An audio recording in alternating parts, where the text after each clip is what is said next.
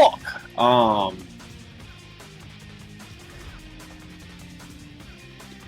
Definitely off. Okay. We use it so that so that we can swap control between each other to use in the Google Doc.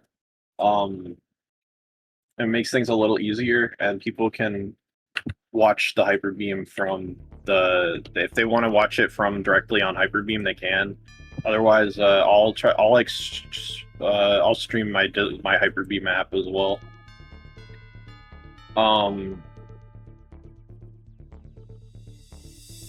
Hi everyone in chat. Don't mind the fact that some of the messages in chat on the screen are from last stream. It's too late to fix it now forever. I'll send in MFL General the link to the Hyperbeam, but yeah, otherwise I'll just stream my window here. Are we pro or anti-minion? I'm minion neutral. I'm minion neutral. You know what? Let me just... The funniest... I had an idea. The funniest, like, minion thing is probably that they have to keep telling people that they didn't help Hitler during World War II. Like... Maybe your lore kinda sucks if you have to keep clarifying that. No, they didn't help Hitler, okay? They didn't help Hitler, and even if they did, they didn't know, okay? So just fucking shut up about it, okay? Hold on, let me put some. I'm gonna put a cool Easter egg on the. Go wait, wait. I could put a cool Easter egg on the cool shader. We're doing it live. This is our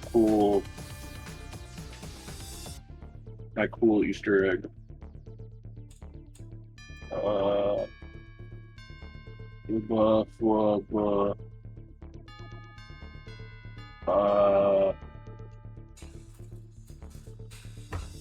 The Easter egg.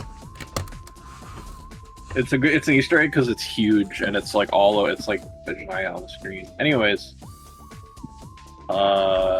this is an awesome start to the stream. You can't see it yet, dude. I'm like a little bit on drugs and depressants, so you actually legally have to be nice to me. See, I put the picture on there. Yes. Shout out Tony. Oh yeah, let me put on Sauzels as well. I forgot I'm supposed to do that. I'm doing great right now, everybody. Everybody, it's great in Sienna land. Why did I Sauzels is here. Oh, great. Sauzels is here as a sort of a backup for the fact that I'm doing great. Which you'd think, why would there be a backup for somebody doing great? I don't know. In case Sienna's like too great and we can't like stop her, I'm here to. In any case, I'd like to start off this shindig with. Did we know that God's lesson is first in chat? Of all, God's plan. God's plan. Literally not what that is. It's his lesson. I'll put this here for all the people who aren't in the Hyperbeam, and then yeah, okay. So let's start this thing. So we're gonna be going over everybody's rosters today. We're not gonna be doing them in like a linear fashion necessarily. We're just gonna kind of be doing it, kind of first come first serve. You know, like people who we need to triage. We're gonna be kind of doing first. I think first. Maybe we should explain the format a little bit for those who aren't in the know.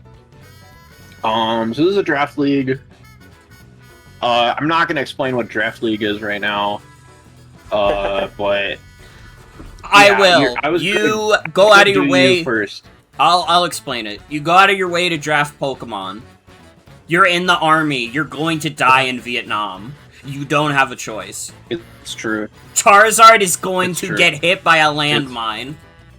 Which is weird because he has wings. It is true. And we're this week is to brace ourselves for all that.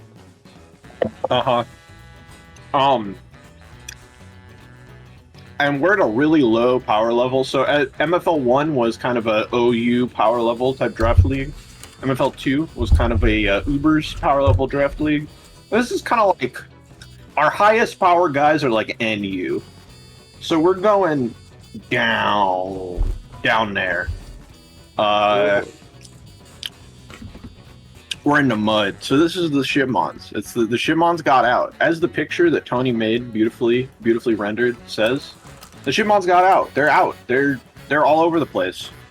So yeah, I would like to, without further ado, I would like to, I think, start off with Eve's roster. Eve, our champion from MFL2. So it's only fitting, and also Eve goes first a lot because she needs to go to bed.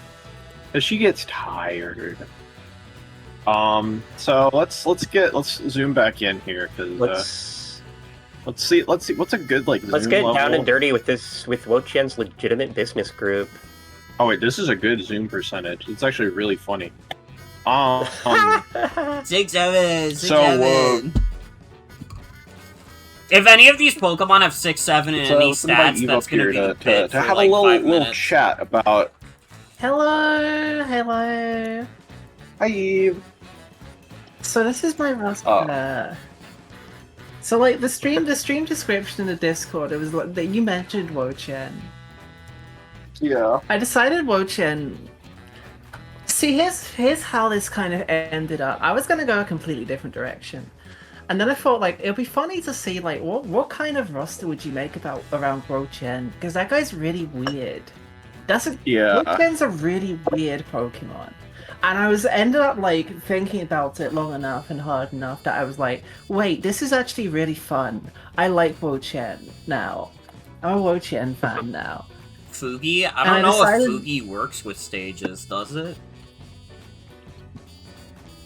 Fugi is broken with stages, because it just shows everybody in the call, even if they're not on stage. So we're the viewer. Oh yeah, okay. Yeah, I'm behind the PG as well. Don't worry about the Fugis tonight. Yeah. All you need to know is that me, Sienna, gonna have to guess who's talking. Me, Sienna, and Sauzels will be on the mic, and then one other person will join us to talk about their team, and that's it. So right now, Eve is the +1. Yeah. Fugi is not gonna work tonight. I decided once I had like my roster sort of built. I decided once I had my roster built that like it kind of ended up being like, oh, this is like a mafia, this is like a criminal organization, this is like a heist team, and Wo-Chen is like the brains of the operation, obviously. Yeah. So I decided, so it's Wo-Chen's legitimate business group. They haven't stolen the moon yet. Mm-hmm. Except, like, low-key they kind of have, because Lunatone is right there. Yeah, they do. Lunatone's right there. Lunatone is like the fake moon that they're gonna like add in to make it look like they haven't stolen the real moon. They didn't steal anyway, the moon. They simply persuaded him. Yeah, Lunatone's a very valuable member of the team. But anyway, Wo-Chen. So if you'll notice one thing about Wo-Chen, it has really high defense numbers. And it also has the ability Tablets of Ruin, which makes its opponent's attack numbers worse. So basically it's like, maybe the bulkiest... I think Wo-Chen is literally the bulkiest Pokemon in the entire league, for sure. Nothing is bulkier than Wo-Chen. Gotta be, yeah. The problem is Wo-Chen is dark grass type.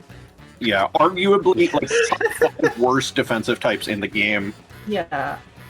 Yeah. Like 7 we've got there's like Ice Psychic. Yeah. It's like but like one thing you realize when you look at Wo-Chen and it's like bulk numbers. In this current power level, a super effective move against Wo-Chen like especially a super effective coverage move, isn't doing that much. Yeah, because it has got very high numbers.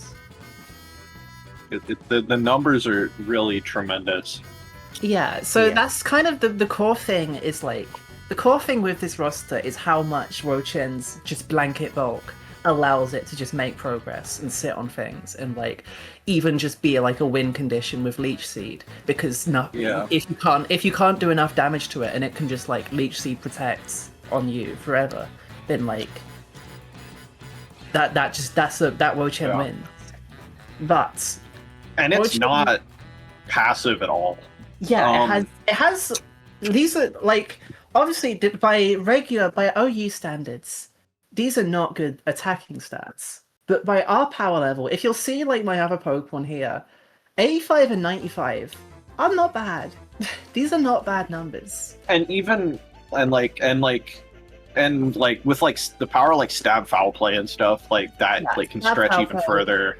Stab knockoff. It's not got great coverage. It's not got great setup, but like it's also got like stuff like taunt, like mean look. You can do some trapping stuff.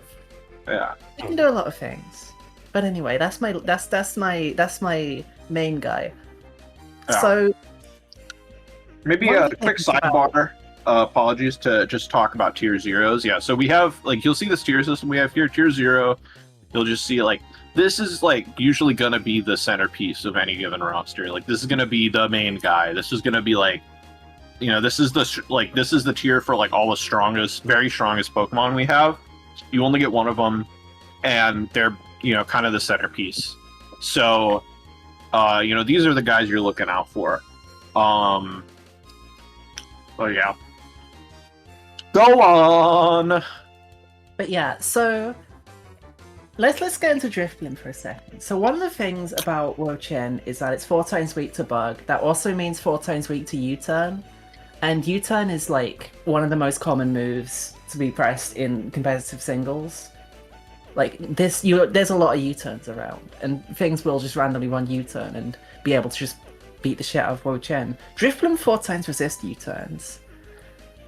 And it's also decently bulky as well. Like, obviously, 150 it's a high HP bulk, which makes it really weird. But like, I'm noticing you do have 5 bug resists in your tiers 1 through 3, yeah, I did make a lot of bug resists in my tiers 1 through 3. including important. an intimidate one. We should also get just battle theme in the background. I think yeah. looping this a little bit is good and nice. So yeah. I have to turn off my music. Oh then. yeah. Yeah, go for it. Go for Okay. it. Don't worry. But yeah, Oh. one of the Drifblim's interesting because it kind of has 2 separate What modes. the fuck is that? Sorry, I'm just like looking at this video. I'm sorry. fine. I'm really sorry. But what the fuck is this? Like, That's what's scary. what the We need I to tested. we need to Viral. get away from that. We need to get away from this. That's really tested. gross. Viral. I tested. Viral. dude? I tried to do that to get rid of it, and it didn't go away. That's scary. Okay. Okay, just pause and get away. Get away. Yeah, get away from it. Yeah, Drifblim.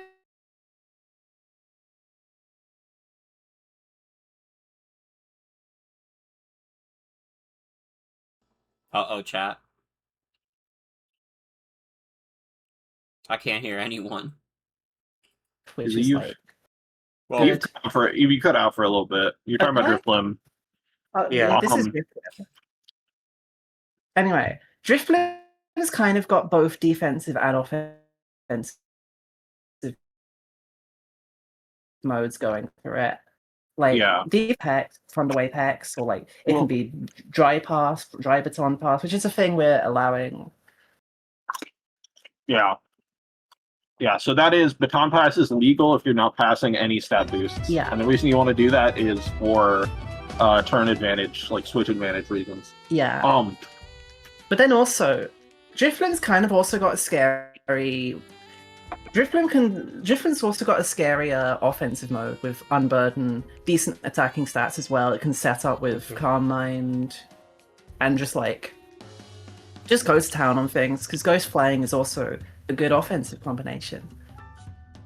But yeah, Drifblim's an interesting guy. I'm kind of excited to see how this guy works out. Yeah. Because he's also just a weird Pokemon. Calm Mind plus Strength Sap plus Unburden is a combination I am eternally afraid of. Yeah, it's terrifying. But also, other it's terrifying... really hard to prep for. Yeah. Other terrifying things we have, Inteleon. So, this guy's numbers do kind of speak for themselves, which is, like... Two of them. In particular. Like, it has 2 insane numbers. Has two numbers that are practically peerless in terms of, like, if you want a fast special attacker, this thing is literally in a league of its own. Like, there's nothing else in this environment that is, like, really coming close. Yeah, it doesn't have much in terms of setup moves, other than, like, I guess it can go it doesn't have much setup, it doesn't have much coverage. No, it's got... But if you need something to click water plus ice coverage, yeah. Yeah, and it's also just it has U-turn. to have a really fast Pokemon on your team. And, like, something that can be, like, just a real kind of, like, clean-up threat. Yeah. And U-turn. And U-turn, yeah. Also, it's really fucking fast, so it gets to run Modest, like, a lot. Yeah, like, there's a lot of roles in this environment where, like... Oh, the playlist, you didn't say it to loot. Oh, shit. Well, that's the first time we did that in this league. Good thing it didn't go to it went to more stuff. It went to more POV. You gotta right click on the video. Right click, loop. Okay, I'm remembering everything. Way to go, guys! Let's shoot for 40. Anyway, Togedemaru is another guy. So, kind of the idea I had with Togedemaru is, like, one, it has iron barbs, which helps punish U-turns as well. It does, like, contact damage, which is just, like, so much shit. And second of all, it's like it has access to the move Nuzzle, which is like guaranteed paralysis if it hits. I mean, if it's not on a ground type or electric type, but you know.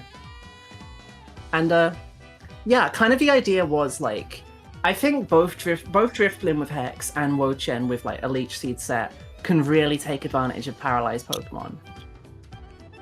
And then Togedemaru is like, even though it's got high attack, high speed, even though its defensive stats are quite terrible, Electric Steel is such a good type combination that it makes up for it. Yeah. Mm-hmm. It's one of the best type combinations, I think. It's one of the most underrated for sure, I think. Yeah. Also, like, Yeah. like it's But yeah, this guy can be like a nice Scarfer, it can be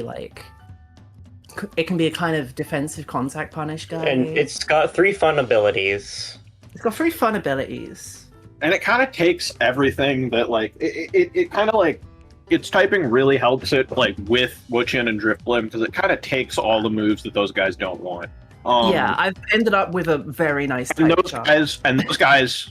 those guys take the ground moves like a champ for it, you know? It doesn't care about those. Mm-hmm. Yeah. And then obviously Drifblim takes fighting moves. But yeah, Togedemaru is kind of a funny Pokemon because it's kind of got 3 moves, and it's 3 moves that will run every single time, and then a 4th move that you might not even press, but you know. Some Pokemon are like that. This is Shitmons League. But anyway, Hariyama, I think this guy's really fucking good. Like, Yeah. You'll also see 3 really good abilities. You'll also see extremely high HP number, high attack number, the highest attack number on my team. Well, second highest offensive number. Second highest offensive number. Yeah. But also you'll notice the main reason I chose this guy is because Wochen and Drifblim, neither of them particularly like getting status, and there's not any statuses they're immune to. And also both of them don't like getting knocked off. Hariyama with Guts does not fucking care. If it's like Flame Orb Guts, it can take knockoffs like a champ because it's a bulky fighting type. it can take status moves because, like, well, that just makes it stronger. Uh-huh. That's kind of the main reason I chose Hariyama, to also round out some of the defensive stuff for these guys. And it is just like, it can just hit, but it can just press close combat and like, it's doing a lot. It's doing a lot of close combat. Yeah. Oh shoot. Yeah. We got Mr. Torpal. Mr. Torko, no drought. We haven't allowed drought. But Drought and Drought and Drizzle. Drizzle are both banned. You know, we'll be talking about more complex bans and bans in general as they come up and are relevant. So But yeah, Torpal. Here because like, essentially, I needed a because this was mostly a pick. First of all, round out some type chart stuff. It's fire, water, grass is like a defensive core for a reason. Yeah. But also, it's because this guy has both Stealth Rock and Rapid Spin. And you kind of want a lot of options for those on your roster. Mm-hmm. And Torko does both of those, and it does a very much not bad job at those. Yeah, it is. Segueing into another rule we have, Torkoal is a bit of a boots hog, and we do have a clause allowing only 1 boots per built team. Yeah. There's I feel like Torkoal and Driftblim, I feel like there's reasons for both of those to not want to run boots at times. Probably more obvious for Driftblim because of Unburden, but Because of Unburden, yeah. Torkoal, there's some tech you can do with Torkoal. I won't spoil my plans, but there's some tech. But anyway. Okay. Okay.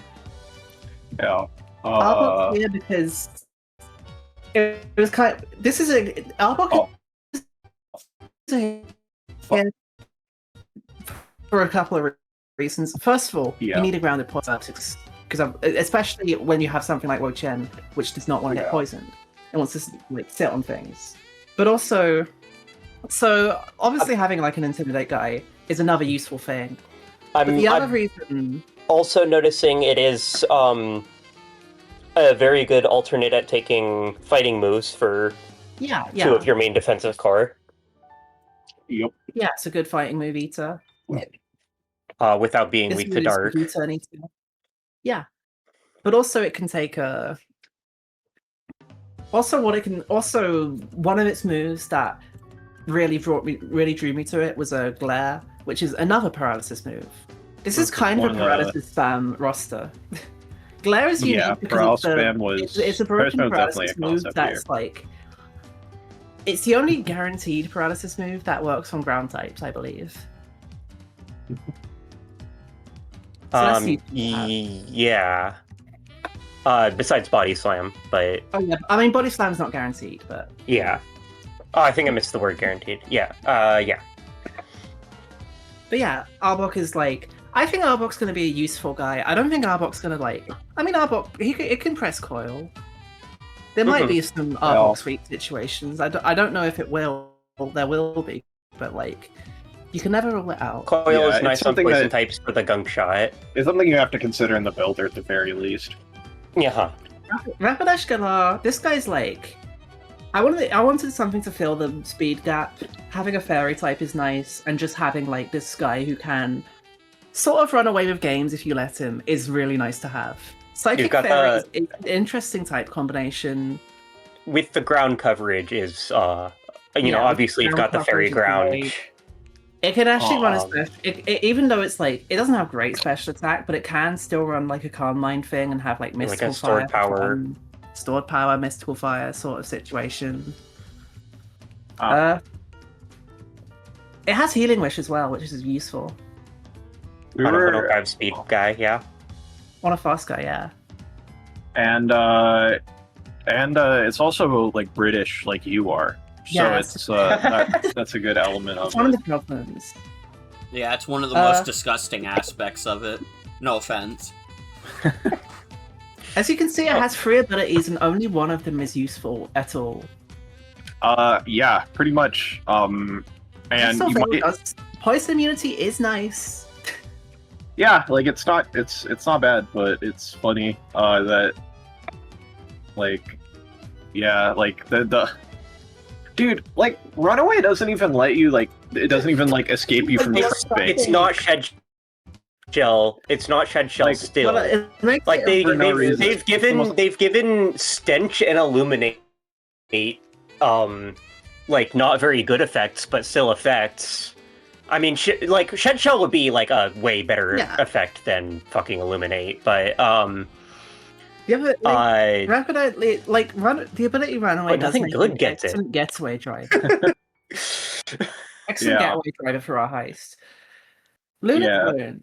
I'm really fucking excited about Lunatone. I don't know about I don't know why specifically. I'll admit, you know, well, you're excited because it's the entire goal of your fucking heist. It's the goal of the heist to get this guy. And well, also, and I'll brag a little. Lunatone, my suggestion. Yeah, it was Sienna's suggestion, and it's Sienna's correct suggestion. Togedemaru was also actually, but it was gonna be Stunfisk originally, but then Togedemaru ended up being better. But Lunatone. Why didn't Eve simply draft Luna with Levitate? Why didn't you draft Luna? That's a good question. Yeah, I should have drafted Luna. But anyway, Lunatone, even though it's like Rock Psychic doesn't look like a good type combination on paper, and in many ways it isn't, but Rock Psychic with Levitate is a really interesting and variable difference. Yeah. Fucking Dregs here. Look at the competition. But anyway, it's got very decent special bulk, very decent special attack. This guy's move pool is like huge. It's got so many setup options. It's got Stealth Rock, it's got Recovery, it's got like some fun coverage, can Moonblast. It has actually good rock type moves. It can do Power Up, Meteor Beam. Lunatone can just do so fucking much. I love it. I'm saying we're in the dregs here. Like, Rock is actually an important defensive type in this draft for normal and flying. There's not that many steals around. Eve does have a steal, but you look at the numbers. Like Lunatone's the normal and flying with resist with actual bulk numbers. Yeah. Plus, it's also kind of has the unique trait of being normal resist, flying resist, ground immune. Right. Yeah, and its fighting neutral was also a big part of it, I believe. Right. It's part of the calculus there. The dark weakness isn't great, but like I have enough dark resists elsewhere in my roster. I don't think it's a huge problem. Yeah. Lunatone just does a lot of cool things and can be very scary to prepare for.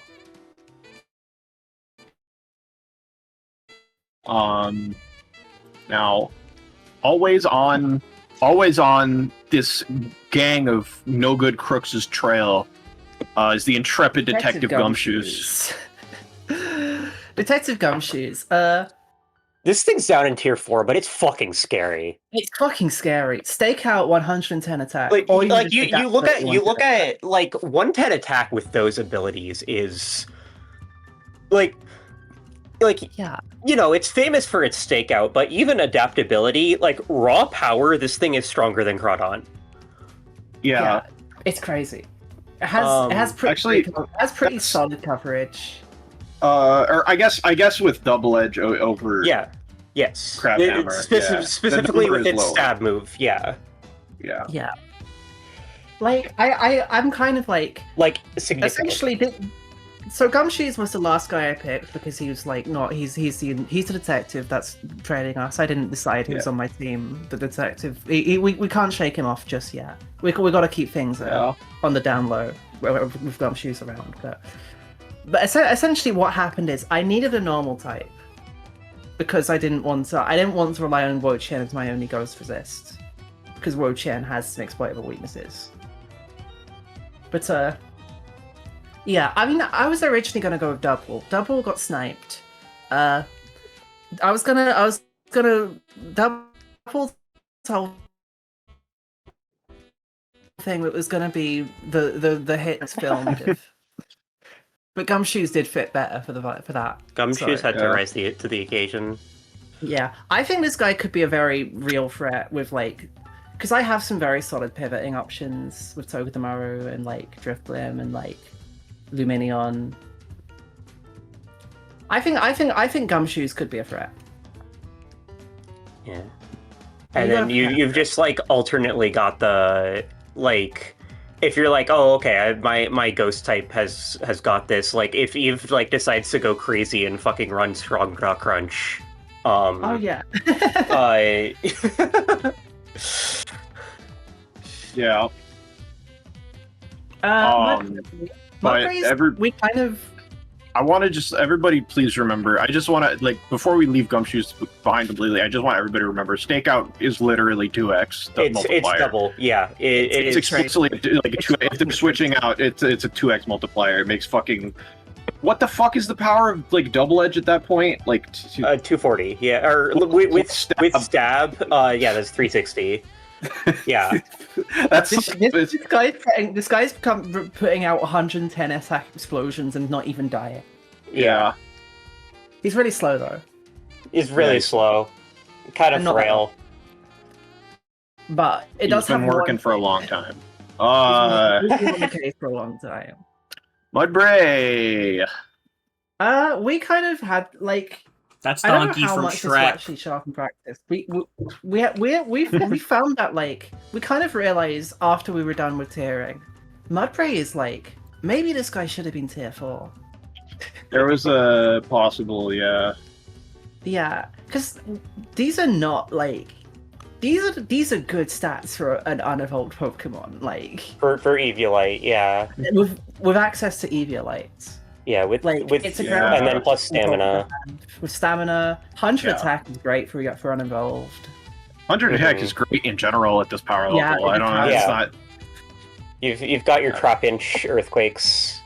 Yeah, it can press stealth rock. Yeah, like body press. 70, 55 is totally acceptable for Eviolite. Eviolite is a crazy fucking multiplier. Yeah. It's just Eviolite's great. I don't have that many. This is my only unevolved Pokemon, isn't it? So there's some rosters that have a lot of Eviolite users.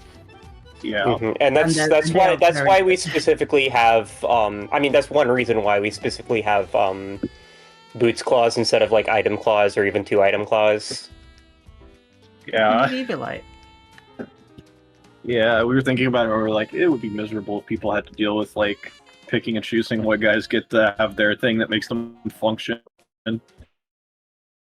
Yup. Mudbray is mostly a ground type, press stealth rock, and like that's kind of it's kind of good enough. It's more than good enough. It's a very boring role, but it's an important role. WAFFLOES is right. Arbok does evolve into Seviper. Oh. Yeah, we learned does that. Evolve into Seviper, which is funny because Seviper's We learned that in worse. the anime. Yeah, we learned that from Celia's stupid ROM hack. It's true. We learned that from Celia's stupid ROM hack. Luminion.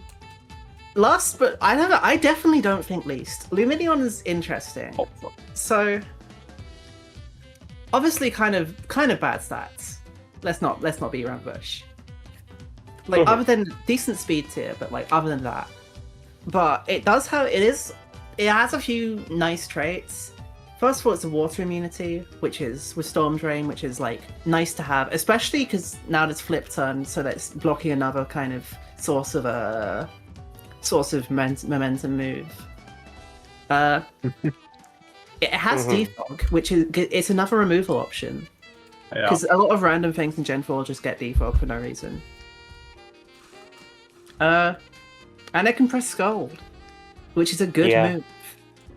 And if it does get that Storm Drain, then it's +1 at... It's still unimpressive special attack, but, you know...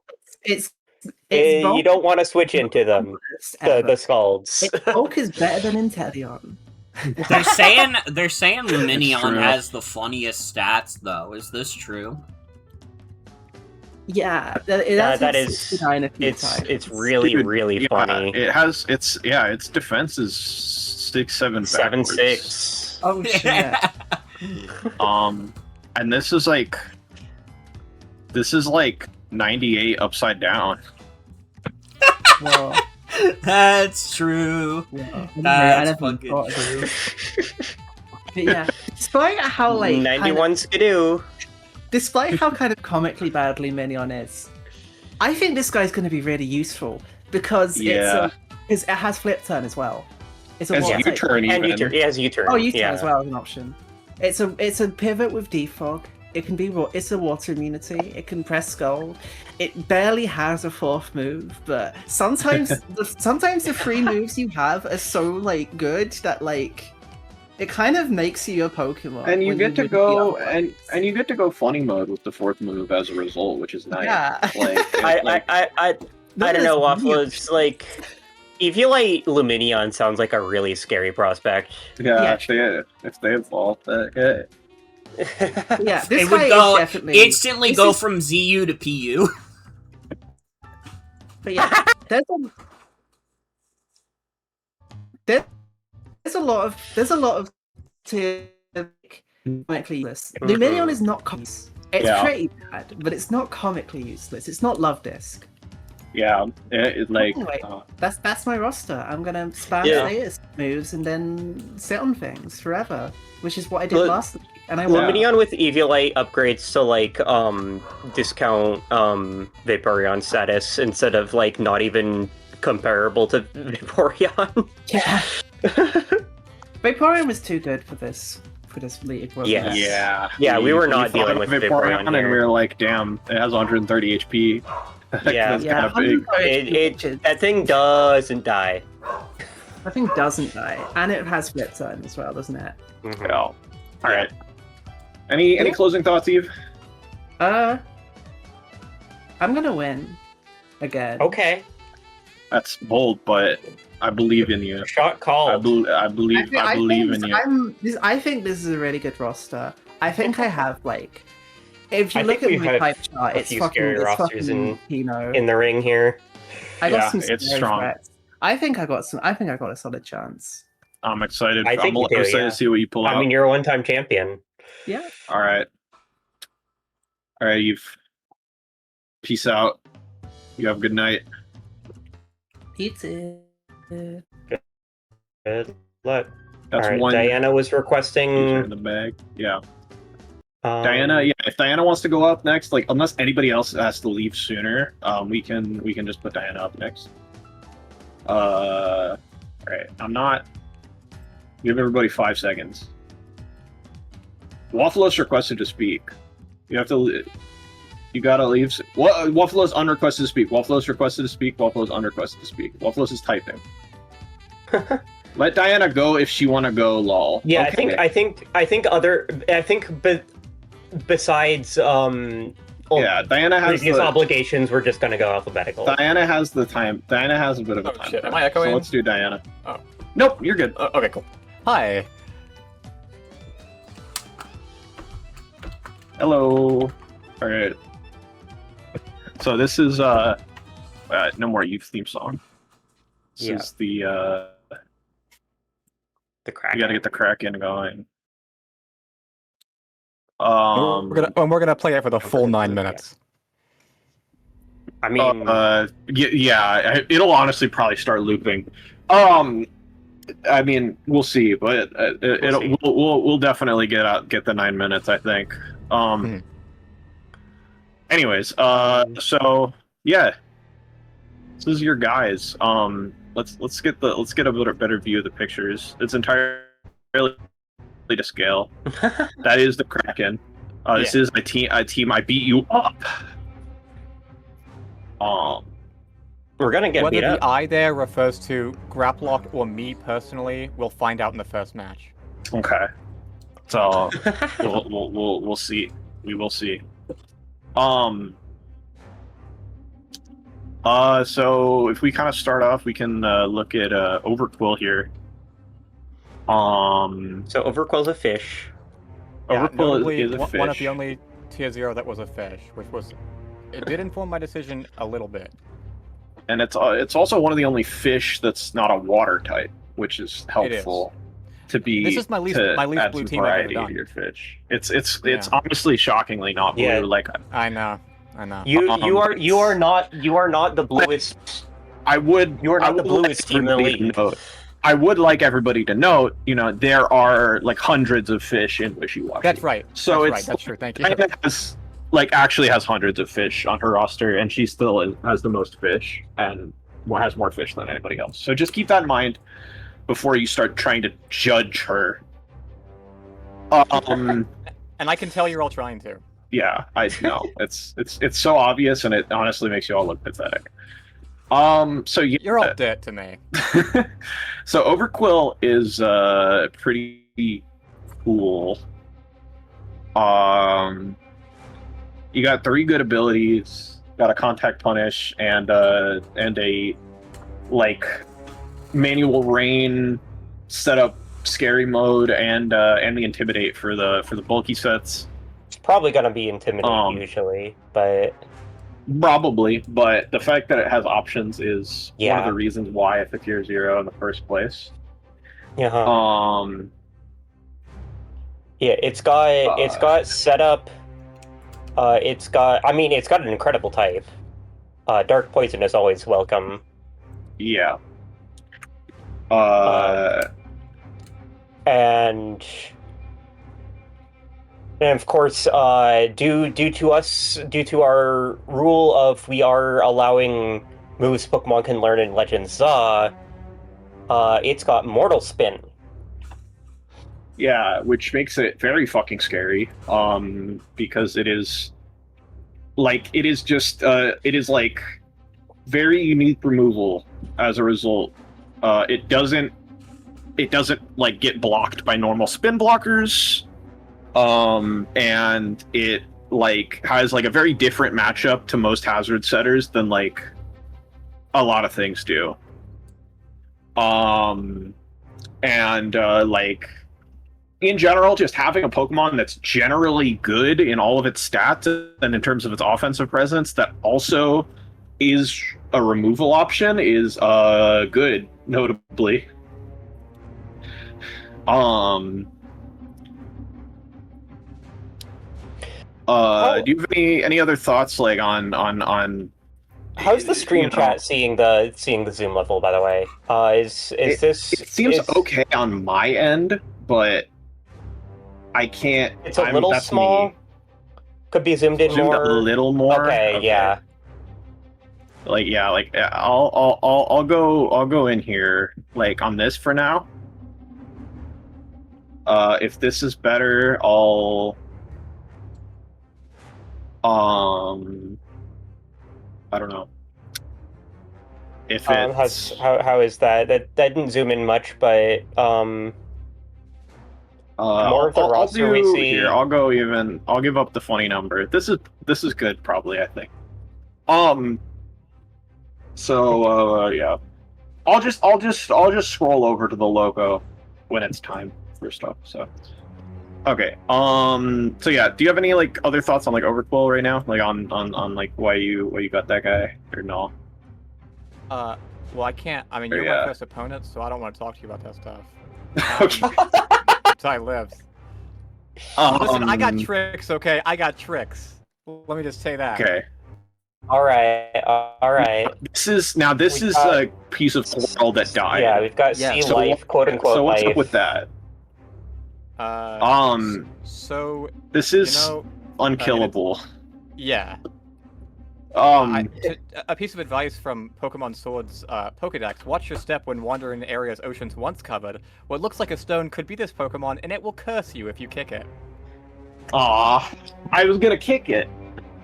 And it's gonna curse you. I mean, it's in the ability. 60, 100, 100, 60, 100, 100 Eviolite bulk is fucking nutso, and like Strength Sap is a ridiculous move.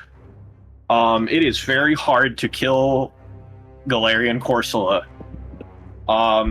It is also kind of passive. It pretty much entirely relies on flicking Nightshade.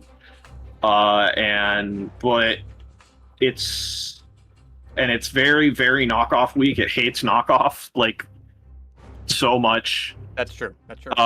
But Jesus Christ, does it not die? in the right circumstances. And I would like to point out Um, that while Corsola like that will die, Corsola well can't die rather. Corsola will, because of the Yeah. horrible effects of climate change. Call your congressman. Yeah, please do. Right now. This No, is wait, Right watch the now. stream right now. Leave stream. Leave stream. No. Yeah. This is the Emotions are kindly dying. grandpa. Oh yeah. Kind Grandpa Yeah. wants you to stay. Yeah, That's true. he's gonna use Cloud9 to help the climate. That'll be his ability to make the climate better. Yeah, I think we're seeing a lot. People want a little more zoom. I'm looking at the stream. A Yeah, little it's more. A little more. a little more, and then Zoom in 1 or 2 columns more of width. This is a little much for me. Let me experiment with the width of this, maybe with this. I think that could be. Oh wait, no, this. Maybe go a little bit back out. Maybe. I don't know. I think this is pretty good. Yeah, I kind of see do it want good. the player sprite. I can see a good. So, what's your excuse? Oh, here's JRPG. We never got rid of these random pictures from the rankings page. I didn't mean to open that's that, fine. but you know, they're there. So, anyways, yeah. So I know that Drampo is not Diana's first pick in this slot. I know. That's true. I cruelly sniped the character Drudigan from Diana. Diana got Grandpa instead. And Grandpa's righteous rage over the fact that I sniped Drudigan from its child, which is Diana. That's Diana's dad, which means Diana is somebody else's mom. Doesn't matter. I got 8 kids. It has righteous rage, and the righteous rage is represented in the ability Berserk, which is a pretty good ability. But actually, that's not really what I'm here to talk about. What I'm here to talk about is that number is really big. It's 135 total attack. Yeah. And it learns every move. It learns every. I was. Oh. Huh? You cut out for a second. You said I was. Oh yeah, I'm sorry, letting you talk. But I was a bit originally bummed that you took Drudigan. As I look at it though, the special attack number is really high, and it doesn't get lower the more I look at it. So I'm actually kind of okay with what happened. And like it learns every move, like every coverage move it could want on the special side. Like it has like 2 good stabs in Hyper Voice and the ZA added Tri Attack. And it got and it has like Earth Power, Ice Beam, Flamethrower, Thunderbolt, just everything. Surf. And also this, Energy Ball. And it also has great support moves. It has Defog. It has Glare. Roost, to keep itself healthy. So, and it has like good both, like 78, 85, 91 at this power level is actually quite good. So he's a good guy, and Sapsipper gives it an immunity, which is nice, I guess. Yeah. Sorry to resist, but it's nice. I mean, there are all those grass status moves that it makes it immune to. Yeah, it makes it like immune to Spore or Leech Seed. Yeah. And God's Lesson has informed us that Drampa is like a snake, so that's that's one of God's lessons for today. Okay. God's lessons. God's lesson about a snake was one of the first ones, I think. Yeah. Yeah, that was one of the first lessons I can remember about God that had it from with him. This is Torterra. He's a turtle. Big. And now Torterra has a complex ban of no shell smash allowed. Yes. You can't do that. He's not allowed to break his shell because he broke it the other day and we were all really sad about it and we were like, no more. We were like, I'm doing that, so he can't do it. I think it might not hurt to actually, to do a little bit of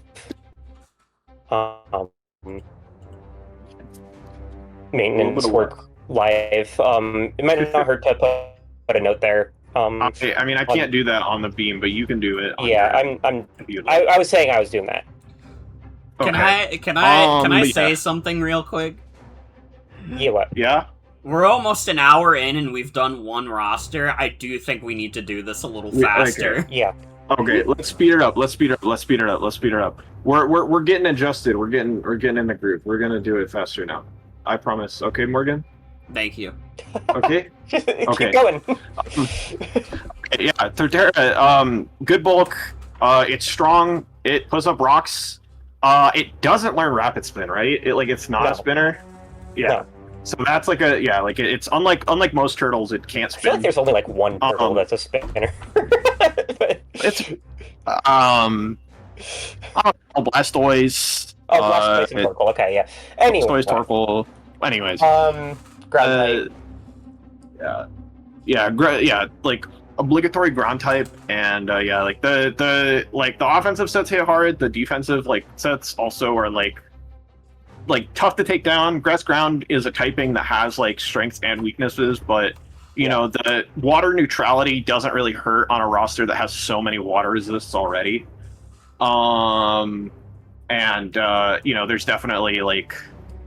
There's definitely boons to it as well.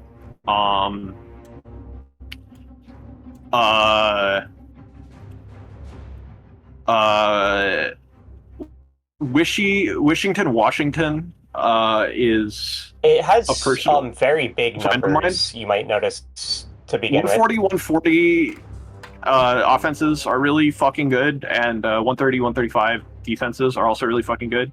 These numbers, just look at the numbers in the middle. Ignore the numbers at the top and the bottom.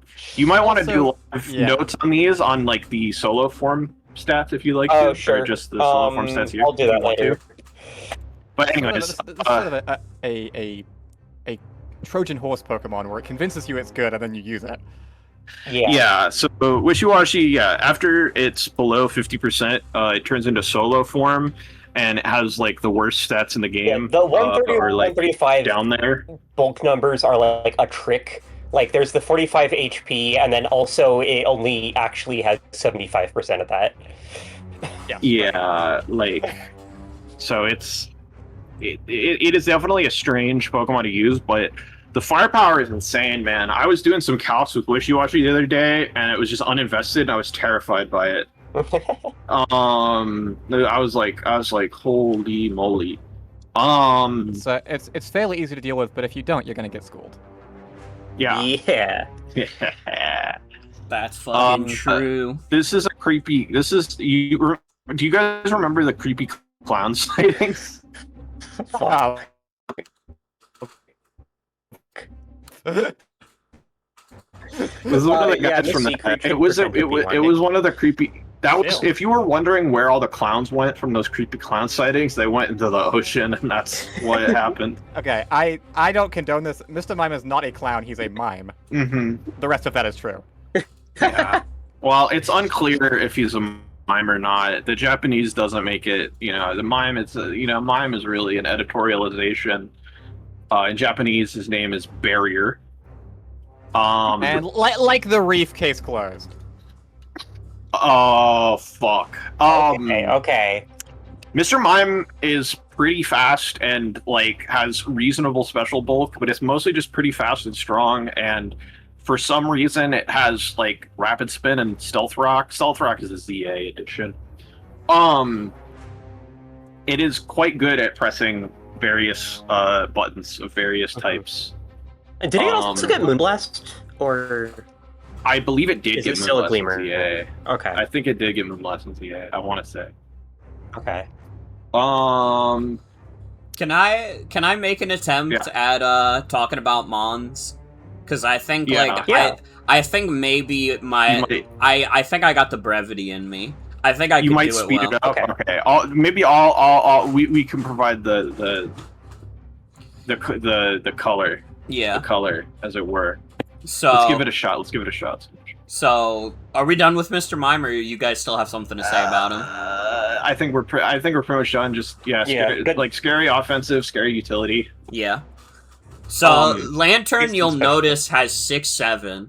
that is not the most notable thing about Lantern, but it had to be brought up first. It's a water-electric type, which is a decent combo. It's pretty good offensively. It's got a choice of 2 different immunities if it wants. Yeah. So you could get fucked by Volt Absorb, or you could get fucked by Water Absorb. Yeah. Either way, you're Voltage- having sex tonight. And the HP is really high. It's Volt got Absorb is really good HP. does notably make it Bolt Beam resist. This is yeah, true. it is a Bolt Beam immunity with with Absorb. And it's got Oh, 6-7. 6-7. It's got 7, yeah. The numbers like don't look that good on Lantern, but like once you actually start calcing against it, like its special 125 bulk HP is does do a little. It does its do a lot of special lifting. bulk is like a lot, and like it's even its physical bulk, like it can take hits if it needs to. It's mostly a special tank though. Yeah. Also it gets heal bell, which is really important. Oh yeah. Um, And pivoting, of course. yeah. It's fucking grapple locked. It's fucking This is my grapple real Grapple tier locked. zero. This is my real tier 0. That Overquill guy sucks. Now, it does have the really big number. 118, it's not the highest on the team, but it's the second highest, and it might as well be the highest, because Wishy-Washy is, well, it's in the name. Well, It's actually mean, the third it's- highest. it's the Is third. it? You're just but counting- Oh, I the thing is- forgot about... Well, that guy Well, doesn't count Goat either. to my Fuck goat. that guy. Fuck that guy.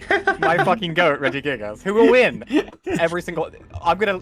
No, we'll get to it. He'll win. He'll well, maybe he'll win. But yeah, Grapple Locked has the big number. Technician is like... I mean, Technician is a generally good ability. So- Maybe not the best on Grapple Locked, but... Okay, so let me jump in on that. So Grapple Lock Technician was kind of crap on Grapple Lock before ZA. With the addition of ZA moves in our metagame, ZA gave Grapple Lock three very important moves. 2 really important, one like nice move. So number 1, it gave it Mach Punch. Technician Mach Punch. It's some of the strongest priority in our entire metagame. Yeah. On Grapple Lock. So that's huge. Second, I gave it Bullet Punch, so that's a coverage thing. Hit fairies. Technician Bullet Punch. Nice to have. Third, it gave it fucking Knockoff. So it gets to hit the ghosts, and it gets to get rid of items. And with those things combined, and Grapple Lock's generally, like, good bulk, it is, like, actually good at just kind of coming in and pressing fucking buttons, which is, like, what you want to do. And so that's kind of why it's tier 3. Even like it was almost like I think like without the ZA moves, it probably would have been like tier 4 or something. But yeah, like Grapple Lock is actually one big benefactor of ZA, I would say. Yeah. But here's Dreadnought, who also doesn't get to Shell Smash, so you can add that if you'd like, Hazel. Yeah. Is it not allowed? Yeah. Oh yeah. That's right. That's right. not Yeah. allowed. Yeah, like, the attack Yeah, number go on. on Dreadnought is really good. 115 There's is so really many good. fucking asterisks. But just look at the type for a Yeah. second. It's fucking Water Rock.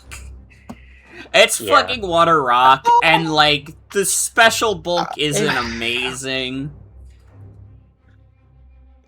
Yeah, it's I don't know. I The mean, bulk like, is the bulk is good on the physical defensive side. The special defense is a little questionable, especially because you know, electric type is primarily a special type. All the physical electric moves suck complete ass, but all these Pokemon suck complete ass. So maybe that will happen anyways. yeah. But yeah, it's, you know, it puts up rocks. It has like pretty strong, like there's like stone edges and liquidations. The strong draw boosted crunches certainly help as well, or jaw locks, as it were. Yeah.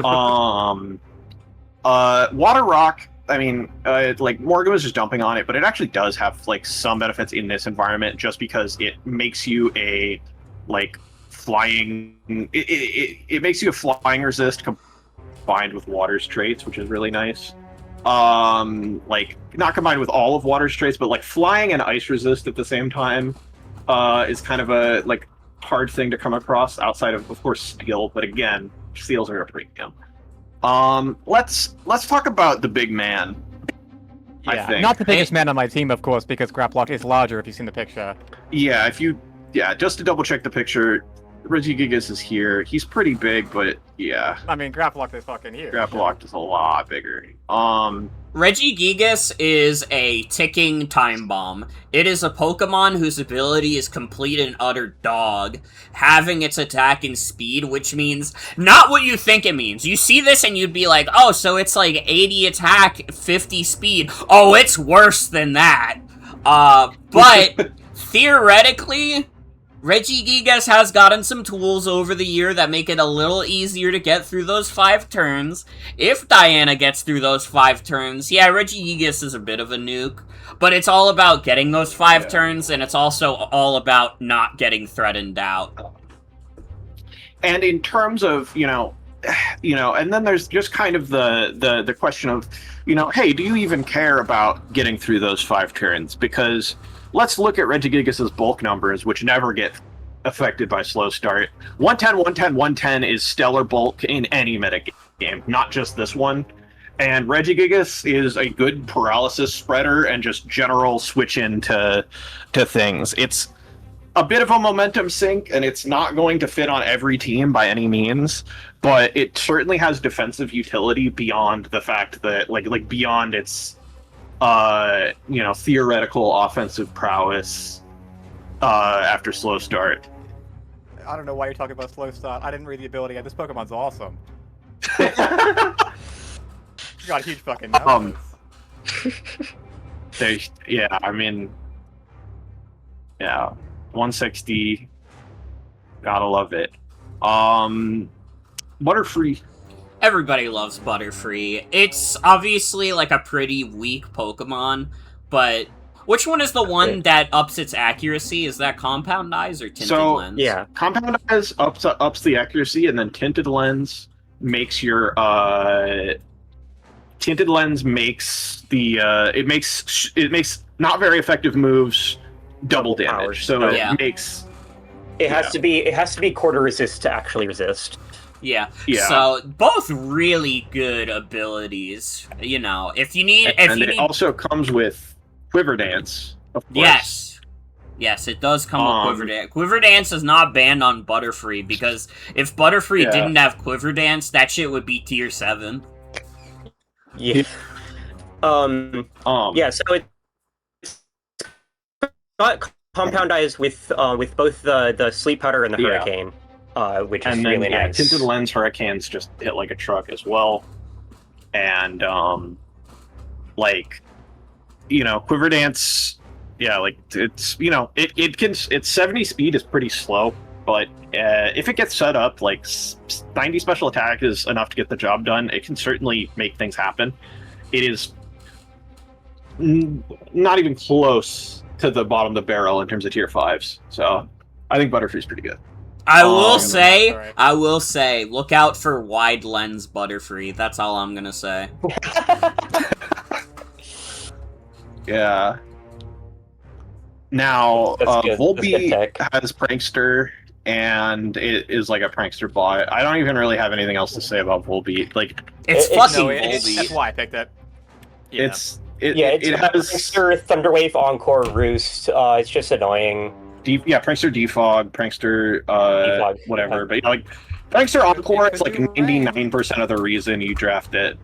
Now Volbeat does have Tail Glow. It also does have 47 special attack, so not exactly going to be sweeping very often. But I guess you can't completely discount it. At +6, it'll do something. Probably. Maybe. Diana has a few Pokemon that are just like, if you let it go, if you let it get going, even if there's no reason to, like, you will get fucked. Like, it's a little bit of a skill check, Meet hypothetical team. It is notable that you've got 2 bugs in your tier 5 when there are no bugs and there are no insects in the ocean. Are you serious? Have you what? Are you being genuine?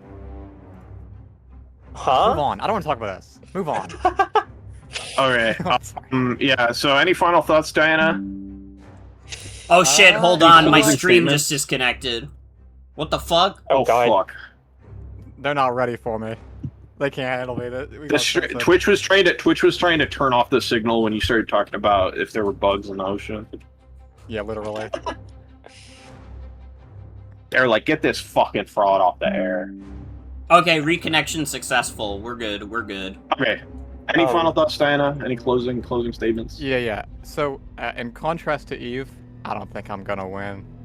Thanks for having me You're on. gonna have fun. Alright, see you on. Okay, yeah. I think let's get the waffle on, because they were raising their hand, unless there's anybody who needs to go quickly. So just let me know. I'm far beyond doing this in alphabetical order or any meaningful order. I'm just trying to let people on if they want to go. I don't think we've got any requests besides you, Waff, so... Alright. Okay. Well, there's Can, and... Okay. I mean... Alright, let's take the request first, so Yeah. before I could click on Jade or anything. So we're doing it. We're doing what? We are live with the grandiloquent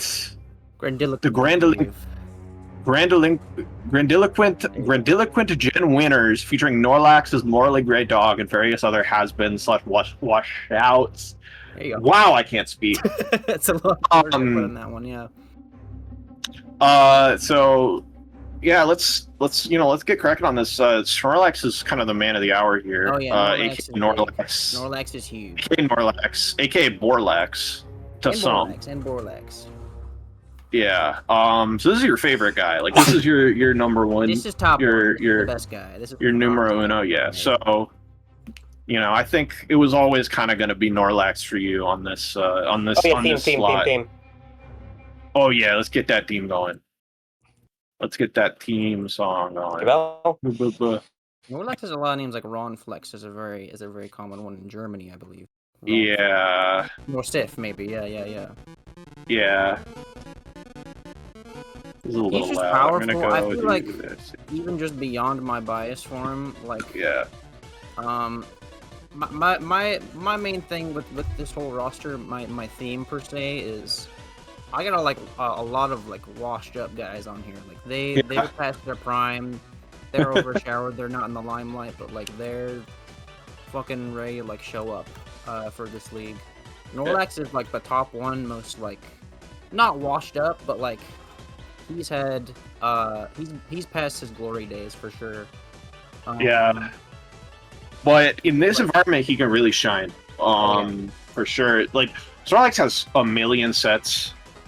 Like just like between like just like curse variants and rest talk variants and like 4 attacks variants and everything in between. Weird Z moves, belly drum. Snorlax has a lot of things it can do and do well. And I think that's always going to be strong. The defensive profile of like ghost immunity, fire resist, ice resist with thick fat is also excellent. Pretty good defensive numbers too in general. Like big ass HP, big ass special defense. You just can't go wrong with Norlax, and he's strong. Yeah, I mean, but, the then numbers there's are Houndoom. like good. Yeah. Yeah, there aren't really any fake numbers here on Snorlax. We can. It's just. I mean, the defense is the only thing that's fake because it's actually good instead of 65. If you give him Perfume and Flare, he'll have the good defense. Yeah, but even in terms of physical like defense, like it's like Snorlax is so deceptively like able to live physical hits just because of how monstrous that HP stat is, and that's because what I'm of saying, its and because of how like curse sets just completely shore that up if there was a weakness in the first place. We can talk about Dr. Doom here. Dr. Doom. So This is his support dog. Yeah. He moves his dog around. this is his like For both for like moral support, but also Norlax couldn't find like a dog watcher to like keep him around. Yeah. Like while he was at the tournament, wherever the fuck. But Yeah. it does just so happen that this dog is very good at sniffing out and dealing with ghosts, much like Scooby Doo, the character Scooby Doo. and also steal big And metal, steel. big pieces of Scooby Doo does metal. not handle steel and metal very well, though. That's perhaps a boon to Houndoom. Reggie, this is a piece of steel and metal. I don't know Okay. about this That was one. cool. Sorry He just comes about out that. sometimes, I get it. That was. Houndoom's got good numbers. I mean, it's easy to forget. Like the special attack and speed are good. Like 95 is not the best ever, but you have to remember in this environment, 95 is good, and 110 is also great in this environment, and good in general when you're clicking moves like fucking overheat or whatever. Mm-hmm. And the 90 attack you really can't count out. It's clutch, yeah. Like, ghosts are everywhere in this draft. We've already seen a couple with like Drift Blim and with Corsola Galler, and so the ability to have a strong pursuit is really good, and 90 attack stab pursuit is actually up there in terms of our stronger pursuits. For sure. So Houndoom has a lot of things going for it in terms of helping out Snorlax and generally being an effective like breaker and button flicker. Good button dog for sure. Also Fire Fire Immune. was also helping out Snorlax a lot. That was another one that I was very much eyeballing. Yeah. You recommended Houndoom, but I was eyeballing Vileplume for a bit. Yeah. Just because like the defensive core of Snorlax, Vileplume is very frightening with its like effect spore. Yeah. Good, like decent defensible, deceptive, I'd say. Yeah. Comes in on the fighting moves. The typing is good.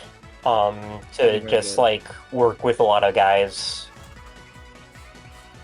They make a lot of grass poison guys, but I feel like Vileplume's still got it. I feel like it's got some freaking good moves. Like Strength Sap is like. I mean, Strength Sap is Spore and Strength Sap are so crazy. Ridiculous move. Strength Sap, like ever since they nerfed like recovery PP, Strength Sap has like gone from like already amazing to like Jesus Christ. Like, why, it's Like- so funny that they didn't nerf that. Like. Oh, but it's diminishing returns. It's fucking. But it takes so long for the return to diminish enough. Yeah. Yeah. Kind of cool there. It's got good offensive stats. Like it can put on some pressure. with Yeah, regular you can like shit. randomly sword stance with this, if you really Sure, want. yeah. Fuck Yeah. But yeah, the Its moon sludge buffs are bombs are strong, just too. like really annoying to switch into because if you don't have a steel type to work with. Yeah. Sludge bomb, yeah. Definitely a gold standard mon. I mean, Hazel's played a lot of Rans. This is a classic Rans beast too. It was, yeah, like you gotta love the plume. I already do. But this is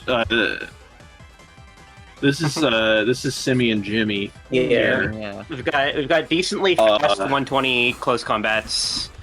Yeah, honestly, good fucking bulk. 190-60 is like, I don't know. Nobody ever thinks of Passimian as like nobody ever really thinks of Passimian, period. But they especially don't think about its bulk. But like, this is like a assault vest goat. Like, this guy's like built for assault vest. He already doesn't fucking click any status moves.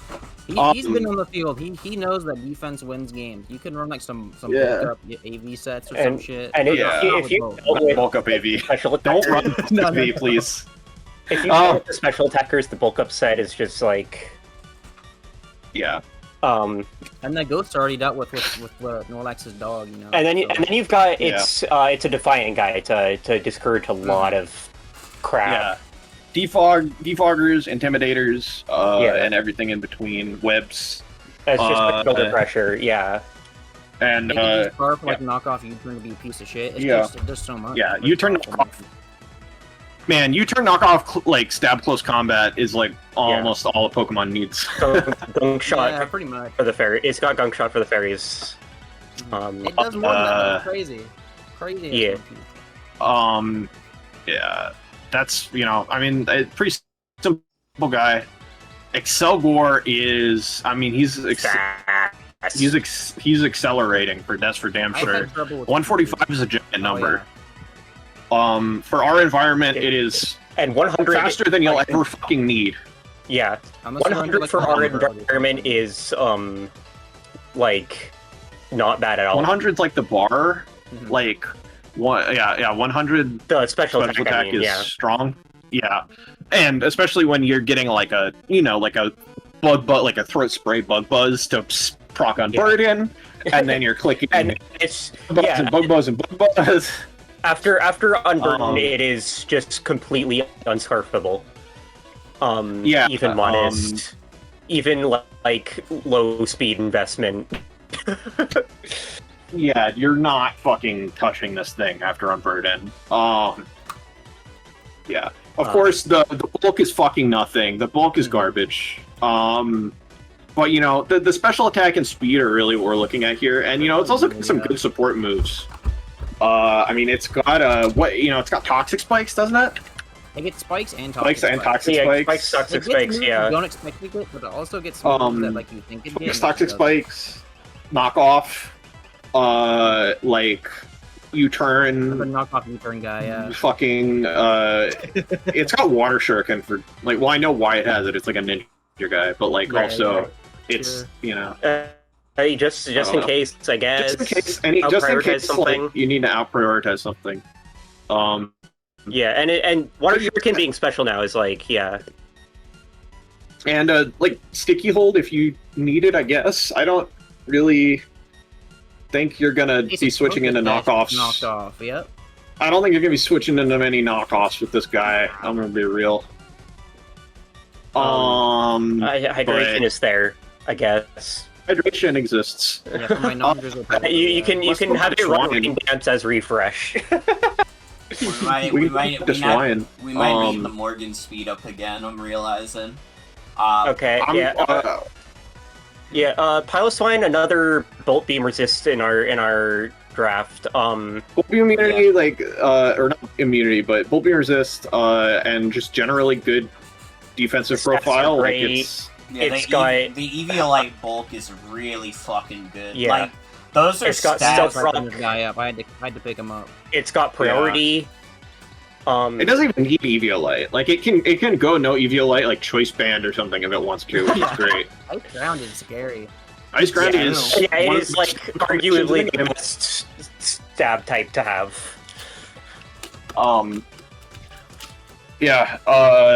Puts up rocks. Great at putting up rocks. You know, it's just great offensive, defensive, like... Every way you want to use Piloswine, it's gonna do its job as a ground type. Yeah. In stark opposition to Dugtrio Alola, who's not really a normal ground type at all. No, it's a steel ground type. Pretty har. Dugtrio has hair. Yeah. Dugtrio Alola's like this fast. Like earthquake clicker thing, and it's not like a normal. It's not a regular it's not a bulky ground, and it's certainly not a steel type. It does have Stealth Rock. Yeah, Stealth Rock. It can threaten things out and click Stealth Rock. Yeah. I have two ground guys with hair on my team, but this one is much faster than the other one. This was very Yeah. This one has it has This one has the tri-attack technique. That's true. That's true. I've heard. If you want. Yeah. If you want, I don't want it. I'm good. This thing doesn't get. The attack. Only the normal one got that. The attack is good, and the speed is really good. It just it does not have it doesn't have Arena Trap, which is why it's here. Yeah, it does have 2 immunities to switch into. Yeah, so it has its entry points for sure.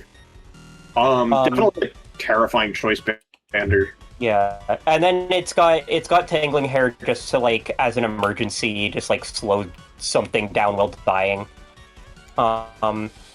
If you need that. Yeah. Bill Valet.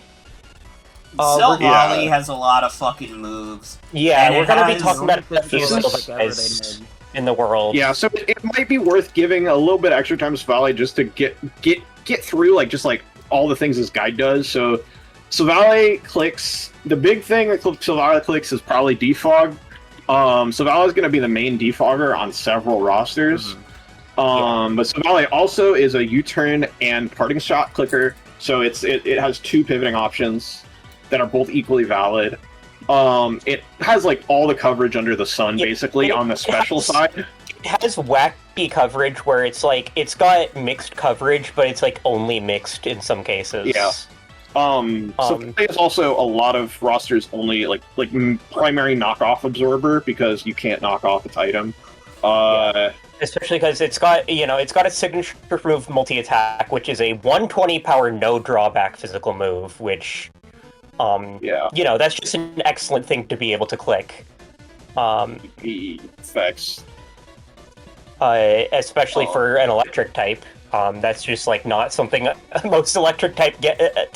Most of them are only at like 90 power, like wild charge shit. Like 120 multi-attack, even off like 95 attack is still pretty hard to switch in on. Yeah, so a lot of people have their choice of Silvally type just to have some offense or defensive shoring, and then just like some big physical button with weird coverage, and then also the double pivot option with U-turn and parting shot. Yeah. So Silvally, very multifaceted Pokemon. Like Silvally Electric is often probably going to be running like a multi-attack plus Ice Beam or some like Bolt Beam situation, and it's as valuable based on the matchup a lot. It can also explode if it wants. It can explode. It's true. Defensive Electric type is a nice profile for being, your Electric plus Flying Resist, and Flying Resist again is hard to come by. You gotta work to get your Flying Resist here. But Silvally, we'll be seeing a lot of him.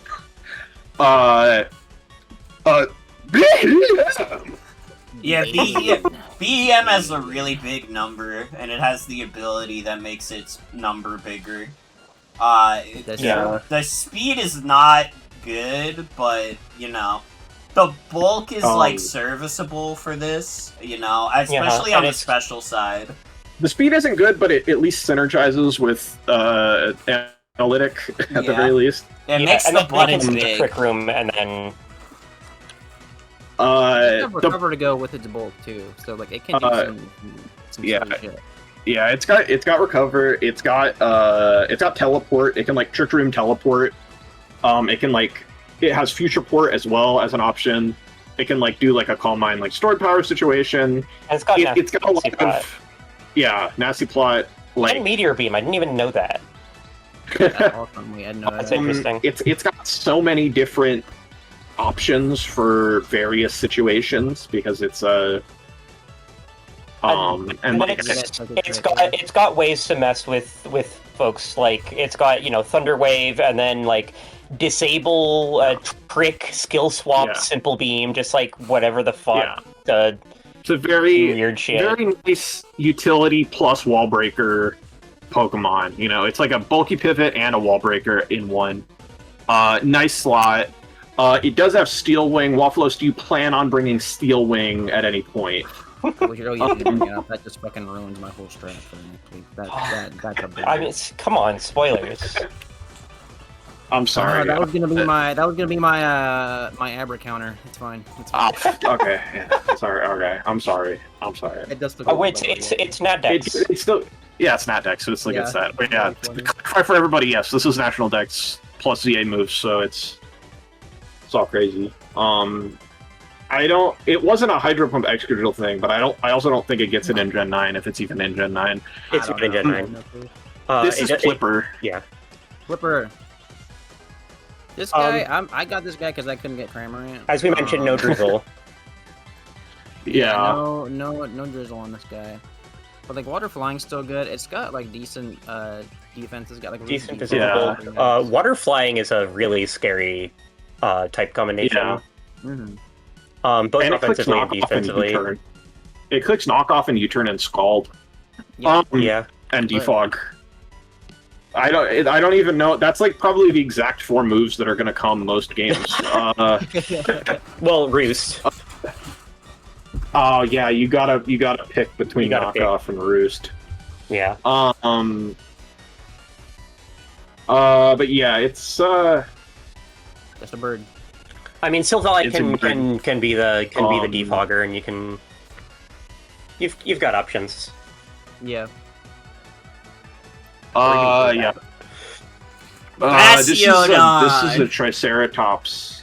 Bastiodon is funny. It's got those really astronomically high defense stats, and I mean it gets body press in the modern 60 day. HP isn't the worst ever.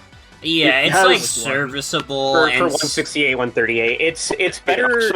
It's better sturdy. than Wishy-Washy. Sturdy is like usable for sure. It's like you Soundproof. avoid Okos. Soundproof is Soundproof, funny. Soundproof is funny. It's like You've got there's certain matchups where you would want to bring soundproof. You could. It can block psychic noise, so it can click rest. Exactly. Yeah. Exactly. True. Rock Steel's had type normal combination, flying. but in this environment, it's normal flying. And it's normal flying, and it's in this environment we really don't. It's we just don't. It's an fucking have to have asset any good against steel types, bro. the fucking It's- Noctowl team. Exactly. Yeah. It will not work with soundproof. Exactly. We weren't even thinking that far ahead. You're just thinking about tinted lens. Yeah, it's Rock Steel is notably the only type combination that can resist tinted lens Noctowl. Notably. Yep. But yeah, Bastiodon is fucking. That guy, big ass guy. It's fun and it's like, honestly, it kind of works out if you have like a very flawed this very flawed bulky steel, and then this weird steel that isn't really a steel in Dugtrio Lola. I think they work well together. Balances out, yeah. And they add up to a full steel. This roster is not starved for rocks and other things, so. It's definitely not. and it's not starved for a lot of the resists that you would need from a steel. It's getting in different various places, so I think it works out well. Golbat finally. I think Speaking this of guy things is, that resist steel weaknesses. Yeah, Golbat is good. Honestly, That's pretty good, it's Go back. 70, 75 for EV. Poison especially when you have Flying 90 is damage somehow boost. still a And- unique type combination with a really fun profile. It is so useful. There are so many drafts where you're looking at your fucking type chart and you're like, damn, I need a poison flying type. It literally happens constantly. An immunity and 3/4 resists. Yeah. And Bro is yelling all the time too, Bro's which a is pretty piece of funny. shit. Yeah, Bro's yelling and licking. He's got the classic taunt, U-turn, defog bullshit. I need to double check, because, Crobat got knockoff in ZA, but I don't know if that applies to Golbat. Let me double No, I check. don't This think is live. so. You guys are gonna make me Golbat. turn into the biggest bitch ever. Yeah, yeah. I'm sorry. I'm gonna check it. You guys can finish up. I'm gonna check it. Okay, you guys finish up while I do that. Any last thoughts, Waff? I'm gonna maybe win. I'm the middle. Yeah, ground. yeah. Maybe The do one pretty thing good, and I'm I- gonna Oh, right. twice and twice. The thing I wanted to say about Waffles roster is I really like it in terms of this is like I feel like this is like the first time we've gotten a WAFFLOES roster that feels really tailored to we've her expertise. Our resident wild card are real standards finalists. Character to watch out for. I'm excited for this league. I got no lags, basically. That's all I need. I basically already won. We have to listen. I'm going to say right now, we have to move faster. That took 25 minutes. If all of these take 25 minutes, we have 7 more hours of a stream. We have to move faster. Okay. I did the math because I was like, we need to speed this up. Okay, who's next? Who's next? I'm sorry. Lead, okay? I'll let you lead. I think Comona, or Scribe, maybe. Or Fast and Furious. Fast and Furious requested like multiple times. Okay. Okay, yeah, Jade. Okay, Scribe said Scribe said we should be able to get through mine quickly. Give me on because I have 0 to say. Jade has been. I'm gonna let Jade on. Tony also wanted to go. We need. Okay, all of you need to have a fight to the death. All of you need to have a fight to the death. Jade requested to speak. I'm putting Jade on. Oh my god. It's me, I'm Jade. Hi, I'm Jade. Hey, Raggy, I know you're watching this. I know you're watching this, Raggy. I know you're... I'm here. Belly is fucking awesome. We've got to only use green Pokemon. Sorry, introduce Introduce me playing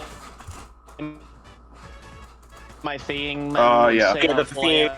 Yeah, it's gone. This is my theme song. Betty's theme song?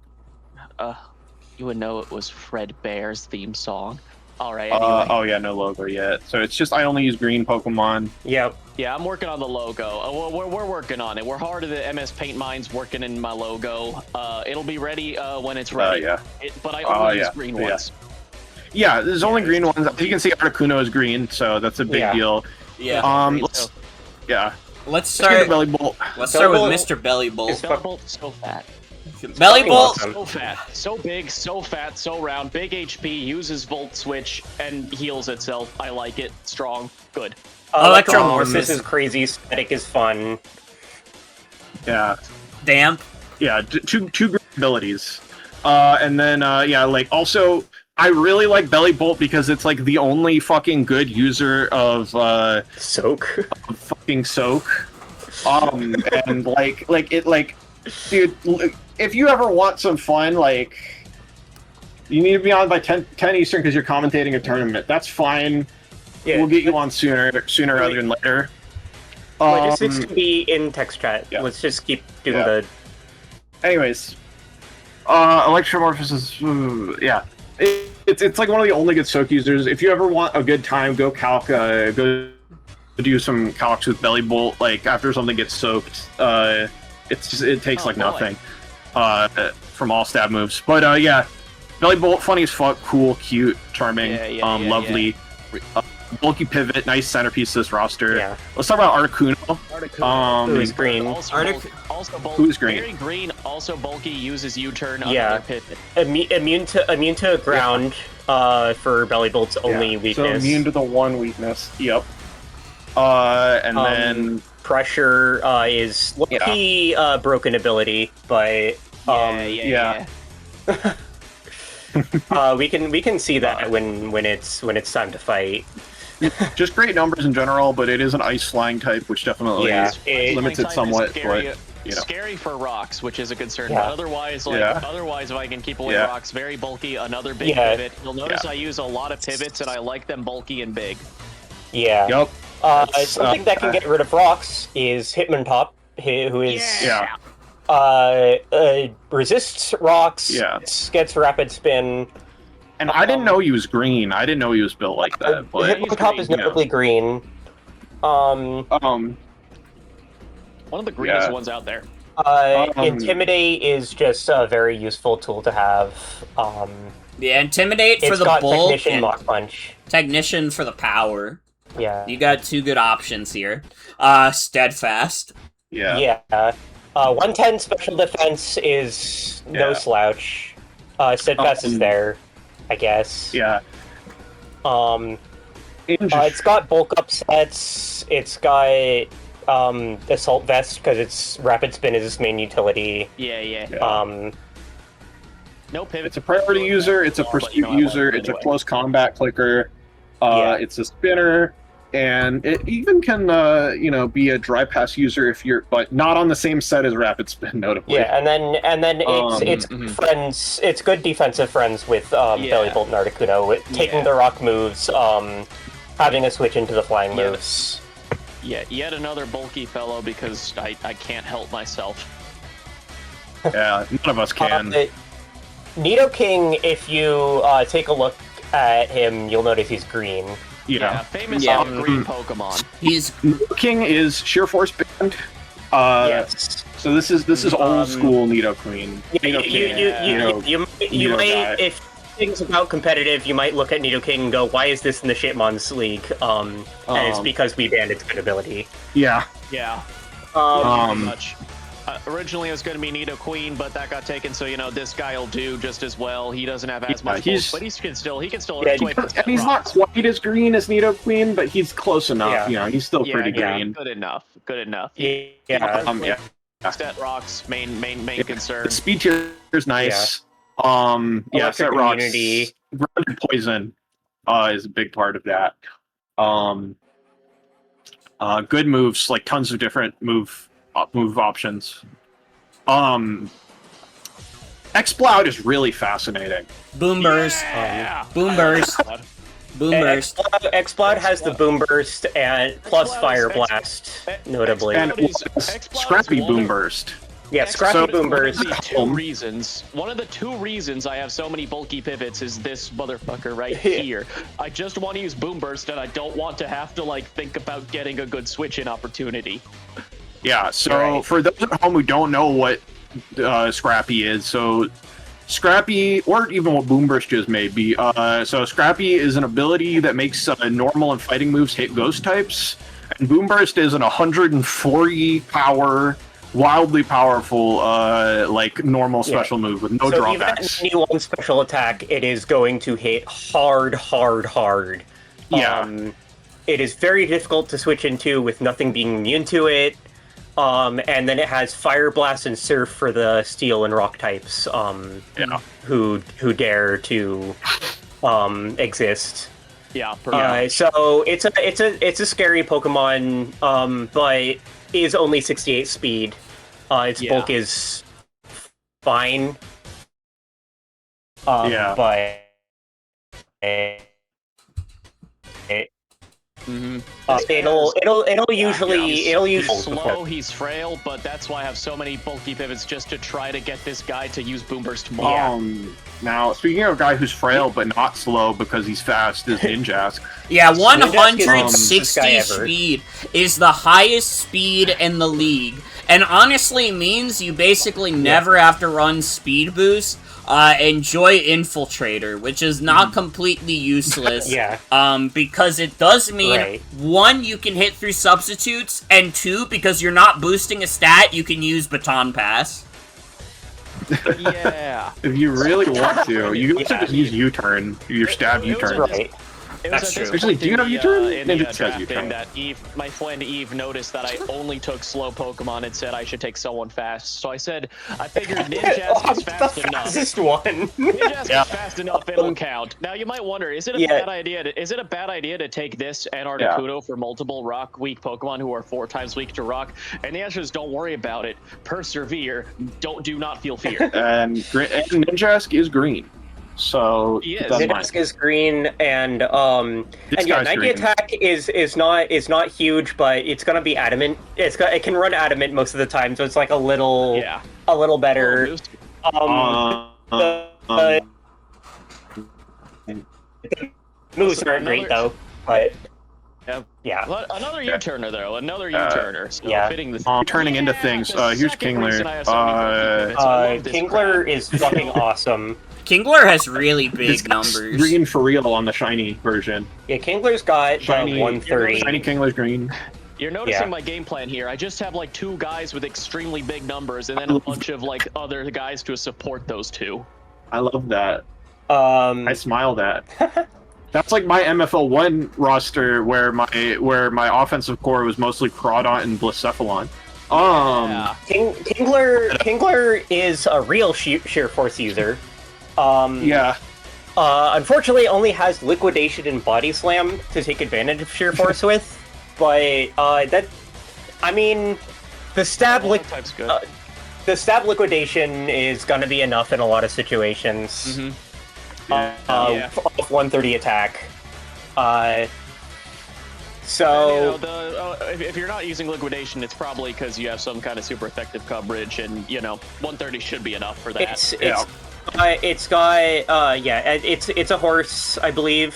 Yeah, it's 5 horsepower. It's got agility and sword stance. It's weird that they made the first water types green, but that's yeah. It's what it is. Let's give Lairon a peek. Oh, we got a quick AVGN peek there. Lairon, speaking of moves with big numbers, it's got head smash with rock head. Yeah, so 90 attack, not the greatest, but when you're clicking a 150 power move that is supposed to have recoil but don't, then yeah, it's gonna hurt. Like I mean, like the rockets are gonna smack stuff, and this is just a nice like general steel type. Like with the Eviolite bulk is very good. 60 140 50 Eviolite bulk is pretty crazy. The main reasoning behind taking this one is just because you don't ever need to invest in defense. I mostly took this one because I thought, what if I get scared of birds and normals? Because there's a lot of those. This will be what I pull in case I get scared of that. And then, of course, has its utility with Stealth Rock and Roar. Yep. I would have liked. I would have liked to fit more hazards than just Stealth Rock and Toxic Spikes, but that'll have to do. Yeah, it is what it is. This is Fiona. She is strong and a water, and I believe in her, and she will move. Yeah, has the significant move Take Heart, which fits on every possible set that it could want. Yeah. Being combined that heals status. It's fucked up. It does have blade stats. And don't forget another bulky pivot with flip. Yeah, it's got Scold and it has U-turn too. Yeah, it even has U-turn. Yeah, so it's fucking yeah, your choice. So, pretty simple right there. A Fiona, she just does water. Yeah, water. It's just a bulky water. Yeah. Here's an unbulky pivot. But who is a pivot? This is Linun Galar. Yet another pivot. I love this one. This one's awesome, and also I needed somebody who could knock off. Yep. Yeah. Plus it's green. It is green. Yeah. Yep. So this is. It's got knockoff. It's got switcheroo and parting shot for messing with people. It's got quick feet, which is interesting. It can be like a sort of pseudo Scarfer with like a toxic orb or something, and like be really annoying. With stab facade. Yeah. The attack is not impressive, but that facade is what it is. But not an impressive attack stat, but like it'll do stuff. And enough utility. It's still got enough utility. For the record, that's what it is as a pivot. It's a parting shot flicker. So it's good parting shot. Time. Yeah, pretty good. It's a weird utility guy. It's a noodle. This is another noodle. Is Dragonair, who's green. Dragonair is a. It's just like a dragon. Like I don't know. Dragonair is honestly really boring. Is there anything interesting to say about Dragonair? Fucking, I don't know, it has extreme speed and Dragon Dance. It can be a setup sweeper if I need that. Originally, I was going to go for a different setup sweeper, but that got taken. So, hey, this one will do. It has Dragon Dance. It has extreme speed. It'll do an attack, in case the wall breakers die before the enemy team does, and I need someone to set up. And finally, there's Groddle. And I think Groddle's awesome. Groddle, I regret a little because it's the only one in this group that isn't green. So I don't know if I can really use this one. It is this one on the bench. Yeah. Use it though. Only Very grass bulky, type of leech seed grass type. of the area, I'll see what we do about like doing like kind of a complex ban or something to make it green, but Yeah. we gotta make it green in the challenge command. But yeah, we'll figure that out in logistics. It technically has Shell Smash, but it does have 36 speed. yeah, it's not gonna be a great shell smasher. Yeah. No. And isn't ground got- type.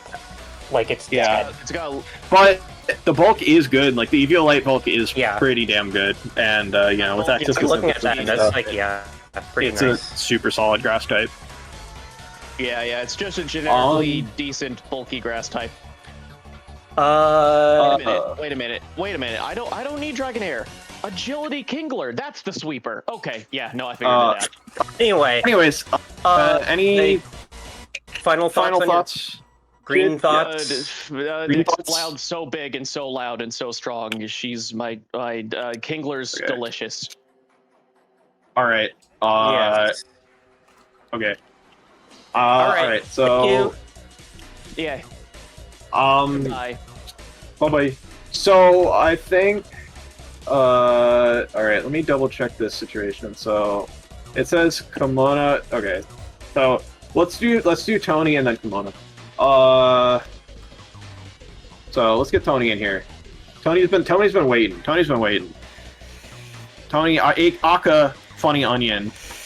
Yeah, I'm Tony, Aka, Funny Onion. How is everybody doing tonight? How are you guys doing tonight? Sienna, Morgan, and the Sauzels is the other person. How are you guys doing tonight? Doing okay? Yeah. I'm the other person. Oh. You just go ahead and put those birds on. Get some A soothing calming music. time, but we still gotta. Yeah. Of course, it's a calming time. We still got to put in some Let's things. set this to loop. It might end, but Set this like, loop.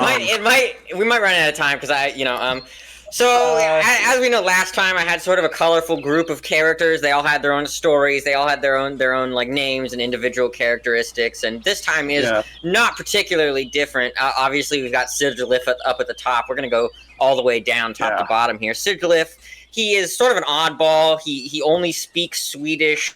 He collects taxidermy of bears, and he's the vice president of the Dark Forest. And then his coverage moves are also insane. He gets Heat Wave, Ice Beam, fucking Future Sight. He gets all kinds of crazy shit, Ancient Power, and fucking Life Orb on fucking Magic Guard or whatever it is pretty funny. I like that a lot, so that's going to be fun. Morpeko is sort of a weed-smoking hamster that tries to get Son of Billy to do drugs. Son of Billy, of course, is the son of Squawkabilly, my ace for the previous motherfucker league, who was dead due to a fentanyl overdose. And then we have Toxicroak, who sort of became the surrogate father figure for Son of Billy, who met him shortly after the last tournament while Son of Billy was wandering the cold wilderness of the Dark Forest alone. And then he and his wife took him in as one of their own. Oh, it's so sweet. He's just sort of a fast, physical puncher. He's very strong. Then we got Gothitelle. Gothitelle, I honestly made the mistake of not looking at the fact that Gothitelle had no arena trap ability, which I was like, you know what? But we're gonna keep it because I've already committed to it, and also it is Toxicroak's wife. So if I kicked her after that, that would be very disappointing. She's his romantic confidant. She's been training little Billy with psychic powers to resist the peer pressure of the weed-smoking hamster Morpeko, and also psychic attacks. She's very powerful and strong and a good. She's a wonderful mother to Son of Billy after, of course, he lost his family in the last tragic accident. Then we have Lapras, who is a beautiful ocean dinosaur that grants wishes that appeared to Son of Billy one starry night on the shores of the Dark Forest. Now, I know what you're thinking. It's a dark forest. That sort of implies that it's like a landlocked tree area. Why does it have a shore? And to answer that, I would go ahead and say Wormadam T, also known as Nasty T, is a SoundCloud rapper who joined 500 Squawkabilly's The Power of Sun to promote her shitty fucking bug music. And I actually have a link to that real quick if you want to listen to that, but I'm going to keep going anyway. So Leafeon is Son of Billy's sort of rude rival character who loves smoking weed. Ever since Son of Billy showed up to the Dark Wilderness, he's been jealous of his swag, and that sort of caused a schism between the two because Leafeon has also had a similar trauma and lost his parents to a horrible fentanyl overdose. Of course, but obviously Leafeon still continued to smoke weed because that's like one of the cooler drugs. And that's obviously okay. Miss Drevis is actually Toxicroak and Gothitel's gay son. Who was born just born from the smallest egg in the world. And Miss Drevis, despite being unevolved, is actually still very useful, very bulky. Has a lot of very useful utility moves, and honestly, a lot of like good attacking moves too. The fucking special attack stat is nothing to slouch at when it gets going. And also, he loves smoking weed. And Ninetales is the king of the wilderness. Ninetales is sort of the king of the wilderness, and Sigilif is his vice president. And they all live in sort of a generous communal living situation in the Dark Forest. It's called the Dark Forest, but it's actually rather bright inside, and the souls of the people who live there are all very kind and generous. And Ninetales joined the team as sort of like to support the vast array of his subjects that are competing, because obviously most of the people here from the Dark Forest. And then there's Delcatty, which is just typical. Delcatty is just typical Judgment, Ice Beam, Recover, Fourth Move bullshit. And then we go to Minun. Minun is actually a foreign exchange student to DeVry University. Now, I know what you're wondering. Isn't that like an online college? The truth is, Minun didn't really understand how DeVry University worked and ended up never getting her degree. But she did end up going and getting her GED at some point. And Minun can learn Wish and Baton Pass. And also, Minun has the ability Minus, and it gets Volt Absorb as well, which is fun. I noticed that's not on the sheet, but it does get Volt Absorb. Yeah, that's not in the decks for some reason. It gets Volt Absorb. Just in case you ever fucking thought I would use Minus. I mean, maybe. Well, somebody's got Kling Clang. So anyway, that's my group of people. And then, then there's Son of Billy, of course. How could I fucking forget? Son of Billy last but not least. Son of Billy is a surprisingly powerful physical attacker. Not great at setting up tremendously, but is extremely good. Is extremely good for pivoting. It learns Parting Shot. It learns U-turn. And it has Intimidate, which is a very good ability, and Guts, which is kind of a fucking awesome for him to have. Three good abilities, to be honest. I mean, you're gonna use Guts more than Hustle, but like 3 good abilities overall, I would say. Technically, the other version of Squawkabilly also gets Sheer Force, but it's like literally completely useless on Squawkabilly. Like it's like you will never ever use Sheer Force. Yeah, it's not great. No.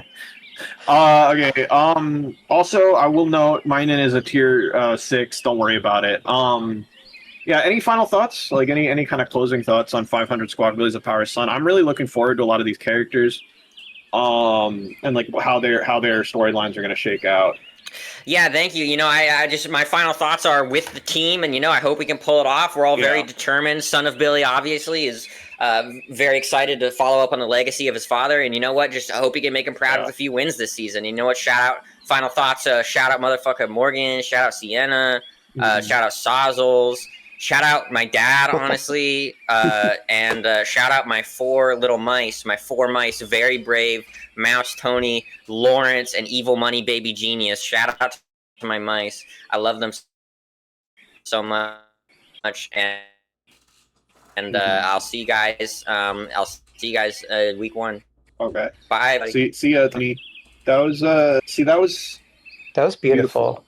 And I'm very glad to know about all of the new characters. And it's gonna make me happy, and I'm gonna smile. Yeah, my closing this roster is like I'm gonna smile as soon as I can. Yeah. One notable thing I'm just like noticing about this roster is like normal moves are not normal moves. Water moves are like impossible to click against it. It's really funny. There is 1 water weakness and 2 water immunities. Pretty good. Okay. So I'm sorry for the birds. But yeah, thank you very much, Tawny. We're gonna really have to see how some of these storylines develop. I'm curious if the hamster that smokes weed is ever gonna be able to make Squawkabilly Jr. smoke weed. I really hope not, but it's you never know. Let's get Comona in here. Fuck, I forgot how to use stages. Oh, I love you. invite to speak. Yo. Hi. Hey. I'm excited to be here. To follow that up, I got a 60-page novella that I wrote about my. I'm kidding. There's no way to follow that up. Yeah. There's no way to follow that act, so I'm gonna. Yeah. So I'm gonna analyze my team completely. I'm gonna I'll get the theme up, and then I'll do a slow scroll to reveal the theme, which you might recognize the theme name from something before. And I'm gonna do a slow scroll to reveal the logo and the team name. Bam. Yes. Bam. Bam. Bam. Bam. Bam. Bam. Bam. Bam. Bam. I put it there. Why is it not there? That's right, everybody. My team name and my logo. We are, and I'm just so excited to be here. I put it there. Wait, holy shit! It was there on my end. What happened? That's so funny. Let me. Yeah, no. Let me try to. Or it was the MP, wasn't it? I'm the only one who has it. Let me insert it now. So okay. So that was insanely funny. I could just, I'll just. I must have just started doing it and just like stopped. Here it is. I'll go ahead and grab a. It's a fucking WebP. Okay, sorry. Let's just start talking about it. I'll get it up in a minute. Just start it up. You guys start talking about it. I'll get it up in a minute. I'm gonna convert the file. I'm gonna do the various tasks to get this going. No, I got you. So, something you'll note about my team as we go through it is that I really, in the times that I've played Draft, I really value having just a lot of versatile Pokemon. I like having Pokemon that can, play at least a couple of sets, right? Not give you an entire idea of what any one individual mono is going to bring every week, and hopefully that can trip things up without having to get like too niche about it. Like really good, really viable sets. And to be an emblem of that unpredictable versatility you want to have is Zoroark, which pretends to be other shit. Yeah, my tier 0, which was actually my last pick in the draft, because I had the last tier 0 pick, and actually we'll get to Somali Fairy later too. That was my second to last pick, because I ended up with being the last tier 0, had the last tier 1 pick. I was like, I'm just gonna go ahead and wait on those. Yeah, it's a good draft strategy. So yeah, Zoroark, besides the trickery it can get off with its illusions, it has good offensive stats. It's decently fast. It's got 120 special attack with Nasty Plot. So it can, and it's got Sludge Bomb as coverage to hit any fairies Sludge that Bomb, you've got resist dark. Flamethrower to hit like grass type stuff like that. Flamethrower. Sorry to interrupt. Psychic we do as have well. also that's Swords Dance and a good physical attack stat as well. It's got good enough stats that it can run, either side of the offense. We do have a logo here. We have a logo reveal. It's back throw. So we are back the throw. Shout out Throw's to my back. friend Jackie Morgan, who made the logo. She is the GOAT. That's dope. Made this logo, finished it yesterday. I said I want Throw Akuma posing, and I got it. So that's the team. It's tough, and we'll get to the mascot later. But yeah, Zoroark. I'm using it for the stat block. I'm using it for that it's got. It's got, like you said, it can be offensive. It can be a really good disruptor. It's got Trick and Encore, and then it can U-turn out. And frankly, like, it's got illusion as its ability, but one of its favorite pranks is to come in on an illusion of something weak to Psychic, and then trick choice something into a psychic move. Let me just put this out there, all right? I'm just gonna say I'm not drafting it for illusion. If you get tricked by the illusion, that's been clear. I didn't try to do anything with it. You got hit by that if that happens. So that's what Zoroark is here for. And I'm just talking about what it can do, and I mean you don't need to reveal your strategies here. No, I'm just saying it's on you. Like I'm not. Anyway, let's talk about Mr. Toys. Let's get this a little under control. Let's talk about Mr. Toys. This was my round 1 pick. Yeah. Blastoise, this guy can come every week because he can run a billion different sets. He can be offensive. He can be like a humongously valuable pivot, spinner. He can even be a wall in certain cases, right? Yeah. He's got iron defense, rain dish.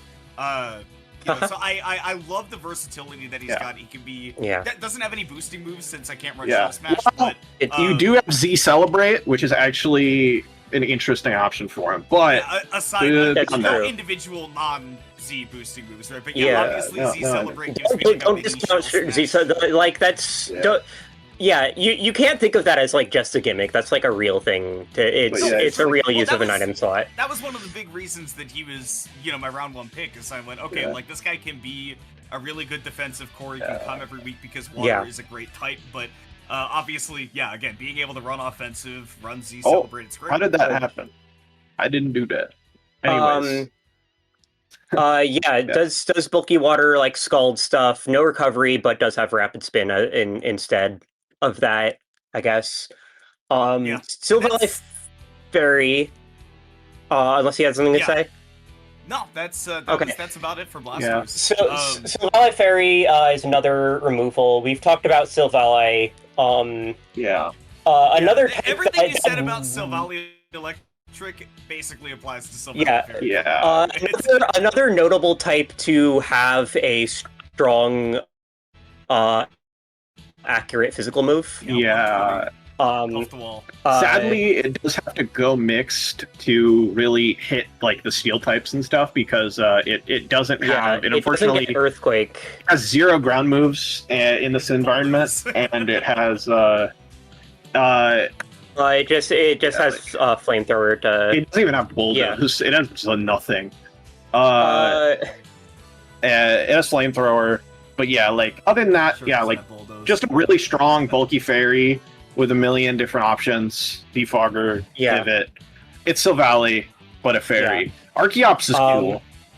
So Archeops is a mon. I think this was my second pick. This is I think my 3rd or 4th time taking Archeops in a draft. This is one of my favorite mons to have on my team because it can just be devastating. It's extremely fast. It hits extremely hard. And on top of just being able to do those things, it also has like really good utility. Like along with the sets that you can run to just make it hit really hard. It does have Stealth Rock. It has U-turn. It can be an emergency defogger if you need it. It can run physical and special. I love this guy. I love him. It's got Wing Beat now. Wing Beat's great. Go Wing Beat.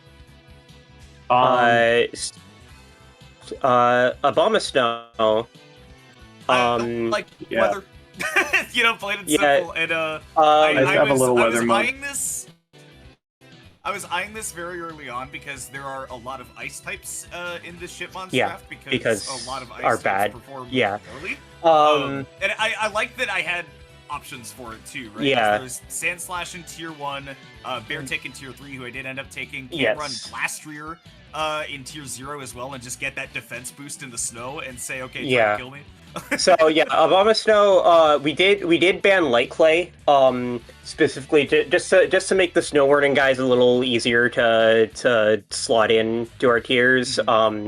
So we don't have Light Clay Aurora Veil, but you still can Aurora Veil for a bit, just enough for something like Bear Tick to set up, who takes advantage of the snow. We can go directly into Bear Tick. We can just because it's relevant. Let's skip the mascot. Bear Tick has he's strong. it has fucking strong. Again, a fucking giant number. It has Slush Rush. 50 speed Slush Rush is like somewhat scarfable, but still pretty scary. Especially when you're and it's got Sword Stance. And its bulk with that snow defense boost is like pretty gigantic, like honestly. Very, very respectful. So it can get up a Sword Stance and just start ISO crashing and close combating and earthquaking anything that gets in its way. He has crazy coverage. So it's a tier 3, but you cannot sleep on this thing. You have to have an answer to it. Especially with the ice ground coverage. You have to account for me bringing snow every single week, and that's another thing that I like doing in my drafts is forcing people to have something in their team building that hampers them a little bit. That's also why, like, I don't have the most insane speed tiers, but all of the guys that I have in my upper speed tiers, save for Lopunny, are, like, very threatening. Right. Yep. Throw. The big man. Yeah. Big man, the mascot, back throw. Boy, this guy got some moves in ZA that I really like. Bulk. Yeah, hell like defensive fighting type is always a fun profile to have. The resistances are very nice. Rock and Dark are just terrific to have. He has incredible abilities too, by the way. Guts, Inner Focus, Mold Breaker, like all three of those will probably come at least once. It's generally gonna be Guts. Yeah, it's got the favorite trick of Rest Talk Circle Throw for no negative priority on a shuffling move and Guts boosted because it's asleep. And it's of course, you know, no negative priority, but still 45 speed, which is the thing kind of holding it back. But another thing you can't sleep on. Quite literally. This is Mr. Klops. He doesn't. The UV light bulk is insane. He doesn't like dying. Like, just kind of is gonna sit there and click fucking Nightshade and make it your problem. Like the 40 HP, like it seems like kind of bad, but what that really does is gives it the fattest plane splits in the universe. Yes. Yeah, it's really annoying. Obviously can be like a really good trick rumor. All Mind is not an inviable set. Do more damage than Nightshade in some cases. And not a bad Z move user either, because Ghost Z moves have some crazy effects. Yeah, there's some silly stuff. Like Z, like it can do like Z Memento. It can, like, if you want to go Trick Room style, you can do like a trick, like a Trick Room Z Memento. You know, stuff like that. But yeah, Whisper, of course. Yeah, Turdinator is my second Akuma. Yeah, double Akuma. You gotta go double Akuma. And this is like fucking okay. I need to double check if this is one of the turtles that has spin. It does not have rapid spin. It doesn't. If it did, it would be incredible because it's got great defensive typing. It literally does have rapid spin typing as well. It literally does have rapid spin. Okay. You guys are both full of shit, and I'm right. We're full of shit. Turdinator. Oh, well, okay. Turdinator has rapid spin. Crazy value for tier 4 then. Yeah. Yeah. Fire Dragon is kind of an awkward kind typing. Of a boots hog like Torkoal. But the typing is really interesting. A dragon that isn't weak to fairy is fun. Yeah. But it's a fire that doesn't resist fairy or ice, so it's just kind of a weird. It's like it's kind of a weird typing, but you know, it's overall like pretty good, and it's crazy offensive coverage as well. Yeah, it's also like really hard you have to be terrified of these Dracos. Yeah. And like overheats and stuff. Like, unfortunately, it has 36 speed. Yeah, 36 speed Here's the sucks. fun thing about 36 speed that did not get brought up earlier when we were talking about Grotle. That is exactly enough speed to shell smash, and then if you're max speed, you will outspeed max speed 100 basic speed Pokemon. Right. So you need to be faster, and you need to be faster than 100. True. So it's still strong. And then like the also really funny thing about Turdinator, complete aside, Shell Armor is his only ability. It's like one of the few like fully evolved Pokemon. Next mistake. This is one that has like a non gimmick ability as its only ability, like no hidden ability or secondary ability. It's really weird. They just said you can't do that shit. Nobody knows why. Anyways, Probo Pass. This guy's like funny Mario. Super Mario. Mario in real life. I need a good steel type. I like a steel type that can pivot. And it's a bit of another Bastion situation, except it has Volt Switch, which does so much for it. Yeah, not being a momentum sink is great, and magnet pull is very also useful. Funny, but you need to be like really careful about it. Like the things you're going to be able to trap are very specific and narrow. Like you need to be careful, but it's okay. only things that don't have earthquake. So yeah, like look out for that. But yeah, it does have body press for an offensive move. It does have like special attack. Yeah. You can. It does learn meteor beam, which is primary. I think like CU set is that you actually run offensive probo pass with like that's meteor hilarious. Beam, dazzling gleam, thunderbolt, something like that. Funny. Yeah. But yeah. Lopunny. Lopunny is a Lopunny like is interesting. It actually has like it has some pretty nice traits in terms of just its utility move pool. Like a lot of the time, this is gonna be just like a healing wish bot, basically, which is like fine. Like, now, healing wish bot is like more value than a lot of like tier 5s. Like healing wish plus encore, basically. And heal bell also is good. It's got encore, it's got fake out, it's got switcheroo and heal bell. It has all sorts of stuff, and it did gain sword stance in Saw. I was going to say we can't we can't completely sleep on the fact that like it is 76 attack. That's not a lot. Yeah. But if you run sword stance, you can get that thing. That's if you're max attack jolly whichever way jolly. You'll hit 500 attack.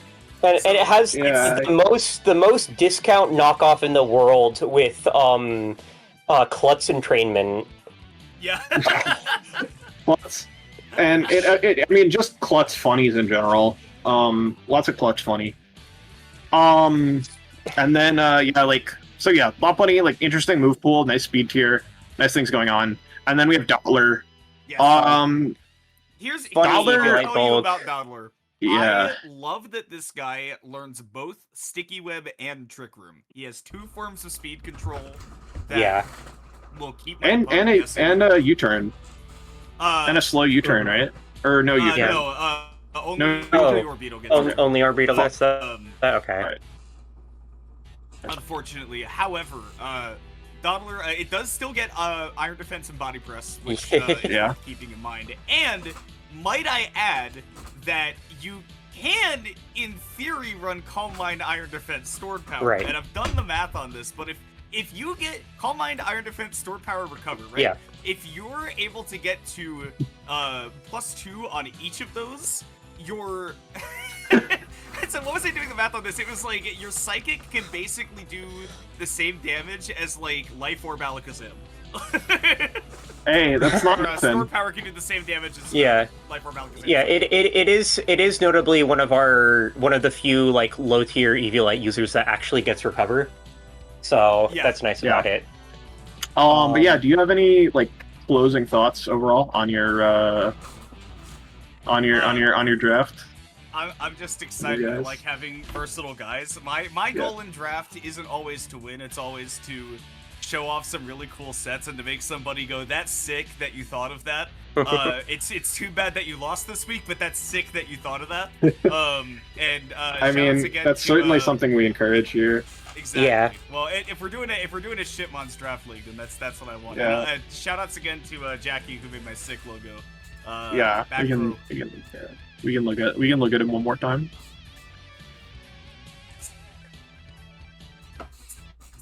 Dude, die 1,000 deaths. Yeah, but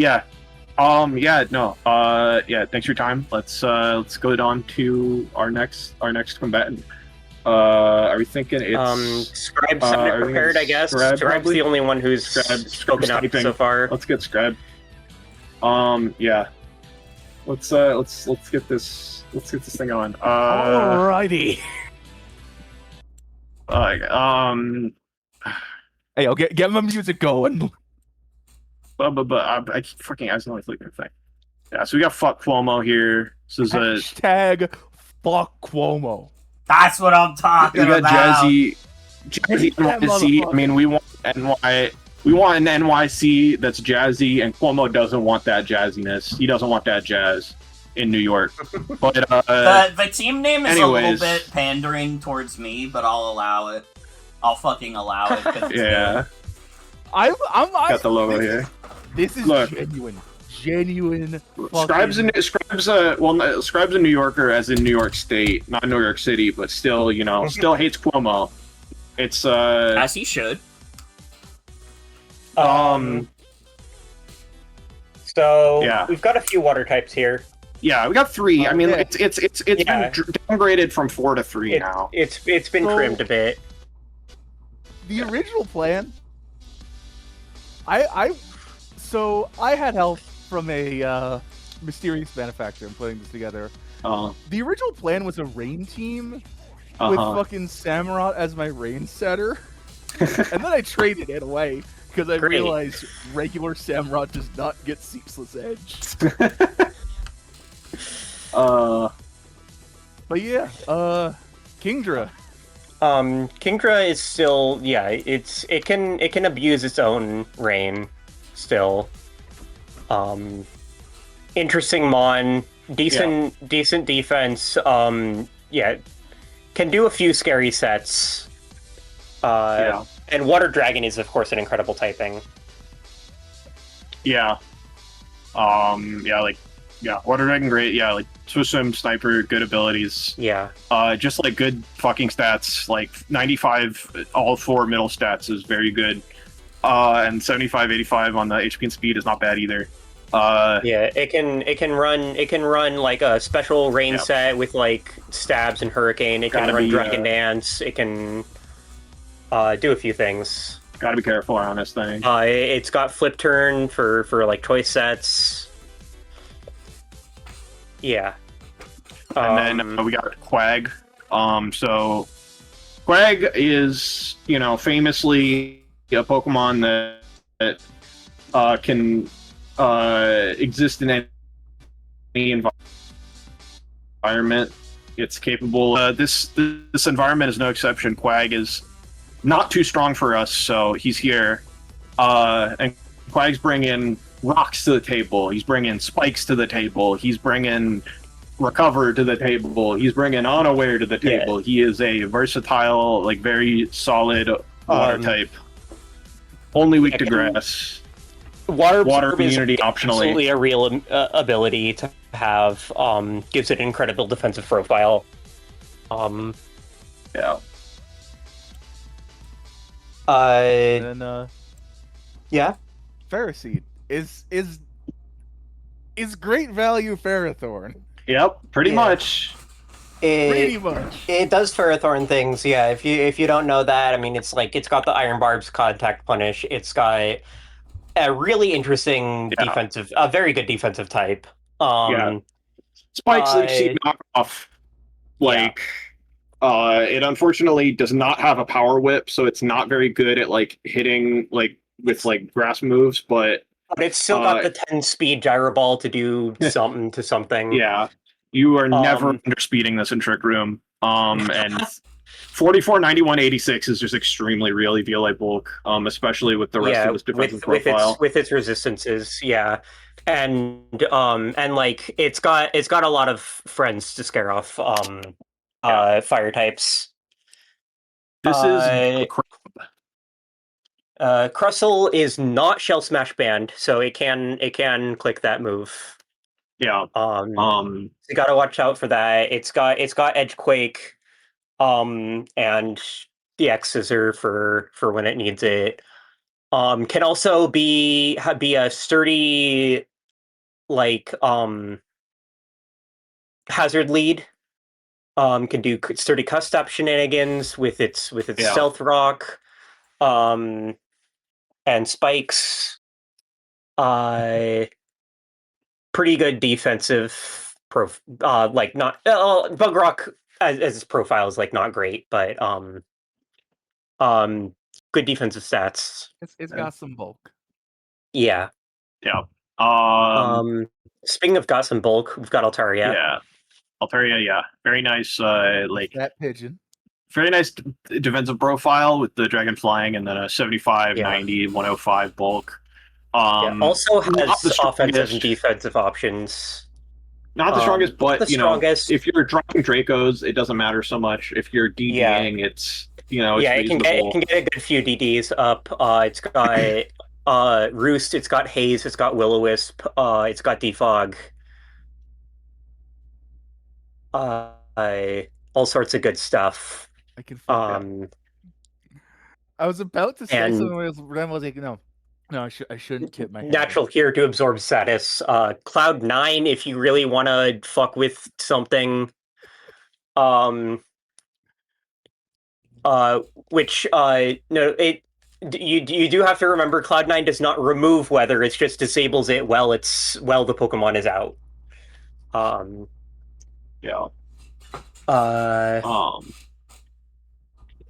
Electabuzz is a solid guy. 105 speed. 105 speed. Like good speed tier. Type. Reasonably strong. Like 95 is not like the strongest, but with the Thunderbolts, it's clicking. It's you gotta fear it, especially if you're weak to the moves. Yeah, it just sits. It just kind of is there threatening its electric moves. Yeah. Okay, Eviolite Bulk. With Contact Punish. I would say this is one of the Pokemon that's gonna use Eviolite less of the time. I feel like it's one of the NFEs that's more likely to just run another item because it doesn't have awful stats and it's really not a defensive Pokemon primarily. It's got Taunt and Teleport for support. It's got screens if it wants. It's got a few tricks. It's not the most linear Pokemon, but does what it does. Does it decently well.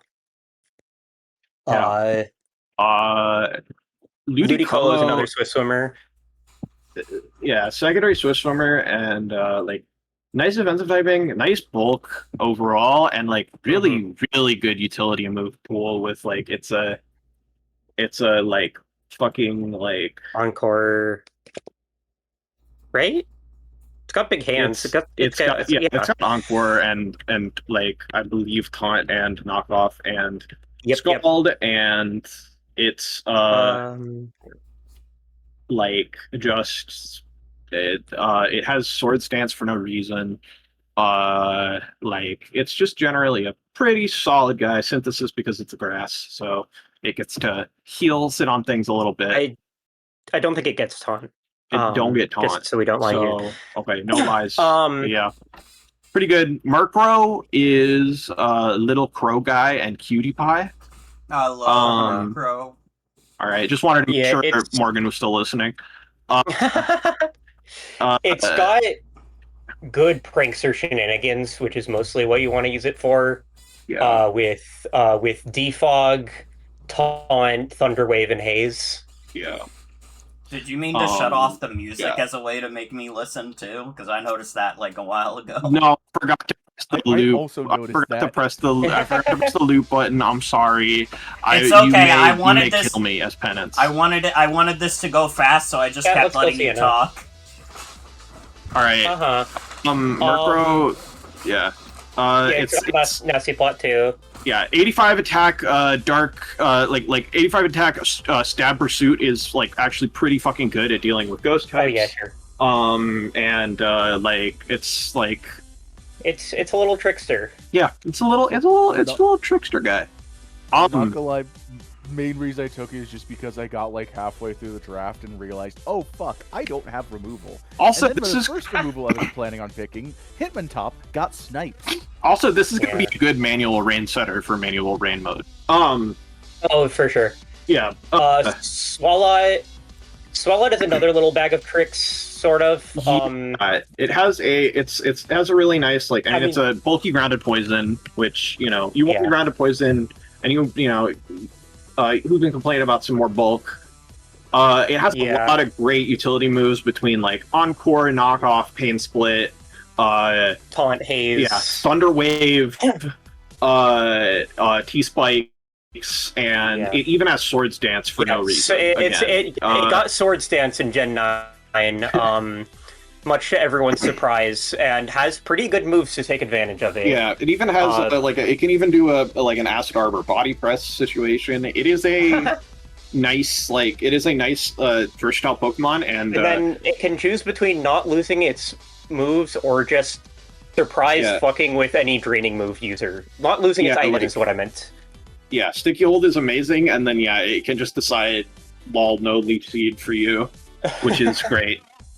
Mr. Mime Galler is a little pervert from Britain, and we don't like necessarily endorse any of his actions. But in Legend ZA, when he moved to France due to his crimes in Britain, he did learn Rapid Spin and Stealth Rock. Yeah. So it's got those. It's got a good speed tier. Okay, bulk with Eviolite. Pretty terrible defensive type. Yeah. But it does click freeze dries fast. Yeah, it clicks freeze dries fast, and it can go Specs. It can go Scarf. It can go whatever. It's a pretty good Pokemon. What is not a pretty good Pokemon is Missing now. I literally make this thing as a joke. We could just skip it and just yeah. I mean, if you don't know, I mean, you can see the numbers. It has literally 0 defense, awful bulk and speed. It has a attack number, but its only moves are Sky Attack and Water Gun, and also Water Gun. True. It has more moves than that. Oh, okay. I will explain Missing No. Okay. Missing No has one single set. It cannot do anything else, and it is it has 1.5 set. It is basically Trick Room Sweeper with the 136 attack, and then it has a Stab Double Edge and Earthquake, and then it can Swords Dance. It can Swords Dance before those. You're basically only ever going to run Swords Dance, Double Edge, Earthquake, and maybe some random 4th move, and try to sweep in Trick Room, and that's the only thing this thing can do ever. The Swords Dances do hurt, or the Double Edges do hurt, but it just, I mean, 3306. It's not even supposed to be in the game. Yeah. It wasn't even put there on purpose. And then there's Toad School. Toad School is mushroom. This just grew on the rest of the roster. Look, it was a pretty damp environment. Yeah. But it grew under Missigno. I don't decent. Yeah, decent. The last thing you'd want in your glitch Pokemon is somebody else's foot fungus. Speaking of foot fungus. Yeah, but the Eviolite bulk is decent, and the move pool is pretty good. It's mostly here to just be kind of like a backup spinner and maybe click some Spore. Maybe click some spikes. Mycelium might sucks, but that doesn't mean it can't get the moves off. It just means it's gonna go last when it's doing it. Any final thoughts, Scribe? Any final ideas on Dish?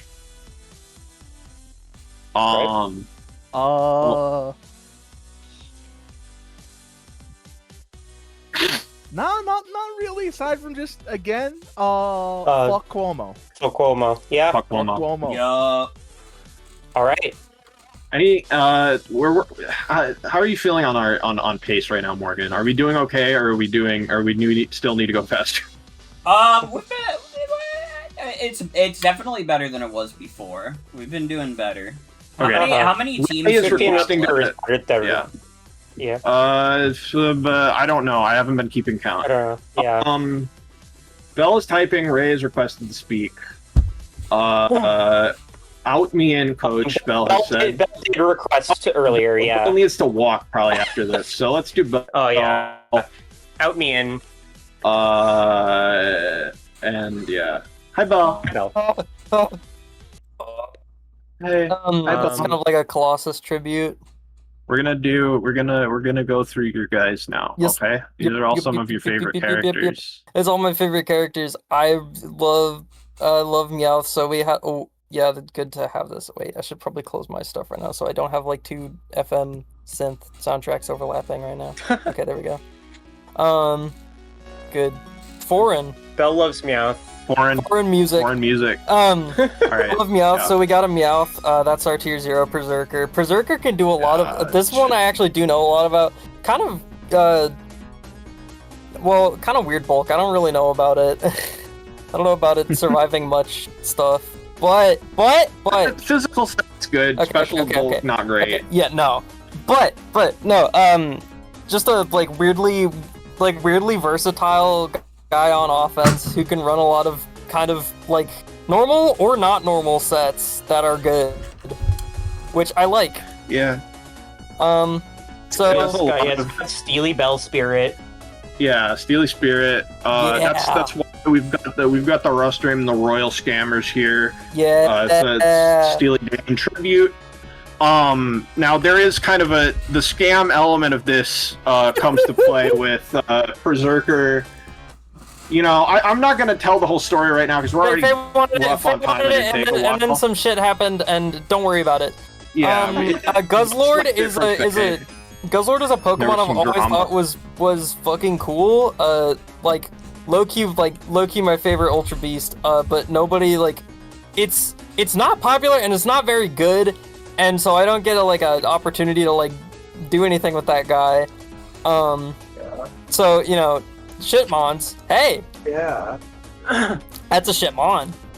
Yeah. They forgot to give it a purpose. really fucking funny stats that don't actually work. Because you look at that HP and you're like, oh hell yeah, and then you look at everything else and you're like, fuck. Yeah. But you know, in defense of Guzzlord, you know, despite its lack of recovery, which is a problem for it, you know, it's you know, the HP does make up for the defenses at least somewhat. It's a really fucking big number, dude. It's not bulky. Yeah. Yeah. It's just the biggest problem is even more so than the defense stats is the lack of recovery. You know, it just can't heal itself very well. And it's slow as hell and not that strong. Yeah. But the strength is okay for this environment, and it's got the knockoff and the Draco Meteor. Stuff. I want to actually want to speed this up because I have so little to say about these. Okay. Magius is here because Ghost is a pimp type and Miss Magius is a fucking and it's dope. It's so cool. And it's I had its little cousin. Whatever. I had its little cousin last time, little ugly mane, which was really great. And this is, I mean, it's gonna do kind of similar stuff, I have to imagine, just not with fairy, which you know makes sense. But we got our fairies later. Anyway, Toadscroll, I don't know how the fuck he got here, but I kind of fuck with him. He kind of fits the vibe, so you know I'm letting him stay. We did just talk about Toadscroll. Toadscroll does basically the same thing. Toadscroll does basically the same thing, but it's fast. I worked a lot with Belle's roster. I made a lot of these. I made a lot of decisions either for her or said nah to a lot of them. Yeah. And Belle Musharna, I had no way of saying no to because I like Bianca and Musharna is a Bianca signature guy, and it's a really fucking funny animal. Look at that fucking thing. You ever seen a picture of Musharna with its eye open? Love it. It's a psychic type. It fucking does psychic type shit. Literally, what the fuck else can you say about it? It basically is just meant to be here as a fat slow pivot that can click Future Sight, Baton Pass, or just sit on things and click Moonlight or whatever. And it's really strong. Actually, it's quite strong for this environment, and the bulk is really good. 116 to 95 is very fucking good. Clefairy is Clefairy. That is I love Meowth. I love Clefairy. That's my second favorite Pokemon is Clefairy, or maybe my first. I don't know. It depends on the day. And you know, a lot of times Clefable gets sniped in these things, but we have so many fucking NFEs available, and I was I think I have a pretty safe bet on Clefairy, and also I'll fucking cry if anybody else gets it, and I guilt tripped everybody into letting me have it. Clefairy learns has all of the good traits that Clefable does, and learns all the good moves Clefable does, but it's just kind of has worse numbers, basically. Yep. You can pull up the GIF if you want, or don't. I can't. Don't worry, don't worry. This is Stonejourner. Is fucking awesome, and Sienna doesn't like it, and that really makes me like deeply like upset and sad. But it's literally a fucking awesome guy, and you look at it, and it's like, holy shit. He's like a little fucking smiling Stonehenge. Like that's so cool. Fuck. Also a decent he's like, a rock speed tier. Really strong.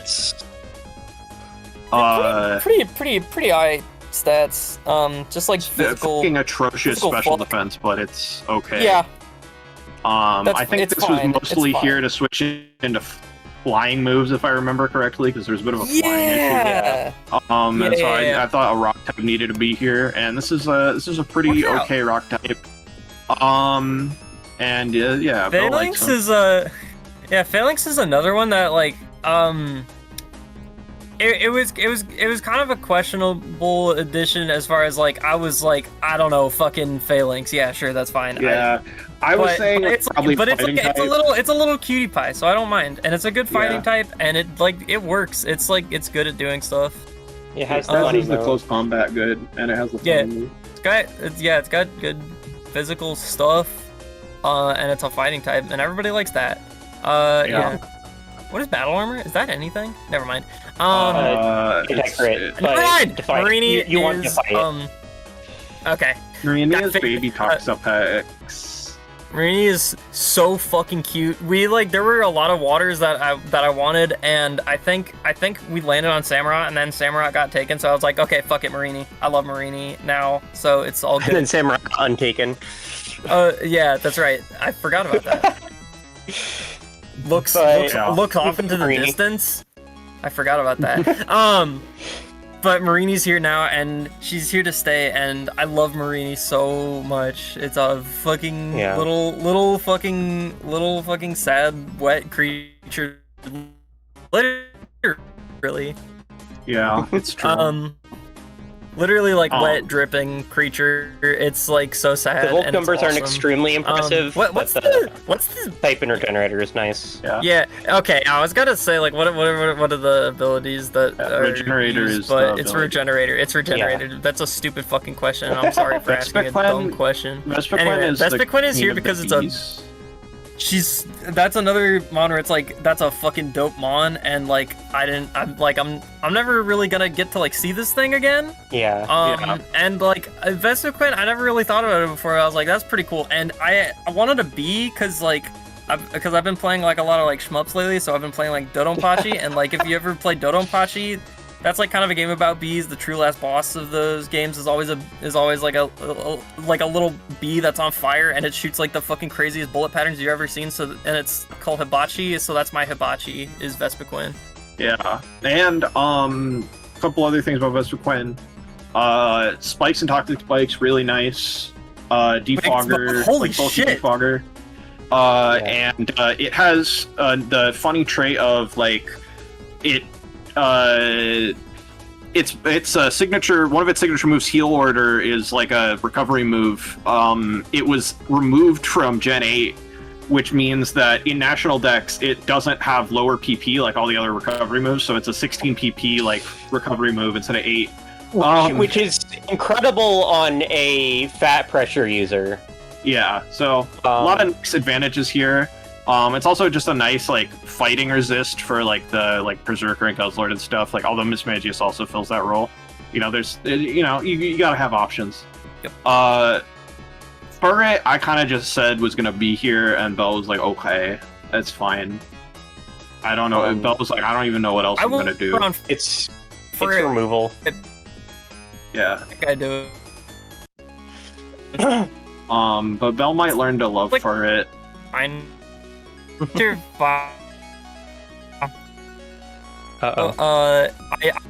Yeah. Everybody's internet is dying tonight. You're cutting out a bunch, Phil. But it was Far's here for the speed tier and for the tidy, and maybe it can get a sweep going. Funny. Hello. Finally, Brightson. Belle asked me for this. Yeah, Belle was like, "Can I please?" And I said, "Yeah." Belle is not like here. Yeah.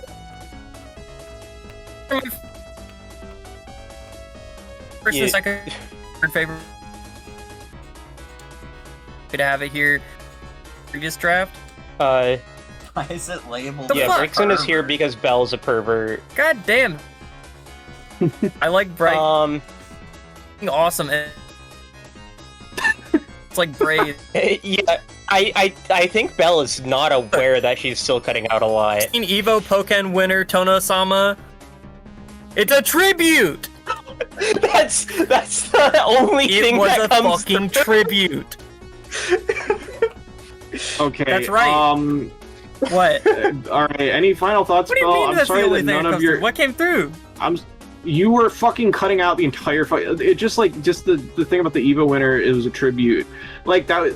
Nothing you said about Brixton came through, but I think we need to get moving. So, do you have any final thoughts on Brixton and final thoughts about your roster? It doesn't matter. Funny and cute, awesome. I hope to build any of my teams on my own. Well, I mean, I'm your week 6. That's so the best I can say for myself. Yeah, so yeah, I'm gonna have to. Or something else funny can happen, but we'll see. Anyway. Okay. I have almost nothing else to say. This shit is like, yeah, okay. Yeah. All right, okay. Belle. Wait, don't kill me. Stop. Good. Okay. Yes. Right. Belle is dead forever. Ray. Real quick before we go on to Ray, do you want to check WAFFLOES' tab and Okay. Yeah. Sure. Let's do I'll that. sit patiently while you do that. Yeah. So we've got the Randale Pen winners. Yeah. So just had to make sure that got on stream. All right. Ray. Let's get this open. The Sacred Sword Motorsports. The Hello. Yeah, I don't have a logo yet, so I can't really make logos. Yeah, this is Sacred Sword Motorsports. I'll let you get the theme going. Yeah. Don't forget they're Yeah, so we got like the Rizion in this tier 0. Yeah, there's like the underdog racing team that always places last because like none of them can physically drive a car except for Meowstick, who needs a booster seat to see over the steering wheel. Clawitzer can. Clawitzer maybe. But yeah. Virizion Virizian's like the race queen who's always like rooting for them even though they always lose. This is a WTCC, the Woke Touring Car Championships that have non-binary race queens. Alright. Virizion is awesome. It can do like a lot of stuff. It has good speed and good special bulk. It has just like a crazy move pool and it's really hard to prep for. It's a dark resist with Justified, which is very good. Yeah. It's also an edge quake resist. Which is like a very kind of like rare and sought after trait. The bulk isn't great. And ZA gives it Stealth Rock. ZA gives it Stealth Rock, which is huge. Because it allows it to just be like a random utility Pokemon that just kind of comes in, like puts up its rocks. It's got Stealth Rock. Synthesis. It got Horn Leech, it got Poison Jab, and Iron Defense. Oh yeah, Horn Leech for crazy good bulk up sets. Yeah, for sure. But yeah, and along with it, I grabbed Magneton, which I think synergizes very well because it is like a very good flying resist. It's bulky steel in a format where there aren't a lot of bulky steels, and it's a good pivot just for setting up for a lot of the rest of my roster. Yeah, it the doesn't need to Eviolite run bulk is Magnetol. nutso, but it also doesn't need Eviolite either. Yeah, it can be a good scar for like basically anything really. It's really good. Yeah, and yeah, like Also, Sturdy and Analytic are both excellent. Like all 3 abilities are excellent. Let's be real here. Oh yeah. Next, I opted for Mr. Claw as sort of a slow wall breaker / pivot that can help cover for the fire weakness that Virizion and Magneton share. Yeah. I also just really like Clawitzer. It's a mod I've always really liked. Like, you can just click really big Mega Launcher moves. Offensively, it's a pseudo Water Dragon. Yeah. And also it's got big dark pulses for all the ghosts in this format. Yeah. It can pick and choose what it runs based on matchup. It's really great. Actually gonna skip ahead a little bit to Whiscash really quick. Because like it's my ground type, and it's like a bulky water ground is just generally really good, but it's also untauntable and it gets rocks and spikes. Yeah. Which is a very good set of traits to have. Yeah. Yeah. Yeah, Whiscash is the wealthy investor who provides the team with funding on the condition that his nephew gets to be part of the team. His nephew is Quillfish Hisui. It's not based on real people or events. But Quillfish Hisui... Funny thing about Quillfish Hisui, I kind of assumed it got knockoff, but it actually doesn't because it was added to the game when they stopped like giving everything knockoff. But oh well, because it still has a really good set of traits, just being like Poison Dark with Intimidate and like pretty solid Eviolite bulk. It's Overquill Jr. basically. We already talked about Overquill, but does not get Mortal Spin, unfortunately. Yeah. But it's like I feel like overall with the Eviolite it's like notably bulkier than Overquill, but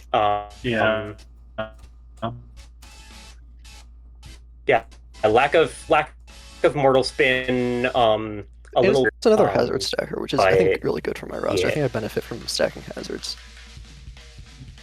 Sylvala normal, I've also grabbed. I think it's a pretty unique Sylvala just because it can actually hold an item, which is really helpful if you're using it as like a defog or a pivot, because you can actually put boots on it. I do have like another kind of boots hog on my roster. That's the one thing we didn't talk about when we were talking about Sylvala is like all of the types, they have their item slot locked to change it to that type.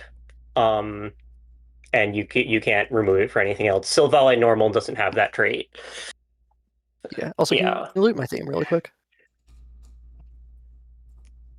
Oh, fuck. I was trying to tell you to loot. I'm so fucking bad at this. Yeah, I probably should log into the thing that can control things.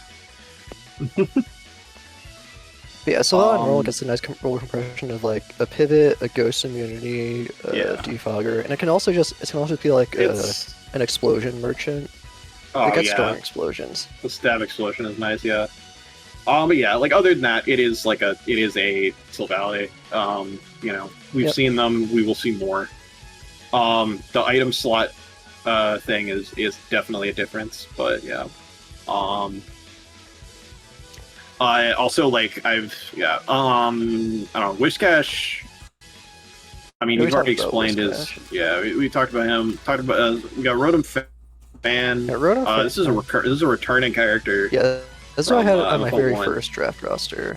I think it's just like a really good budget pick because like sure it has like no ability and it kind of eats your boot slot, but like it's still Rotom. Like it's a Rotom with a really good defensive profile. And like it's another pivot. It gets taunt and parting shot with the ZA, which is very notable. Just generally, like I think it fills a really good kind of defensive role for my team. It can be a defogger if I need it to be. I just generally really like it as a budget pick. Yeah, electric flying's like a good type in general. Absol is a crazy fucking breaker who likes gigantic stab 130 attack knockoffs and pursuits. And like eats your resources and your children. It stabs and then it has the like close combat, play rough, whatever the fuck else. It gets coverage. Yeah. Just just big holes, but it's slow and weak. But it's also not that slow. It's not as slow as some of the slow breakers we have, like 75. Right. It's definitely going to outspeed all the defensive Pokemon, which is nice. I guess it weaken frail, but yeah. Absol is also just like one of my favorite Pokemon because it's like kind of like badass and cool, but it has a cute side too. It's true. And it's another Dark Resist that's justified. So yeah. Togetic I wasn't too sure about. I think might stick with it for now. But like, because like the Eviolite bulk is really good, and there aren't like having a fairy type is pretty nice because there aren't that many of those, and there aren't that many steals to, there's a decent amount of poisons, but not a lot of steals to wall you. And it's a pretty good utility with like its wishes aren't that good because base 55 HP and whatnot, but Heal Bell is very nice. Just generally, I like having its sort of defensive profile available to me. For sure. Meowstick female. This is kind of fast and clicks special buttons. It didn't get any of the fucking cool moves that its brother got. But it did get Earth Power, which is actually still quite good. Yeah, for some reason my internet is like cut out for like all that, but I just really like Meowstick.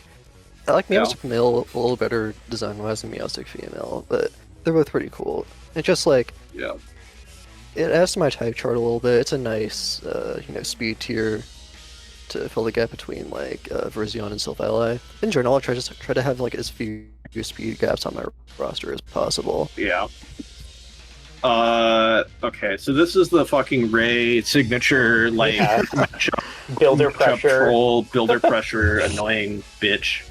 Yeah, this is the first draft where I could not take Ditto, which is pretty heartbreaking, but Shedinja, it definitely does, like, fill a similar role where, like, even if I don't bring it, you're gonna have to think about whether something you're building gets walled by Shedinja or not. Yeah. Yeah, for sure. And like, yeah, just generally at this power level, like 90 attack is like a lot more acceptable, even if the rest of the stats are still Shedinja's stats. And then there's Carcoal, who is really a sleeper pick in terms of like just like one of the stronger low tier like tier 5 picks, I think.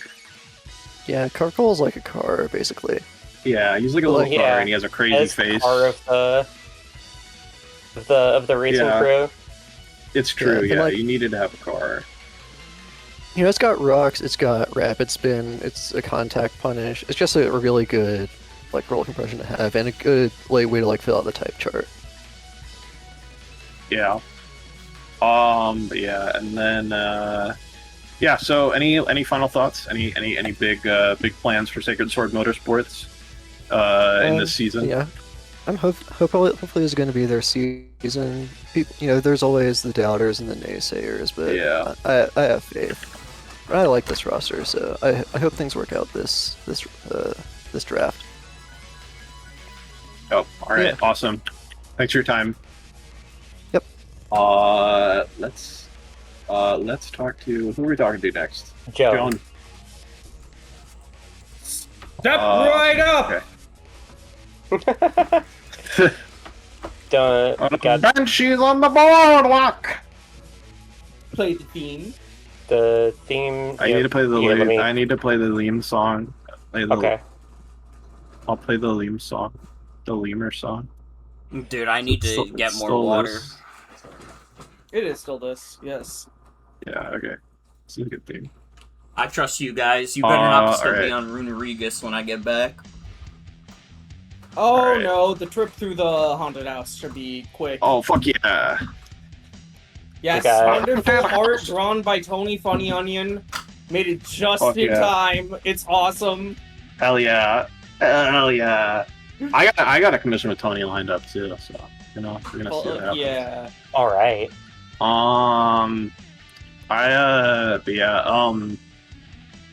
Runerigus, just a wonderful ground type. Crazy good ground, like defensive ghost. You got that a little bit of a sentimental pick. I definitely had to look up how to evolve it on the internet. Right. Fucking stupid. But I love pressing body press with this thing. Yeah. Body press and and then it's got the really good coverage. Yeah. Yeah, I mean it's got the ghost fighting to go around. It's got Wandering Spirit as a weird contact punish. hazards, like haze, I think. It's got the Stealth Rock, Toxic Spikes. Stealth Rock is from Stealth Rock, Toxic Spikes, and it's got Parting Shot and Thunder Wave from ZA. Yep. Parting Shot is really good. Yeah, especially with this fucking bulk. Yep. Just the nasty mon overall, just really good. Yep. Trick Room Trick if you really want, I guess. Yeah. I mean, shit, you can trick Iron Ball with this. It's not like it's gonna affect its actual speed at all. Like, it's true. Yeah. And, Parting Shot going into Sawali Steel, who can also Parting Shot, and also has, do a little parting shot loop going on, for sure. A lot of people prioritize taking up rocks, and also Fairy was a little bit on short supply, but, there's an abundance of ice types. There is an abundance of grass types, so this is good defensively. And then a 120 base power physical steel is not going to shake a stick at against ice types. Yeah, and, it's certainly not the worst. Super good. Yep, and it's like probably one of the better defensive steals in the draft. For sure. Yeah. So, this is Mantine. Mantine is fucking fat on the special side. Just going to eat almost any special move that is not electric type. Since it's an Atex, it still has Scald. It's got Scald, it's got Roost, it's got Defog. Like I said before, water flying, great type. Water absorb, really good to eat up, water offense, which is actually pretty alright. And good friends with Runerigus to deal with because Runerigus can take the electric moves. And rock and then Runerigus in the ground is kind of weak to grass and ice, which are both primarily special attacks. Same with Ghost to a certain extent, but I don't know. There are a couple of handful of decent Poltergeisters in the tier. Yeah. For sure. But we also have Pyroar as a full Poltergeist immune, and also one that's very fast. Probably will have to wear boots because of its fire type, but it can abuse that fire type with its somewhat high speed and really decent fire blasts. Earth power, which it didn't lose. It gained in ZA and then immediately lost in Champions. But we're looking at ZA. Yeah. I don't know. Honestly, the only thing that I really have a question about with Pyroar is why it lands Hyper Beam at level 1. Well, Diaper Beam. Lol. Eldegoss is also really I kind of think it was a little undervalued being placed in tier 2. I think it originally was in tier 1, but I think this thing has way more things than you can attribute to it. I also noticed some of the moves it has. I think we were comparing it to Tangle a lot. It's got a lot of good status. It's got Rapid Spin, huge. Yeah. It's got Seeds. It's got Regenerator, huge. It's got the only thing it lacks for compared to Whimsicott or something like that is that it doesn't have a pivot it's slow move. and it's not it's slow. It's slow. It doesn't have a pivot move, and it's passive. I mean, you've basically listed its utility moves. Yep. It's very passive already, and I don't know. It is a little bit of a momentum sink, even though it is a regenerator mon.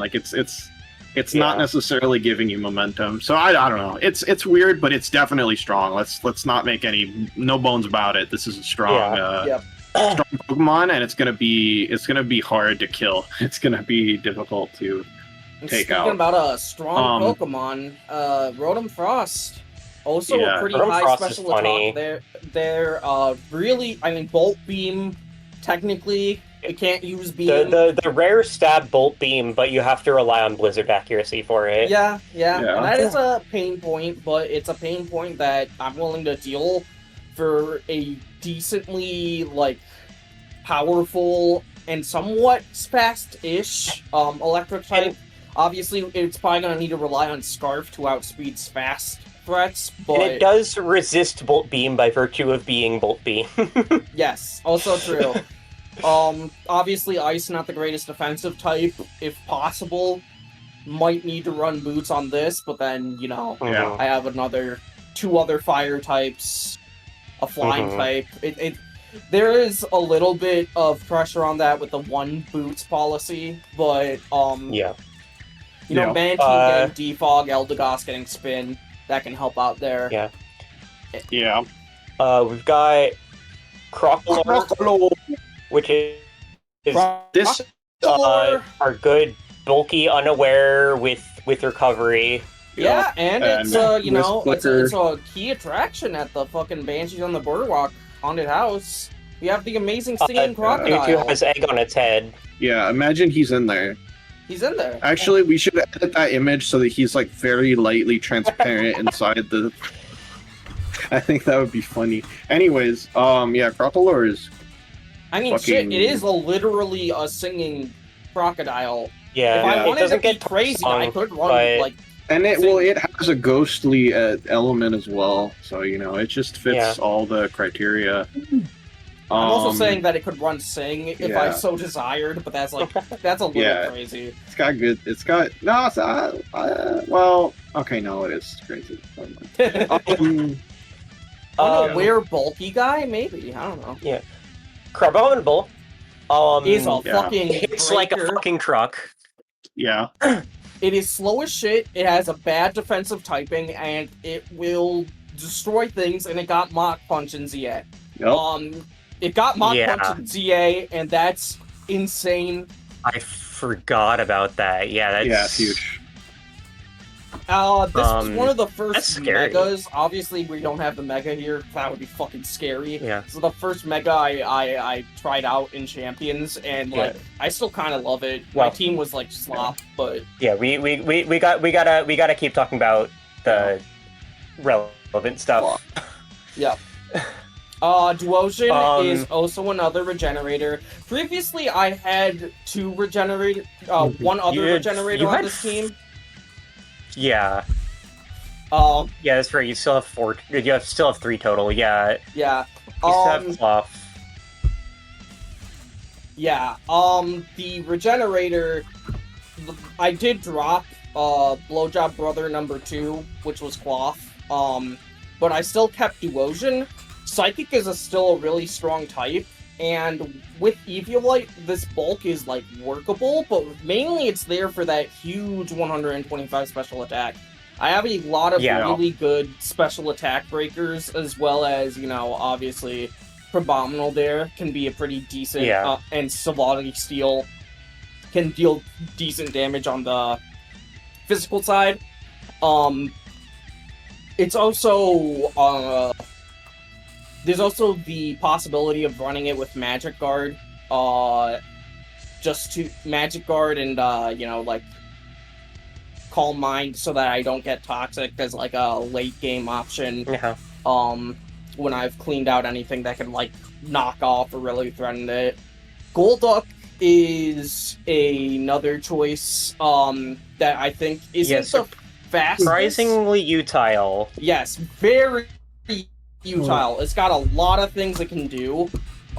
There's a lot of synergies with it that I think are really fun, and I think part of that is because it's also paired up with another very utile mon and another parting shot pivot, which is Morgrim, who will always have a very fast parting shot, but does have a parting shot, and also so much utility. The most utility of any Prankster Pokemon ever. It's kind of crazy. Yeah. Golduck, we didn't really. It's got like Encore. It's got 2 setup options with Calm Mind and Nasty Ply. Yeah. Skull Clicker, and it can do manual rain for like a pseudo shift gear sort of thing. So it's got some scary options. And okay bulk. So. Just pretty nice in the tier 4 slot. Yeah, Morgrim, as you said, Prankster shenanigans. And then you've got Mienfoo. Mienfoo is also another regenerator. it's a little Nianfu does have a decent amount of pressure with like fake out and like life orb fake out. It's not the fastest, so it's not the best utilizer of like being able to, but like sitting in on like more passive mons, getting in like slag damage and then keeping itself alive.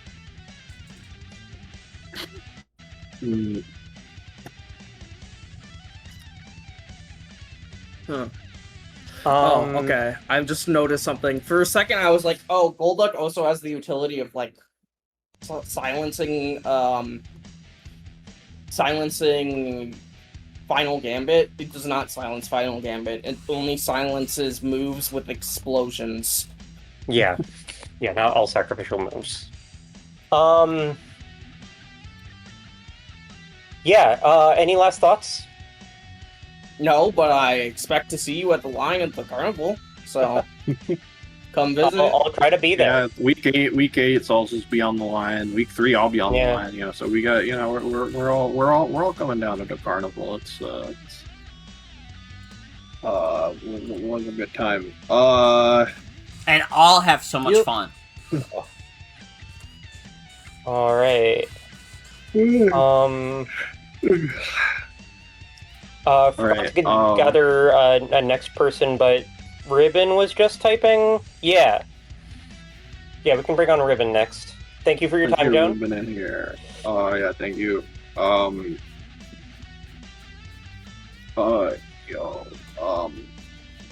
neck feels like I feel like I'm gonna throw up. 1 second. Hello. I'm gonna put Ribbon's theme on, and I'm gonna let you guys talk for a bit, and I'm gonna go take care of myself because I think I gotta grab like my neck brace, maybe do a couple things. But, so you guys chat. I'll be back. Okay. I'll be back soon. So Ribbon, you're the one who's fighting against me first. And so I've been looking at your squad a lot, and it's scary. Yeah. I feel like the weird thing about looking at everyone's team in this is every single team I look at, I think, oh wow, they got a lot of really strong guys. Yeah. I think everyone made really good picks. Yeah, we're really getting into the swing of building things. We've got Gastrodon as your tier 0. My team is the Veilstone City Meteors. Did you have a logo? No, not yet. Okay. I don't yet. That was my team name last time. I tried to think of a team name that could conceivably be like a real sports name. Right. And I chose Veilstone because Maylene's my favorite, and Veilstone has all those big rocks. Yeah. That's a good. We've got our good lore here. So yeah, you've got Gastrodon as a good bulky glue. Yeah. My first pick was the Slug. I love the Slug. The Slug is my friend. I had Gastrodon on my team when I was in the Ubers League, and it did really, really well. So I figured that since the power level's a lot lower, it would do even better. So I really get that. Yeah. It's kind of like Quagsire in that it's basically as good as the stuff around it. Where it's not like overwhelming, but it does just like stop things in its tracks. Terrific defensive profile with Storm Drain. And you've got good partners with it to take the grass moves that fears, like Taurus Blaze here. Yeah, Taurus Blaze. I also think it's just a really neat guy. I had it on my Scarlet team, so I love it a lot. And it's got Intimidate, and it's got the oft-forgotten Cud Chew. For your set, Anger yeah. Point if anyone decides to use like Storm Breath against me or whatever it's called. But I think 100 speed's really good for this kind of format. Absolutely, yeah. It's very threatening offensively. It's 110 with its stab moves, with its 120 power stab moves is really terrifying. Yeah. I also got Vikavolt. Yeah. Vikavolt is also it was on my Sun team, so I love it a lot. And also, it's got a stupid big number. Yeah, that's the one thing you notice about it. Is it's got the big number. It's got the sticky web. But it can also just serve as a bulky pivot. With Volt Switch and Roost. Yeah. And a really interesting defensive profile. Yeah, it's also got webs. Normally I am loath to use webs, but I feel like in this kind of situation I gotta take every advantage I can get. Yeah. And I also think that webs is just a really... It's obviously a strong thing. And when I was building all my guys, I'm not too keen on like the intricacies of draft, so I tried to stay to what I know are like the fundamentals. Yeah. So having good speed control seemed really important to me.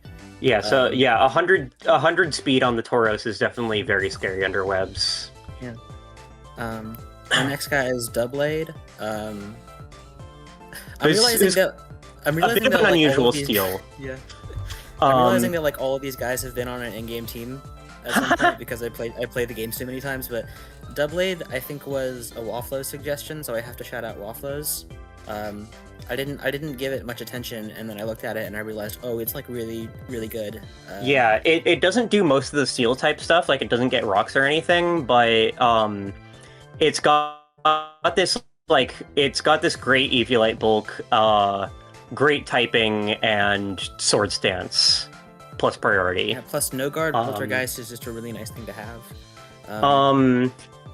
Does it have Poltergeist now? I think it does. Am I crazy?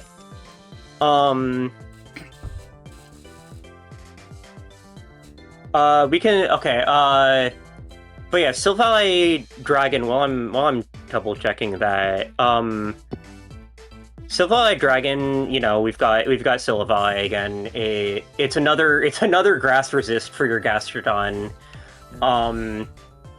Takes the fire moves for your Vikavolt and your Doublade. Just nice defensive profile, nice dragon spam. Yeah, Doublade doesn't get Poltergeist. Oh well, that's okay. I still love it. Yeah, it has to rely on Shadow Claw as its like strong ghost stab, but 110 attack that can get multiple sword stances up can make it very scary. Yeah. And Silver Dragon, I feel like I would have been fine with most of Volley types just because it's got numbers and it's got hella moves. But I was really happy to get Dragon because it's Mono Dragon is like a really good defensive type, especially in the context of what I already had. And it's got like it works especially well because the way I kind of wanted to use Savali was more defensively, with like a pivot, and so Dragon works really well with that. Then I had Shinotic. Shinotic is good. Yeah.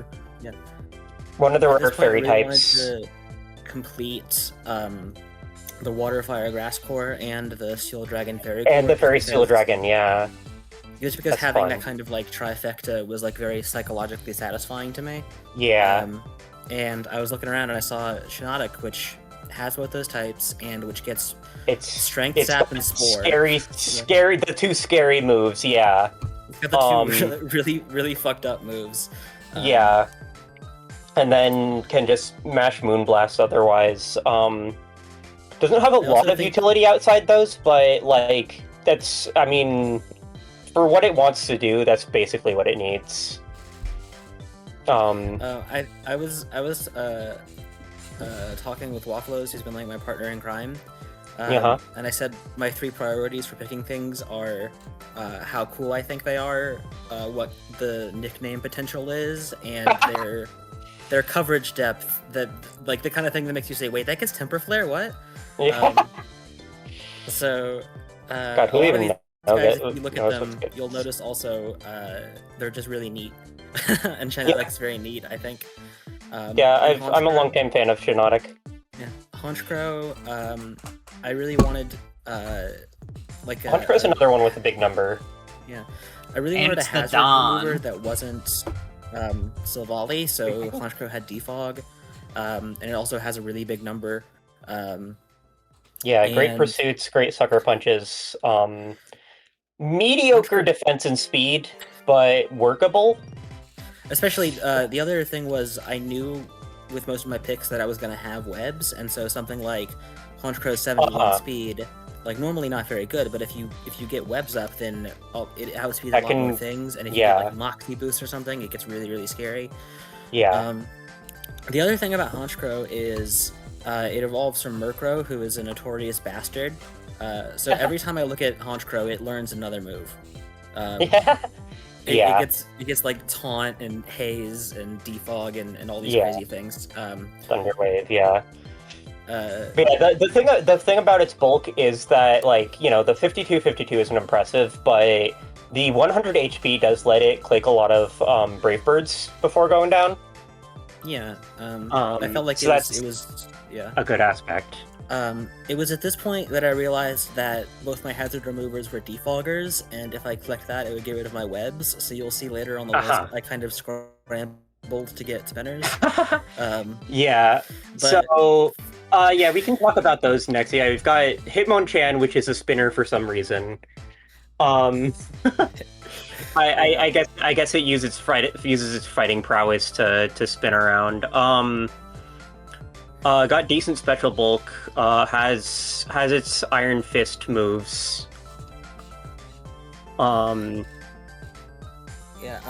Hitmonchan I think is just really cool.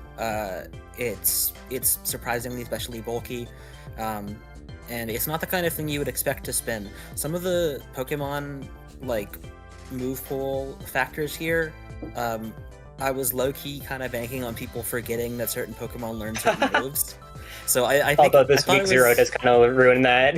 It does. I am spilling the beans, but like if I hadn't, I think there's a non-zero chance someone would have seen Hitmonchan click Rapid Spin and been like, "Wait, are you?" Yeah, we've got a nice number of weeks for people to forget all about what we talked about here. Mr. I'm also a spinner. A weird looking spinner, yeah.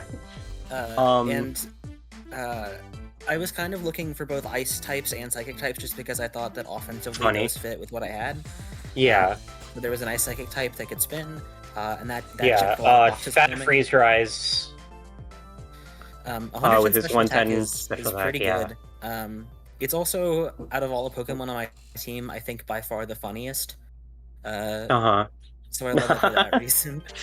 You've got your nickname potential, and it has recovery with Slack Off. It has Slack Off, and it has Baton Pass. I learned after. Yeah. But you can't run that with Rapid Spin. Don't forget that. Right, because Rapid Spin, they made Rapid Spin. Yeah. Anyway, back to Perugly. Yeah, it was at this point that I was really worried about having more kind of fast guys because the thing is. When you have something like Sticky Web in a draft league, my expectation was that everyone I faced would be going into team building thinking, okay, how do I keep webs off? So I thought I needed more fast guys just in general.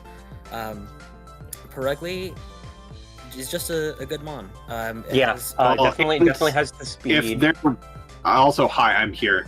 Also, if there were people trying to come in and get rid of webs, then they're going to get punished by Perugly Defiant. Off the defogs, Defiant is definitely something to watch out for. If you don't want to run that for some reason, you can have the thick, fat, normal, infamous defensive profile, but not very bulky. But it's shades of Snorlax, yeah. Does run the fast, like, fake out normal move cycling. That was the other thing is I'm kind of addicted to priority. So I already had like Honch Crow Sucker Punch, Double Edge Sneak. But fake out U-turn especially, it reminded me of my son Mienfu. So I really wanted that. Then there was the last two picks, which It's another spinner. Yeah, another spinner. Illumise, I honestly felt like was maybe a little bit undervalued because, like, yeah, it is a bug type with no stats, but also it has so many random things it can click. Yeah, it's mostly annoying. It's mostly annoying, and again, in this kind of format, you need to be as annoying as possible, I feel like. And then you have Quaxwell, who I just think is pretty cool. It's got spin and recovery, so it can come in and click spin sometimes. And also it's got an incredible hairdo. So yeah, those are my guys. We're the Veilstone City Meteors. You can support us on Patreon. For $1 a month, we'll mow your lawn. Thanks for having me. Thanks for your time. Yeah. How do I leave? And good luck. Yeah. Okay, bye bye everyone. Thanks for having me. Okay. Alright. We're on pace right now. Yeah. Yeah, I just saw Faye said we're that, and I was people. like, wait, that was like 13 minutes ago. We have like 9 left. We're on pace. We're on pace for like a 5-hour stream, which is what we were expecting. Do we have any volunteers to go next? I pinged Faye and she started typing and then stopped typing. Okay. Faye has requested to speak. Let's bring her on. All right. Wow. I'm gonna be right back as well. All right, Faye. All right. This is my first time seeing your team name. Your Oh, audio fuck. kitchen staff by one of every animals. I have one of all of the animal. You can see the phylogenetic tree of life in this. That's amazing. Of all Wow. animals. Yeah. Remember to loop this one. Yeah, so let's get into it. Yeah,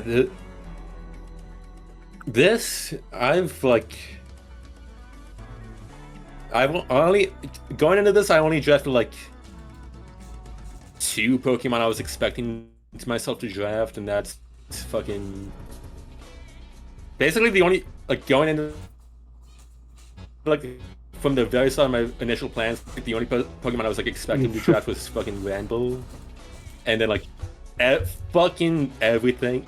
I'm gonna call it Spell and Sienna because fucking everything was thrown out of whack by you. That's the scam. And you also like the least adaptable planning stuff. You have 0 iframes on your dodge rolls, and a random biome would be hazardous to you if you were dropped into it. and I gotta say, you gotta admit that, like, fucking Berserker Drudigan Granbull would have been a fucking pimp ass, boss ass motherfucking Fairy Steel Dragon Core if I got it for a bad motherfucker. But it would have been, but you didn't get it, did you? But you didn't get it. Instead, I got the fucking Apple, who's fucking swag, and He did Matang get is the more Apple, swag swag. than you'll ever fucking be in your life. Anyways. Alright. Anyways, yeah, so who do you want to talk about? You want to just start Floatzel, or? Yeah, Floatzel, yeah, I drafted, I fucking threw my tier 0 away because I just wanted Floatzel just as a hard pick, because I like Floatzel, and he's a very altruistic Pokemon. They save drowning people and drowning Pokemon, and I figured that they would like a very charitable operation here. So we have Soup Kitchen with one of every animal helping out. So, like, with Floatzel representing all of the animals of the sea, and it has fat fucking wave crashes and flip turns, and it had okay-ish special attack from mixed if I want, and then Swift Swim if I want to go rain mode, or like Waterville for not getting burned by Scald. So it's like the best Pokemon of all time for that reason. Yeah. The Persian Alola is my Spiker fast pivot. The like fur coat to take reasonable damage, to like take a reasonable amount of hits from physical attacks.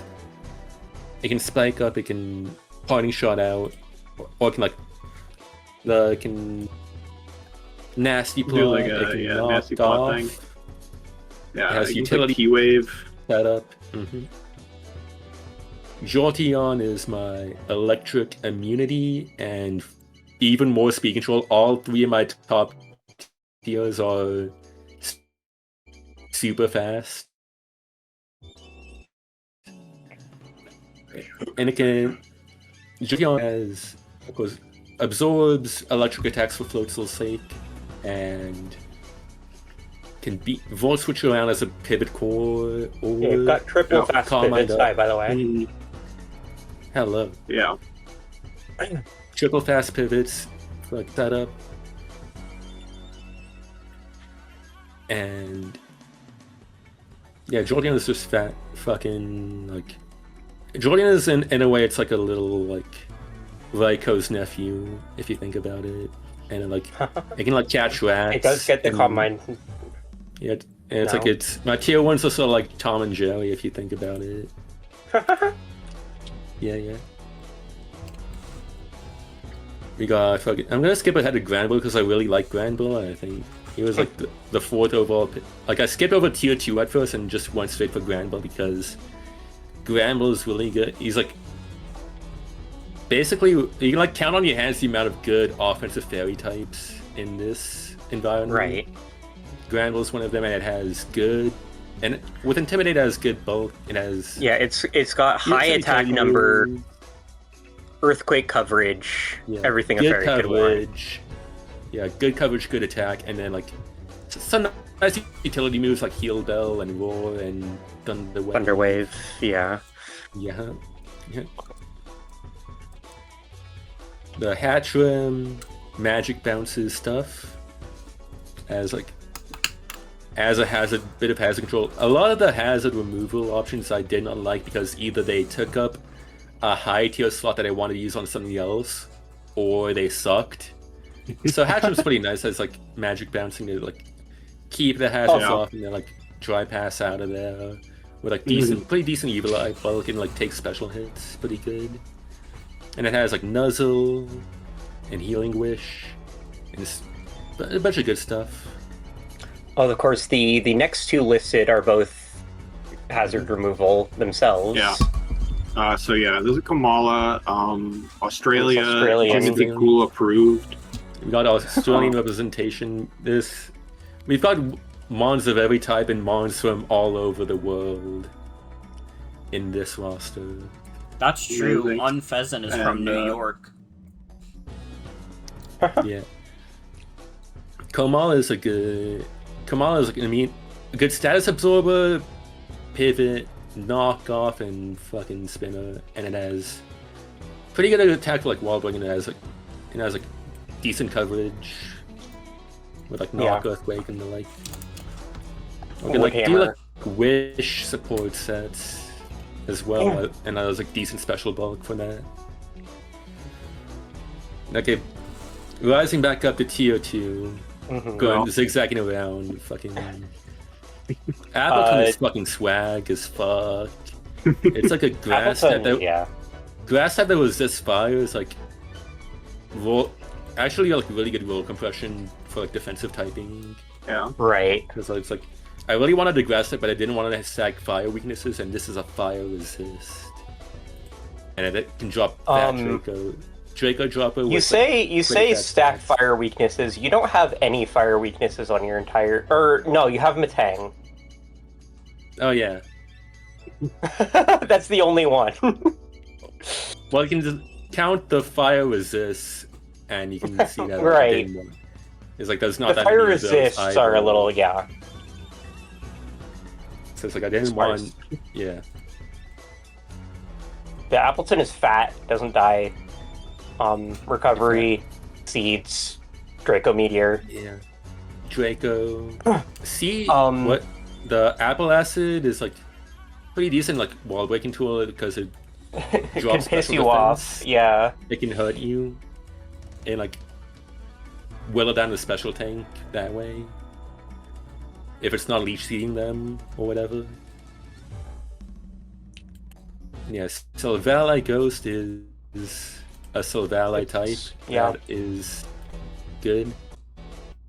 It spin blocks and like the multi-attack gives it a really abnormally strong ghost type attack.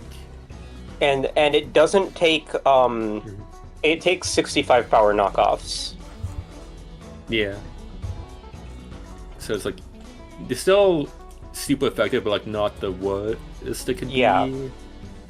It, it could be worse. It's only like compared to how it normally goes, it's only like a little bit super effective. Yeah, compared to some of the Eevee like ghosts here, it's like taking them it can at least tolerate them. And then like I have Granble being like a dark resistant intimidator pairs nicely with it. Granble pairs nicely with like Persian Alola as well. Like Granble like resists a lot of the types that they are scared of. Like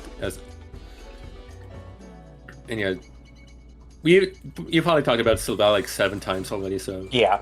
It's just Ghost Sylvali. Other than I'll note that 120 powered physical ghost move is really nice. That's not normal. That is something that is incredible to spam. Yeah. Unfezant. Unfezant as a that was your last pick, right? No, that was like decently early. Okay. Unfezant can, since like Floatzel and Jolteon share like a grass resist problem, Appleton can slow check them defensively, and then like Walbrook from there, while Unfezant can like check them with like big fat fucking Brave Birds, and has like Brave Bird. And then and has like some random utility moves and Super Luck. Yeah, its only setup is Work Up or Focus Energy with Super Luck. And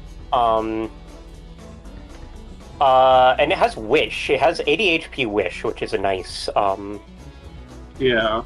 it's asset to have. Given that Plus it's like turn. Yeah, given that it's like mainly Brave Bird Clipper, it's like there's like room to put in like random utility moves, and it has the random utility moves to shove in there. Wish, U-turn, Taunt. Yeah. It's got things to it. Metang is my. I was like, okay, so like, I saw like. Really wanted Berserker, if you didn't already know. I really wanted fucking Berserker on my team. Because it's like if Metagross was like a little small cat in a way. That's true. But instead I had Metang, which is like if Metagross was a little baby. Yeah. It's like it's got like 2 little claws. It can like spin a web. Because it's a spider. Yeah. Metang has, like, good Eviolite bulk, very good typing, but it does have the issue that... Well, it has Stealth Rock, but besides that, it doesn't do much of anything. Well, it's got Stealth Rock, and it has... It has, like, Bullet Punch, and... Yeah, it has 75 attack Bullet Punch. If I need to check like a fucking rock type, it definitely has the emergency options it can do. Yeah. It's got trick. It can explode. It can explode. Yeah, one of the strongest things it can do is go away forever. Yeah, turn 360 degrees and go away.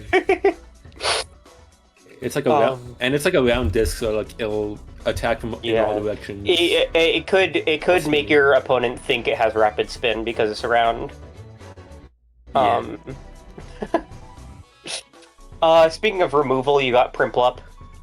Yeah, Primplop represents the avian creatures. It has every every move in the game pretty much. As a penguin. Yeah. It's got like rocks and defog and flip turn. And with like competitive, it's got. Yeah, it can be a little scary with competitive. Like, it can be a good defog punish for like hazard stack purposes. And intimidate punish. Yeah. Yeah. Like decent evil bug with like can pivot around.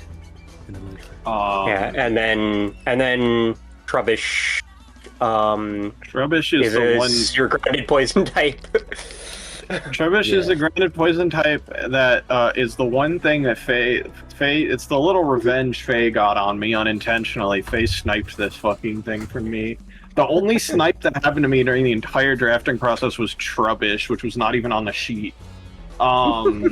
That's right. And Faye was very pleased about it. I think it's like really funny to brag about sniping Trubbish. Yeah. Little trash pile. Yeah, it's like mouse thing. Yeah. Yeah, it represents the Lagomorph taxonomic order.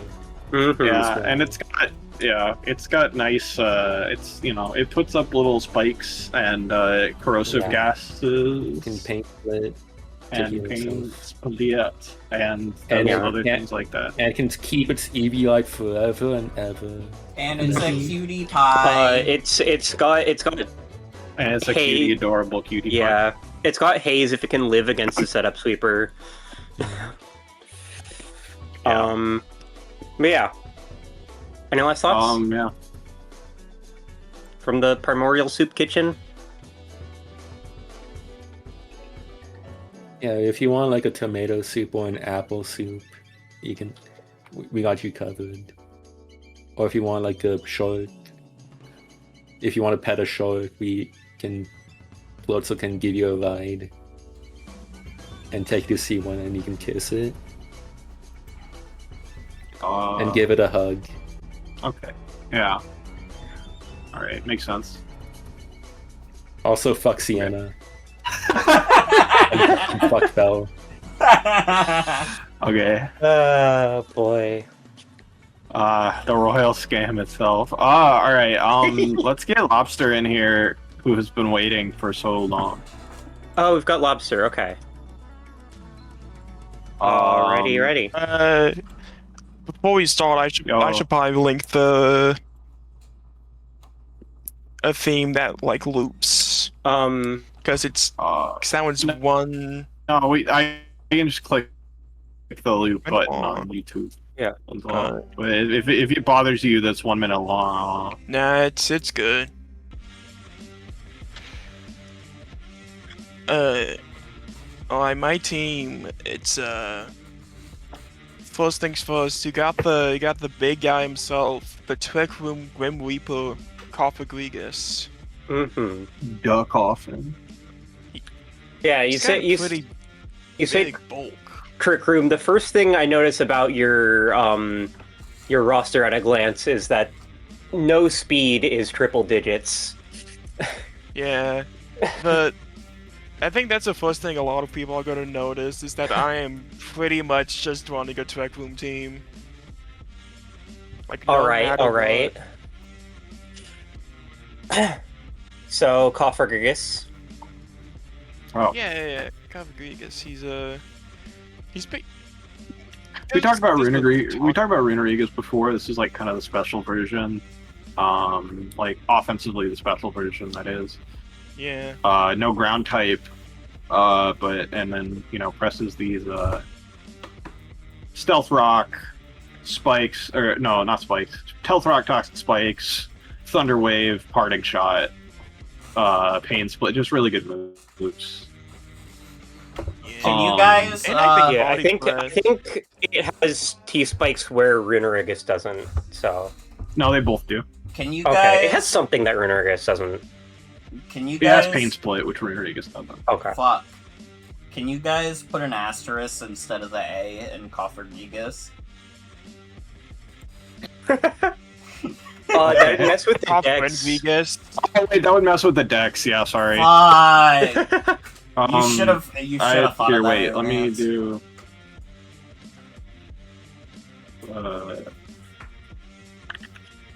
Now you've ruined everything. Yeah, we're gonna get taken down because of this fucking Pokemon. Yeah. This is my plan the whole time.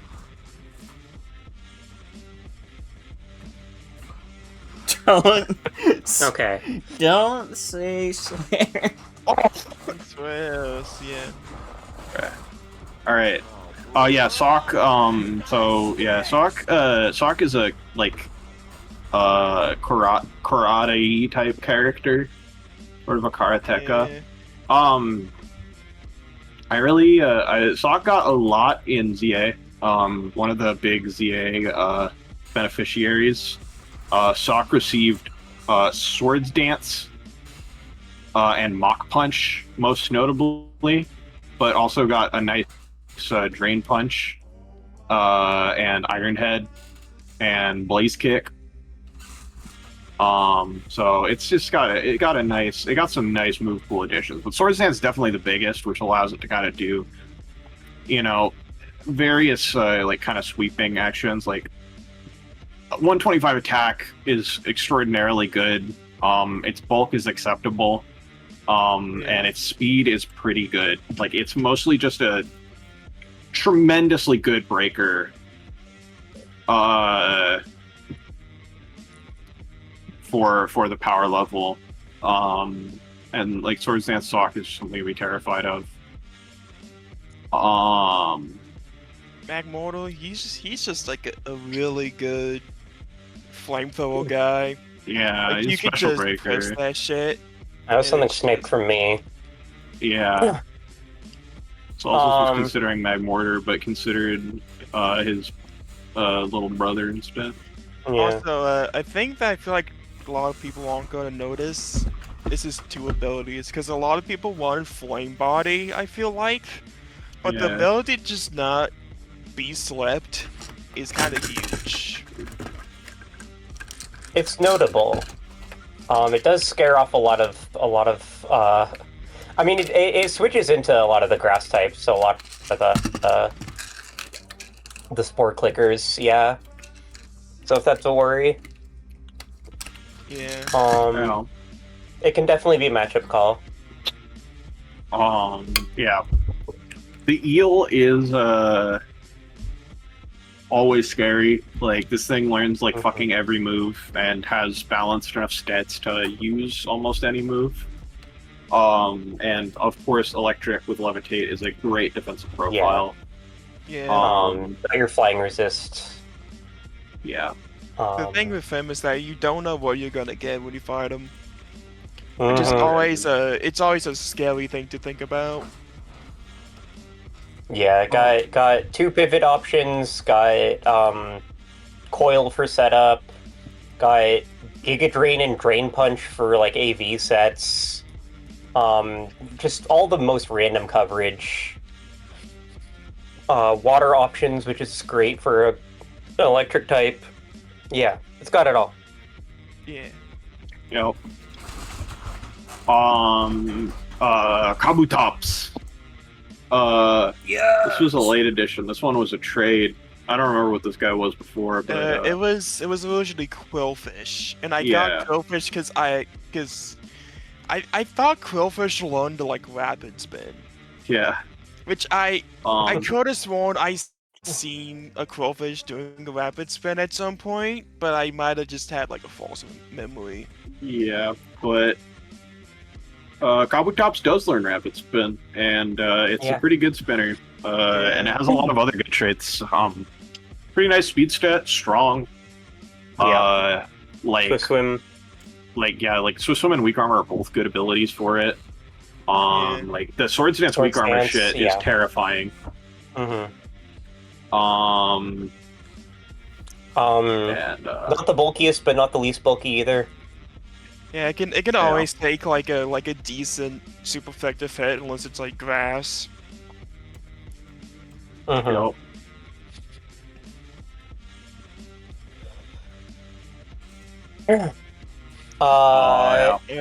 Executor, another 4 times weakness, but otherwise, like, really good traits. Yeah. Giant special attack stat. Good HP and actually can cast wishes with the 95 HP stat, which is nice. And just like also benefits from like a manual weather thing. It can do a manual sun thing if it wants to. It can piss you off with Harvest Seed. Yep. Harvest Subseed.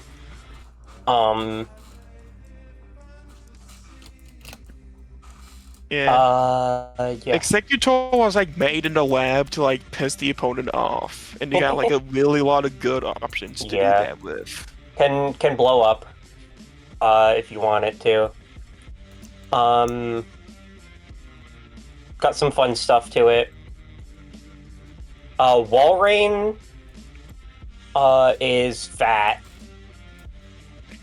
Yeah. Wall Rain is fat. It's got some nice resistances. Yeah, with thick fat. Yeah, thick fat keeps it from like allows it to stay as a fire resist while being an ice, water ice. Which is nice. It's got like Swords Dance and like access to like Swords Dance and Belly Drum. It's like it's setup an moves. 8 resist to ice. Yeah, it takes fucking 0 damage from any ice move. And yeah, just like what 110, 90, 90 is exceptional for this environment, and yeah, it's even got some utility. I believe it has Encore.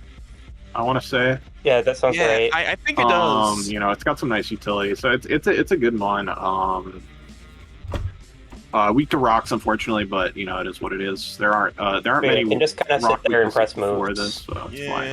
with its nice special attack. Yeah. It's got Yawn. Yeah. And Roar. Next up is Golem, which is like pretty much the basic like electric and flying assist guy, but he's also a really good one. Because if you can look at those stats, 120 attack and 130 defense, that's kind of huge. Definitely fat. Got Stealth Rock, got Edgequake. Does not have Rapid Spin, despite being depicted spinning a lot.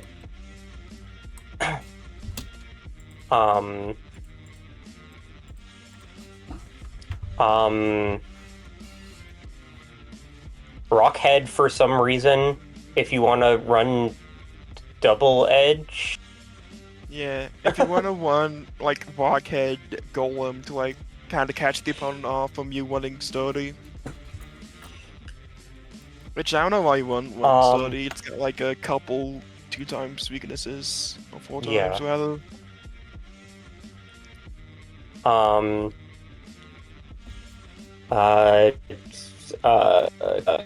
Cacturn is another like slow and strong guy. Yeah. My screen is blank right now for some reason. Can spike up.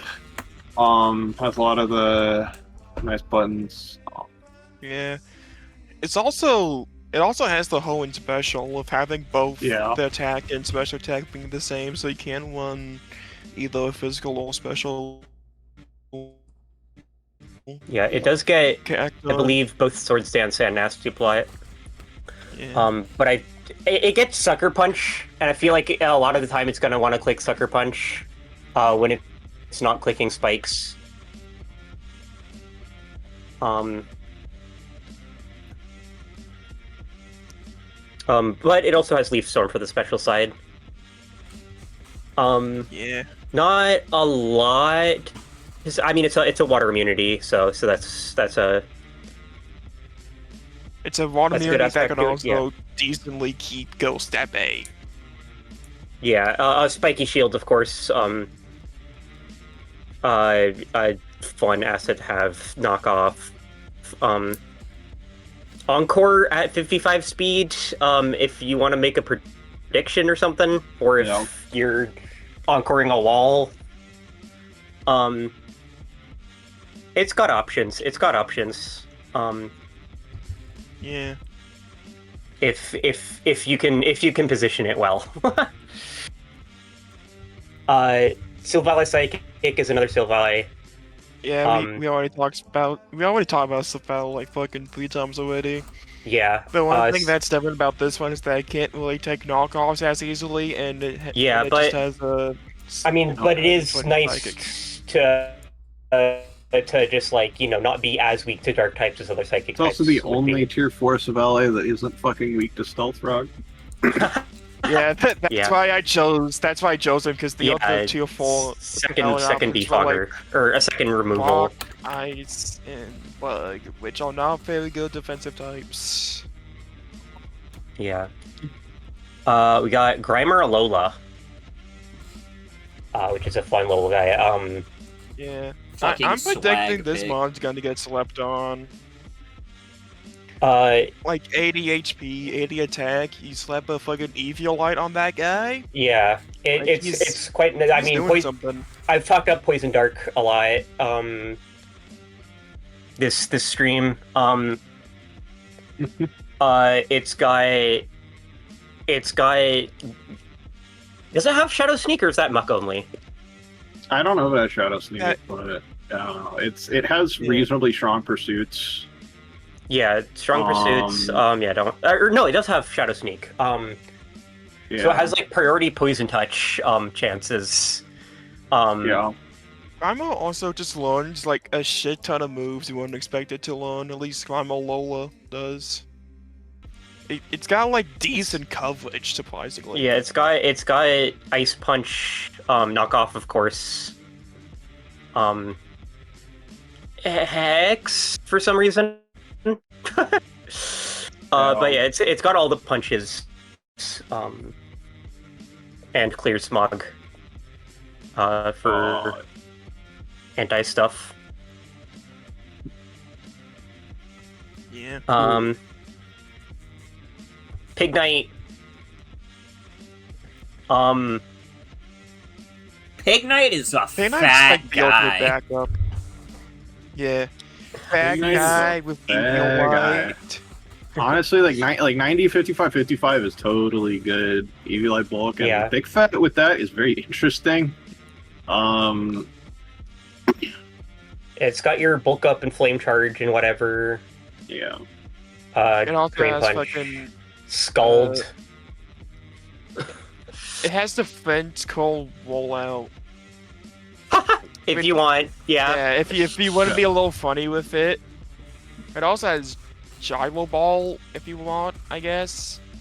I know this is my cue to bring up that Gyro Ball isn't really affected by Twip Room stuff, so you can just steamroll. Oh, shit excuse with me, it does not have Scald. That's only on board.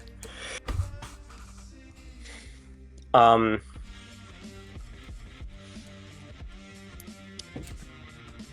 yeah, an interesting little offensive, bulky offensive guy.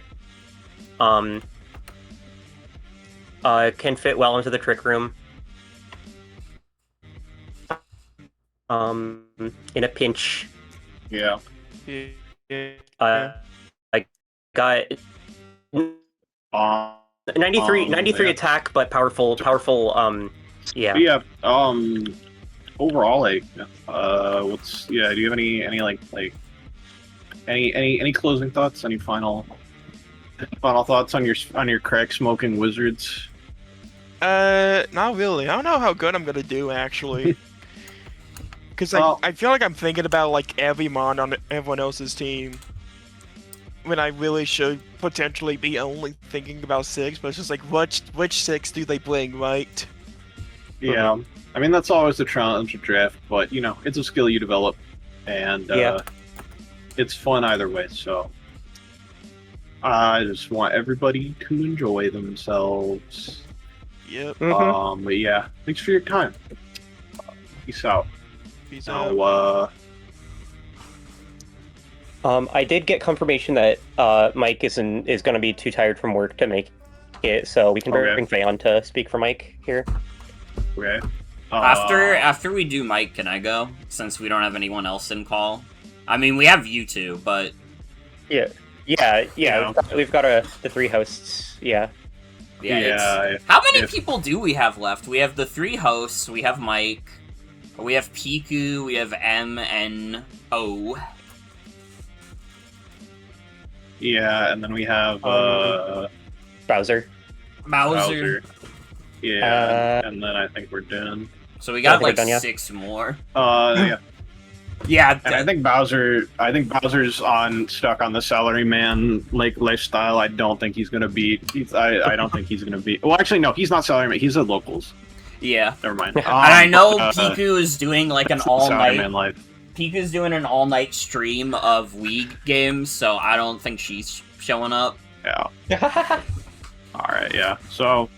Yeah, I caught a little bit of what she was streaming. streaming. She was streaming this fucked up Wii trivia game where you pick up balls and shit, and it looked like the dumbest bullshit ever. That's awesome. It was kind of awesome. Yeah, so we can bring in Faye to talk about Mike's crap. Yeah. I C keep for Mike. wanting to look for C is for M, and then yeah, it's C. This time it's C-dish time. All right. Yeah, and I did ask Mike, and he doesn't have a team name yet. He still don't have a name, but he has a theme song. Yahoo! But he has a theme song.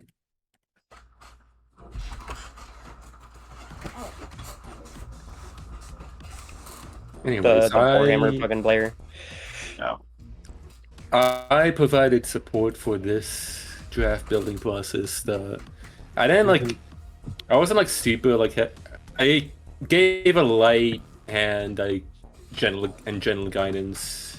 Like every so often, I would like chime in and talk about like, hey, like what do you think about this and that? Like, oh, I think like this, and I think you might want something that can do this on it. So like, but like Mike for the most part did built this by himself, but I did see go through the process, and like I did some of these were Pokemon that I suggested. Saying like, I gotta say that like originally, like one of the early plans was for this to be like a Lanoon roster, which like did color some of the picks before deciding that like that by the end of like the bulk was not there, and like he did kind of need like a better utility and like bulky tier 1 with like the Lysopod. Yeah, and also a water resist. Yeah. A bulky water resist. Anyway. Yeah, that isn't Sceptile Shiftry. Yeah. The Lysopod's pretty cool. It got U-turn from the Zaza. It has spikes. And it's got a couple big numbers. It's got first impression for like speed control, priority, revenge killing stuff. So it's like it gives like quite a good like defensive and utility backbone for the team in a lot of ways.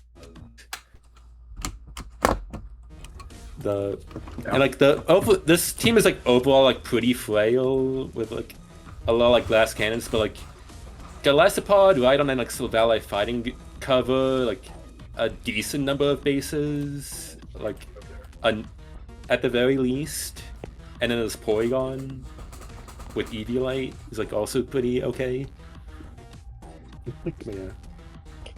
Yeah. Anyways. Sceptile is there. I know that's just he just really likes that Pokemon line. Sceptile and like it's like good speed control and like some like good moves to like mess with bulky Pokemon between like Leech Seed and stuff, and then like it can go with Unburden potentially, or just go be a regular Overgrow guy. Both of those are like pretty okay abilities. Like doesn't have terrain or anything for like Unburden purposes, but it has like it can like activate it on its own with Leaf Storm and the like. Yeah.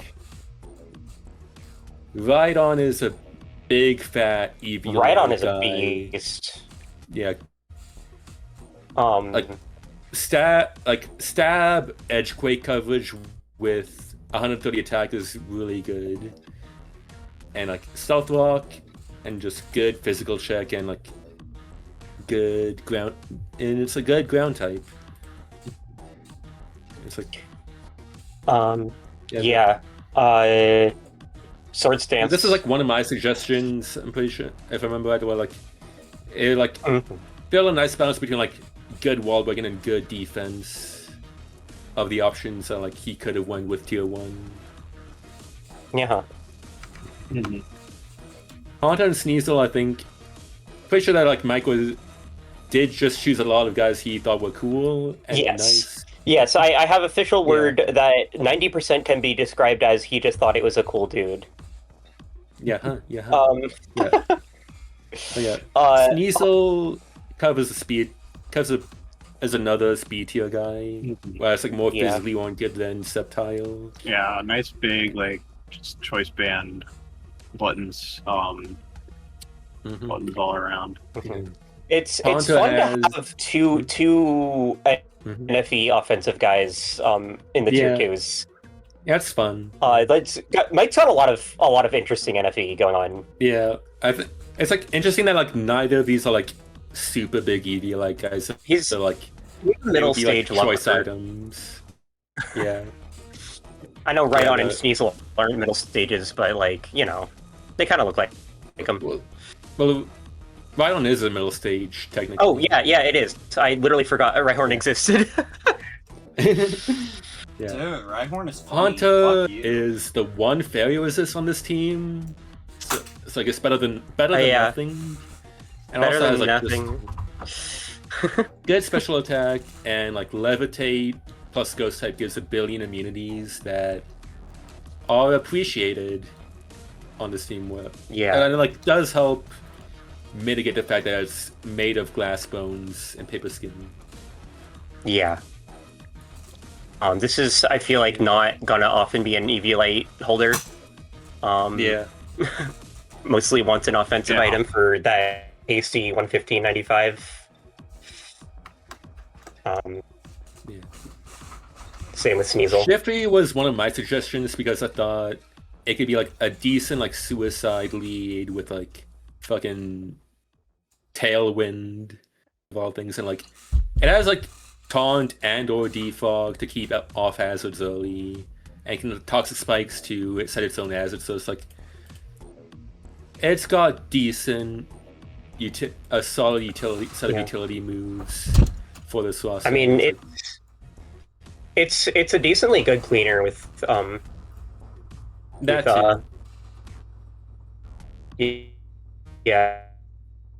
I just noticed it has its old stats is outdated. What the fuck? Yeah, it still has early build. I'll fix that while you keep talking. Yeah, like otherwise, like Mike's only other removal is Sylvali Fighting, which is pretty solid. Like it resists. Yeah, fighting resist that's like a knock or dark resist. I mean that for like a knock absorber with an item lock is like pretty nice because you know like Rhydon doesn't like knockoff, and like the Galactopod will like probably want to keep boots if possible. So like you know it does feel like a pretty nice corner of its defense of like defensive typing. It feels as it's niche. It was this bug. And yeah, like and overall it does normal survival stuff.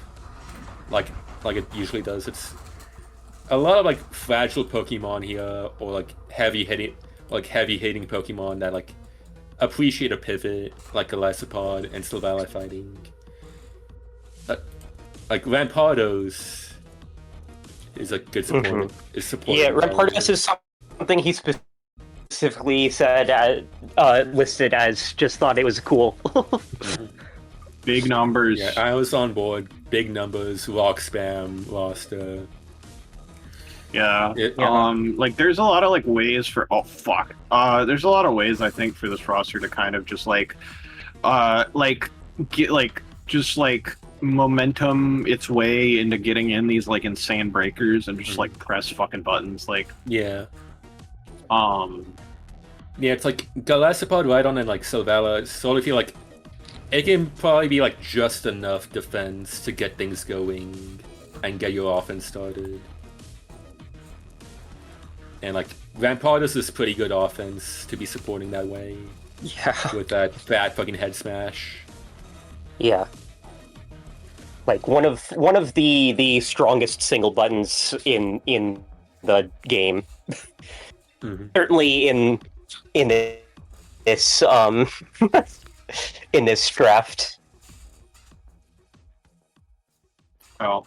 Yeah. Shuckle is Mike really likes Shuckle. Shuckle is like Mike's favorite Pokemon, so that was non-negotiable. Yeah. It sex webs, which is nice.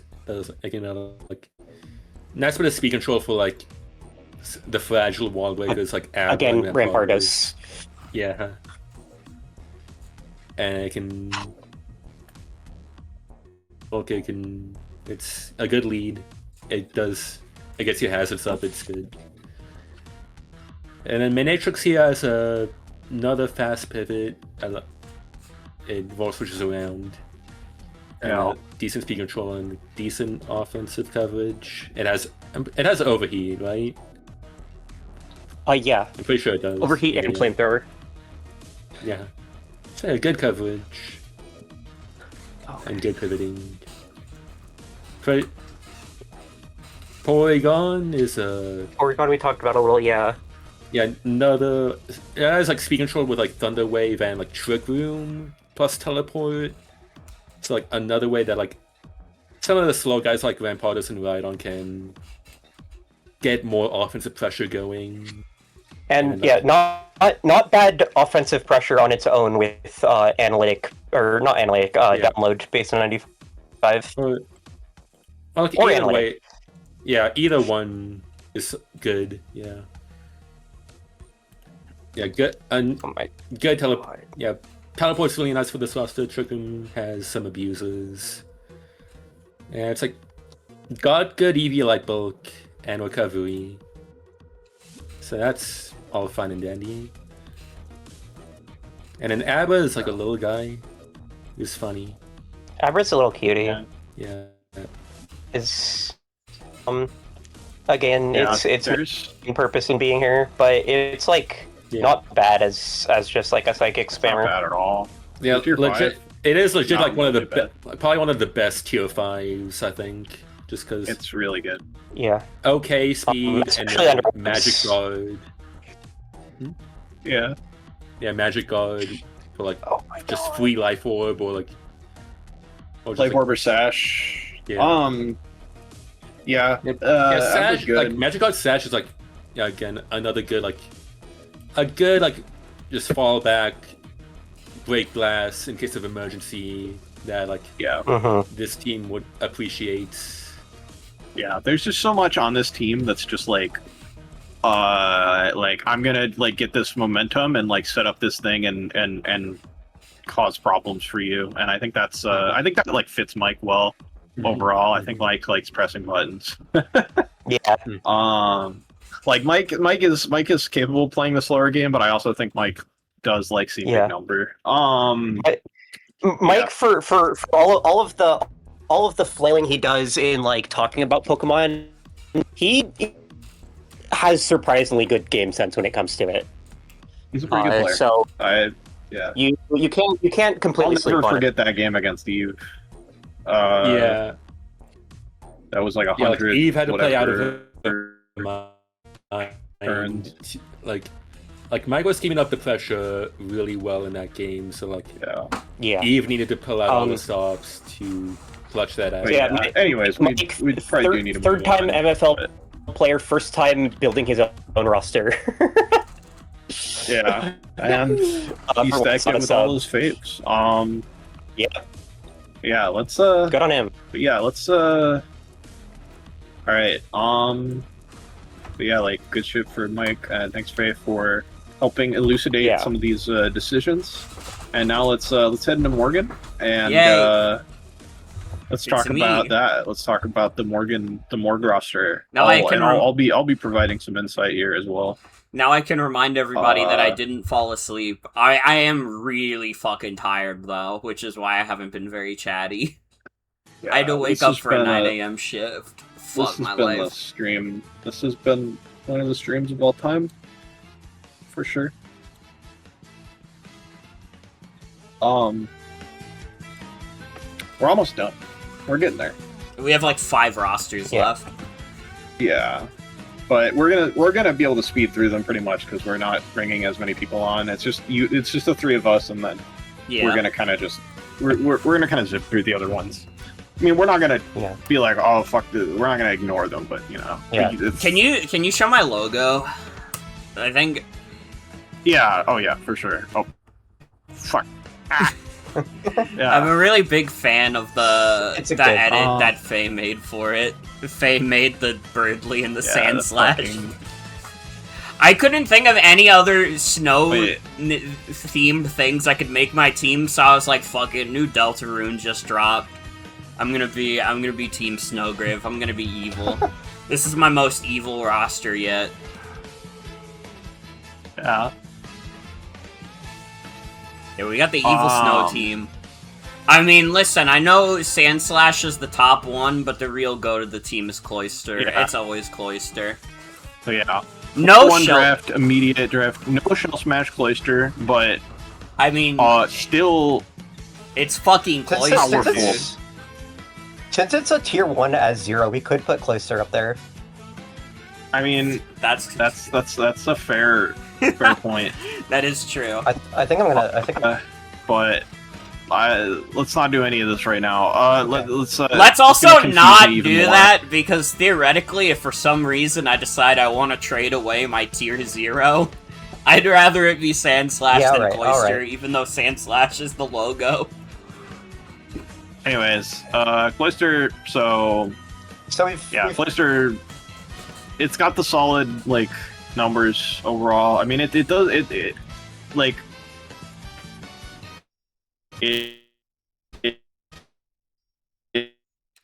Like the Nag is the 188 defense is obviously very hard to kill on the physical side, even with its. Yeah. Oh, what's going on? I died for a second. It's okay now though. Okay. Okay.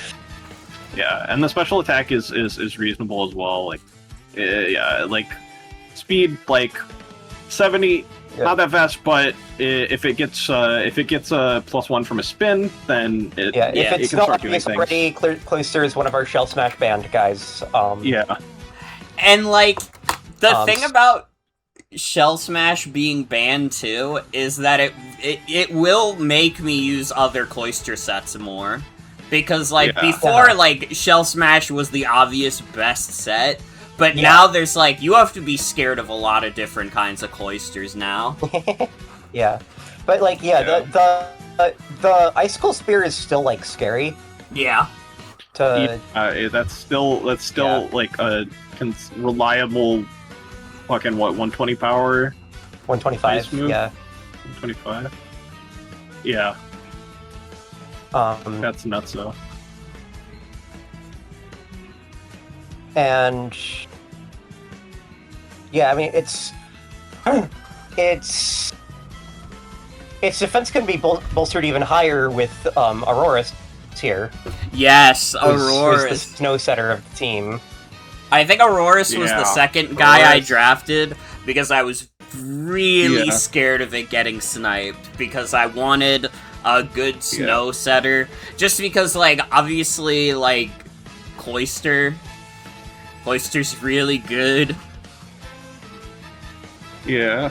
And in general, Warner wanted to keep up the snow bit. Yeah. Aurora's also has Veil and Rocks, of course. Yeah.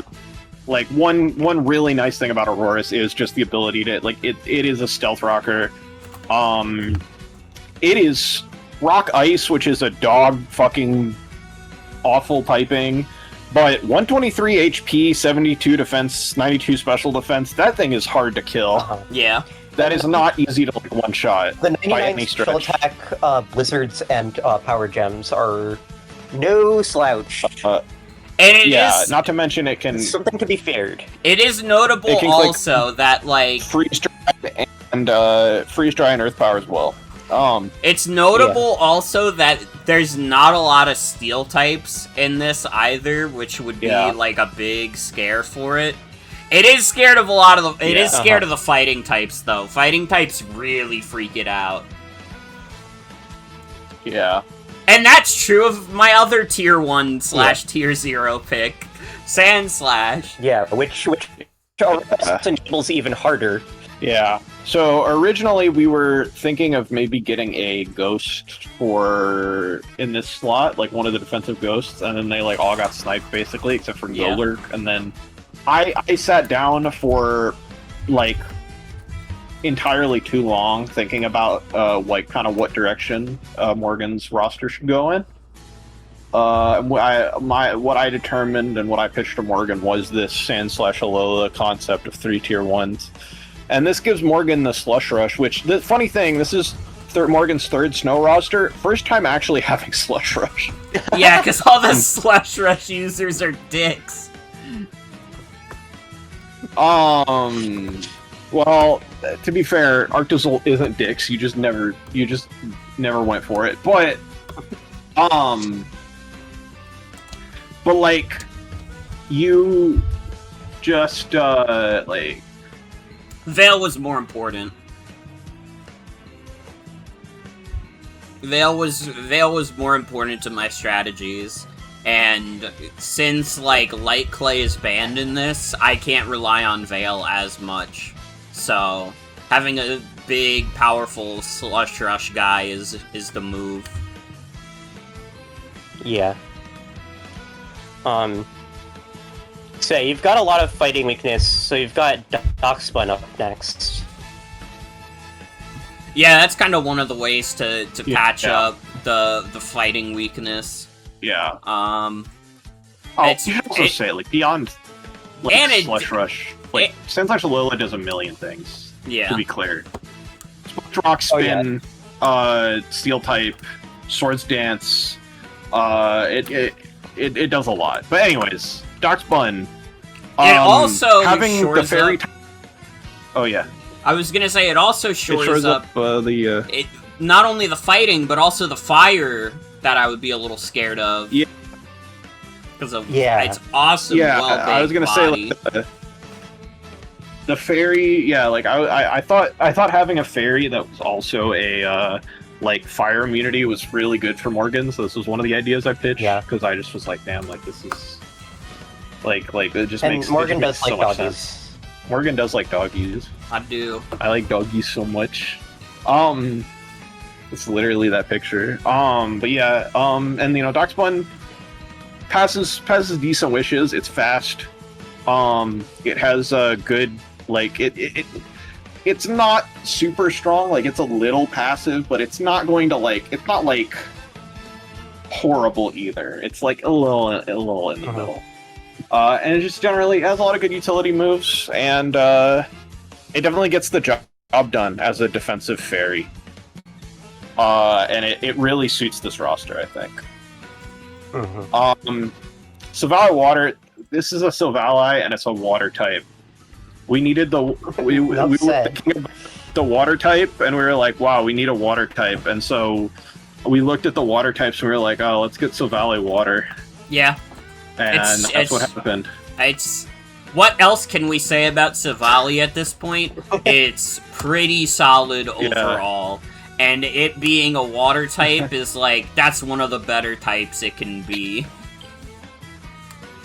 And it's a horse.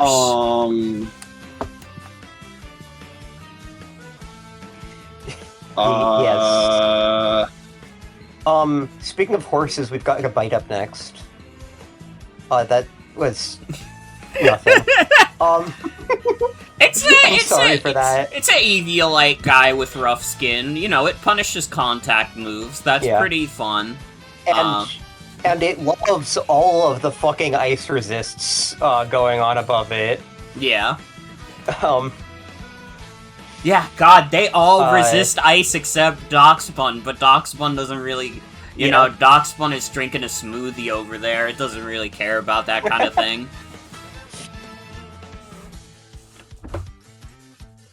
But yeah, it's Garchomp. It's baby Garchomp. It's baby Garchomp. Yeah. It's got a lot of good moves. It's decently strong. Yeah, it doesn't quite hit the benchmarks that Garchomp really enjoys having, but it still does the job. It still gets the job done. Yeah. Yeah, I like. It's nice to have like a ground type here with offensive sets as good as like it has just as many offensive options as it does defensive options in terms of sets. Yeah. Even if the bulk leaves something to be desired, it's still pretty good, and Rough Skin adds so much to its like defensive profile and like utility. Why is Joan saying Silvally isn't a horse? You're hurting its feelings. It's literally based on a horse. Because it doesn't learn highest horsepower. I don't give a fuck about that. But, alright, you can take that shit back to Australia. Morgan it's a horse. Not give a fuck. It's a horse. Silvally is a dog? Shut the fuck up. You're hurting my horse's feelings. Yeah. But yeah, that's goodbye, pretty much. Dusk Noir, this is a big boy. It's big boy season. Get you one. This is a nice like fighting immunity for all these fighting weak things. Yeah. And it offers like there was kind of an option of doing this or Dusclops, but this is I think this fits in a little more with the vibe. The fucking poltergeists hurt really hard. Yeah. And it would make me laugh if I made someone run no item just because of poltergeist. It would. It would make Morgan laugh. In fact. Yeah, and then it does like the defensive ghost stuff of like Wisp, Pain Split, etc. You know, but in general, just real nice punish for all of those annoying. It's got sub punch if you're funny. And like funny. Dusclops' bulk is serviceable enough that it doesn't necessarily have to run Eviolite, but Dusknoir, like, that's not even something he thinks about. He doesn't worry himself about that kind of crap. Yeah. We got Swoobat in the building. Hey everybody, look at its HP stat! Oh! 6-7! God, this mod is gonna be so fucking dated. I love it. Mod's gonna suck. Swoobat is... Nobody will ever watch this VOD. Swoobat is fast. And it sweeps, and... It does its one thing. It's fast and it's a setup sweeper. It defogs, too. It can go defog. It could be a defog. It could be the fucking frailest defogger in the world. If you want. Yeah. It's not a good defogger. It's just a defogger. Yeah, but it does its simple combine store power crap.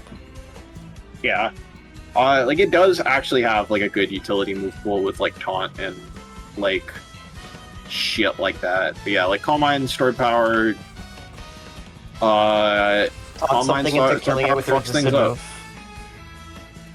Yeah, I kind of needed the speed also. The speed was big because otherwise my best speed tier is like 95, which is like not complete and utter horseshit in this.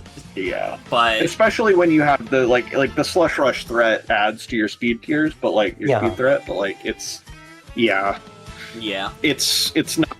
Swoobat is. It certainly helps, and I think the like offensive threat that it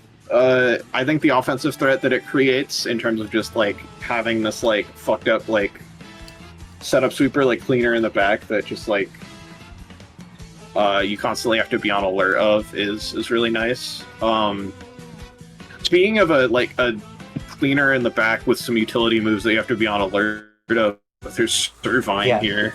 Fuck. Another thing that does funny stat boost stuff. I didn't notice it before. I didn't notice it before. My team kind of baby Looney Tunes a little bit. You got a lot of baby Looney Tune type guys, yeah.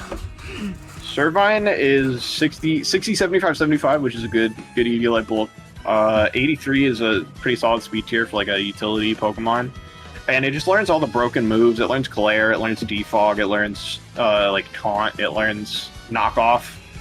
And of course it has Contrary Leaf Storm, which makes even 60 special attack threatening after a couple turns. Yeah. It is pretty good. Definitely like something you have to be aware of, like in like the late game. Ariados is like a crazy spider guy. He's a grounded poison. Grounded poison, sticky web, toxic spikes, first impression, bada bing, bada boom. He had to be there. And like I don't know, you might be able to switch him into like one or two moves. Yeah. Maybe. Bronzor as a backup steal made sense here. It has literally the worstest attack and special attack ever, but the Eviolite bulk is good, and the defensive profile made sense as like an extra guy to have around. And also, it gives me, like, a little bit, like, I got a few, like, slow guys, like, down the bottom here. It kind of gives me the option to go Trick Room. Yeah, I mean, like, Bronzor's not gonna be a Trick Room abuser, but it is good. It is a good setter. Yeah. And, like, it's, and it's, like... Dusknoir is gonna be like, I'm quite fond of Bronzor. And, like, otherwise, you know, it just kind of puts up rocks and, you know, don't give a fuck. Don't give a flying fuck. And who could forget Scraggy? Like, Sidewave all the time. And, yeah, who can forget Scraggy? Scraggy is, like... So, Scraggy is like, I thought that this roster probably needed a dark type, and I didn't, and I was like, yeah, Morgan, like, we're gonna have to pick one of these two later, and then Morgan's, like, phone, like, died at work, and she couldn't, like, respond during drafting, so we didn't get to actually pick them, and I was like, okay, I'm just gonna pick Scraggy for her. It was between this and Krokorok. But I think Scraggy is pretty funny. Scraggy is small. Shredskin and Intimidate are both quite good abilities. Eviolite Bulk is good. Like, pretty, like, pretty good at, like, punishing, like, the, like, ghost types and whatever. It's Scraggy. When Scraggy need to come in, Scraggy gonna come in, and he gonna make things slightly more difficult for his opponent.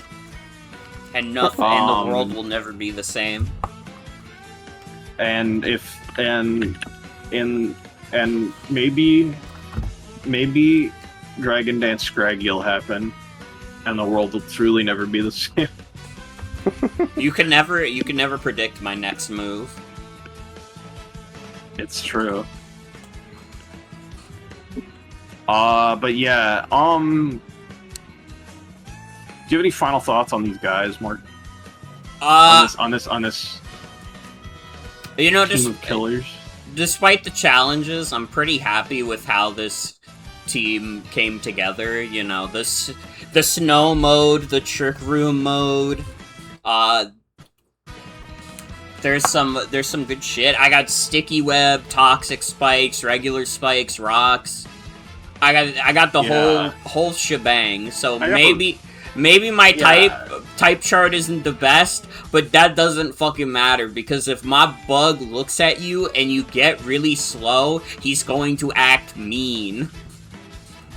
And one thing I really like is, you know, the, like... I really like the flexibility that this roster has in terms of like hazard setting and hazard removal. You know, you have like your multiple like removal with like Sand/Alola and Cell Valley Water and like Servine and stuff, and then you have Cloyster. Like setters with like and Cloyster, and then you have setters with Sand/Alola, Cloyster, Aurorus, Gabite, Bronzor, Ariados for the webs and the toxic spikes, like just like a lot of different ways to use like a lot of different configurations that I think work out. So I feel like this roster actually has like surprisingly little pressure to like have to bring any one thing every game, which I think is really nice. Yeah. If you don't have a grounded poison type, you're getting bullied hard, bro. You're gonna get bullied by the Ariados. The Ariados gaming is gonna fucking happen to you, and you're not gonna know what to fucking do about it. But yeah, yeah, that's Morgan's roster. That's Team Snowgrave. Watch what happens when I use a Pokemon I don't know. All right. So I'm trusting you guys with the keys to the kingdom for a bit. I have something important I need to attend to. All right, take care of yourself. We're gonna say so many fuck words while Morgan is gone. Anyways, I can go next. All right, that sounds good. Yeah.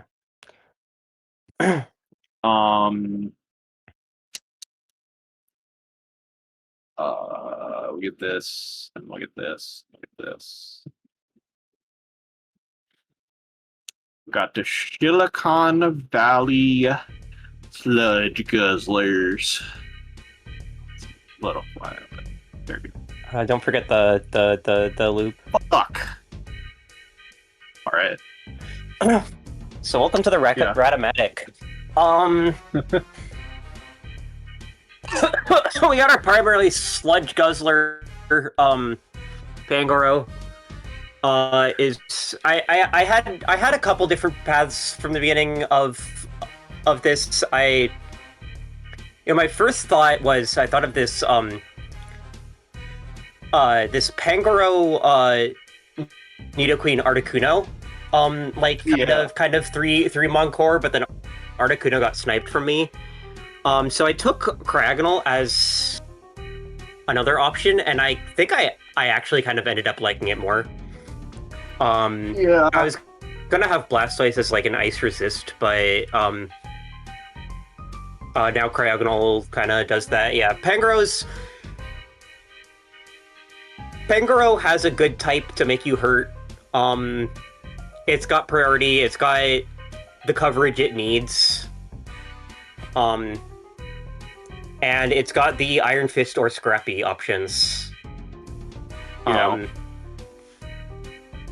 So this thing punches holes, and it's also got a decently good bulk, and so yeah, I wanted a poison type to take the fighting and fairy moves for it. And Nidoqueen, I just, everyone loves the Nidos.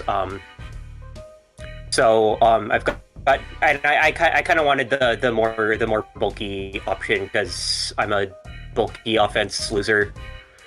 Actually, I'm a bulky offense winner. Fuck you.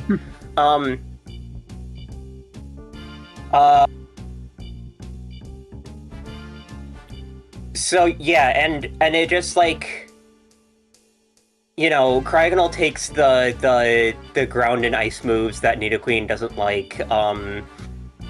Takes like all the neutral special moves it wants. And acts as a spinner, which is it just has a lot of good traits that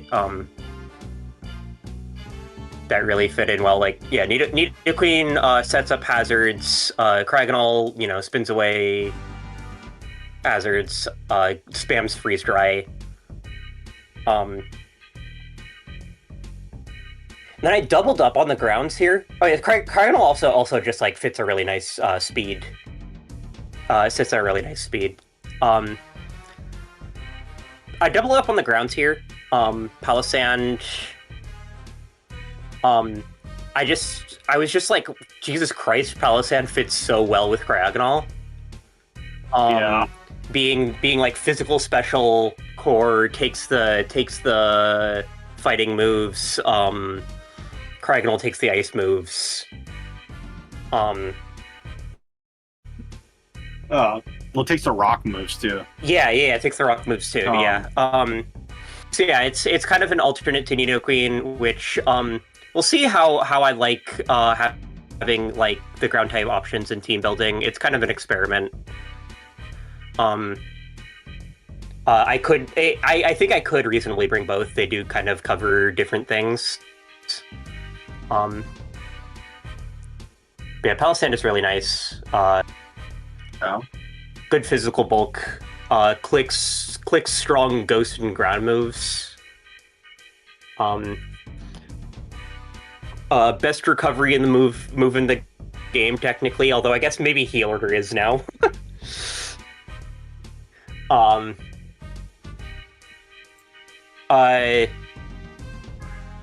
Just no downsides on the recovery, just kind of a funny thing. It's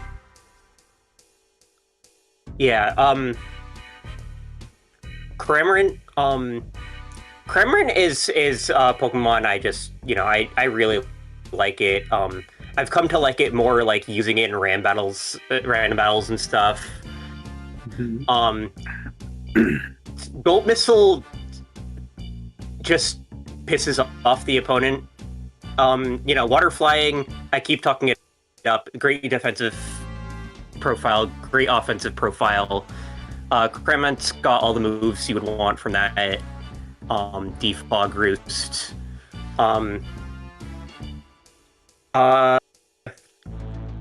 And then just punishes things for attacking it after using one of its strong moves.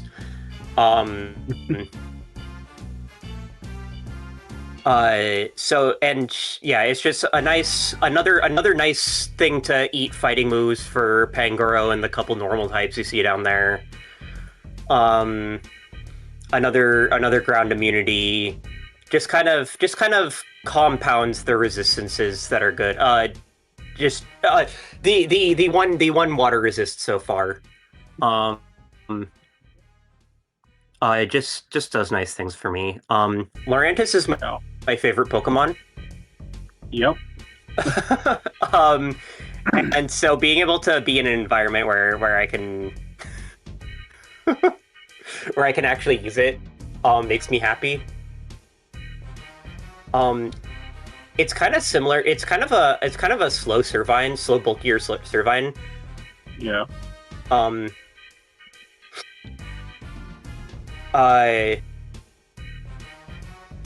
Better initial offense numbers. Can run knockoff and defog.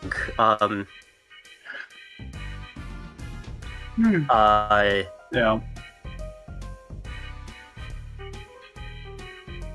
Can go mixed offense. It's just kind of nice to have around. Aromatherapy is a very important part of it.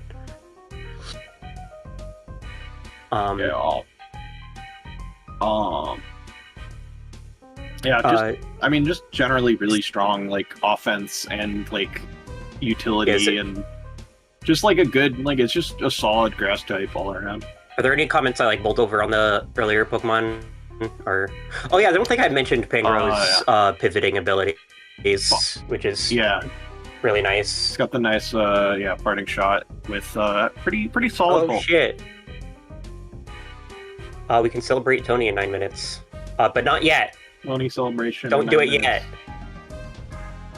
So Lurantis has the aromatherapy cleric. Kangaskhan has the Wish Cleric. I really wanted Wigglytuff as a Wish passer at first, but that got sniped from me. Villainous Bowser got it. Yeah. It was, I did have a fairy already with mobile, so it's like, well, whatever. So Kangaskhan has not as fat wishes, but it is faster and has a lot of its own utility that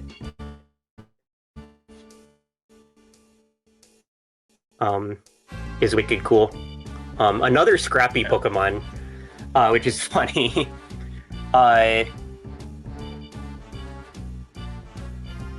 Yeah, body slams. Does it get Encore? I don't fucking know. I think it does.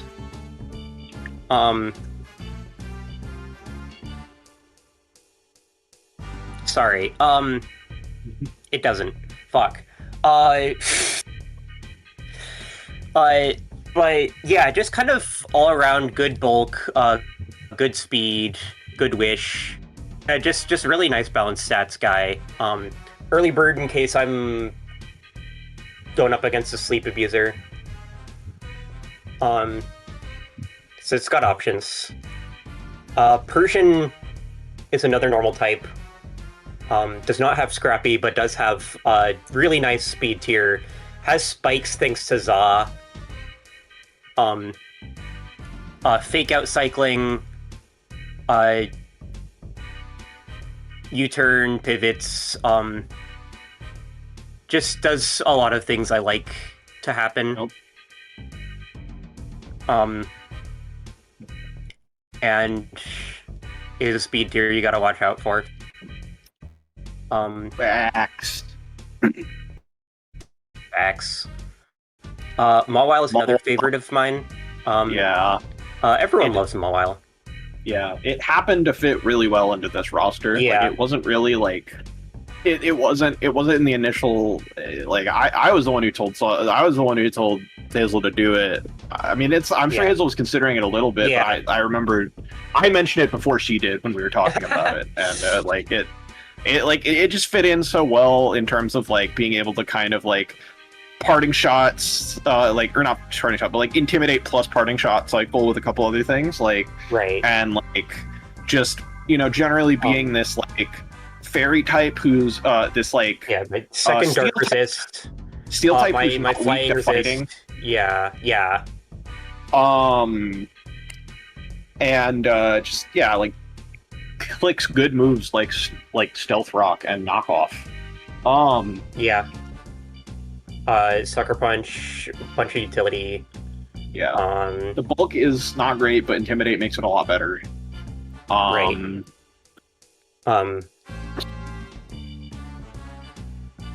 And like it just I don't know, it has the capacity to live for an annoyingly long time. Yeah, good pain splits.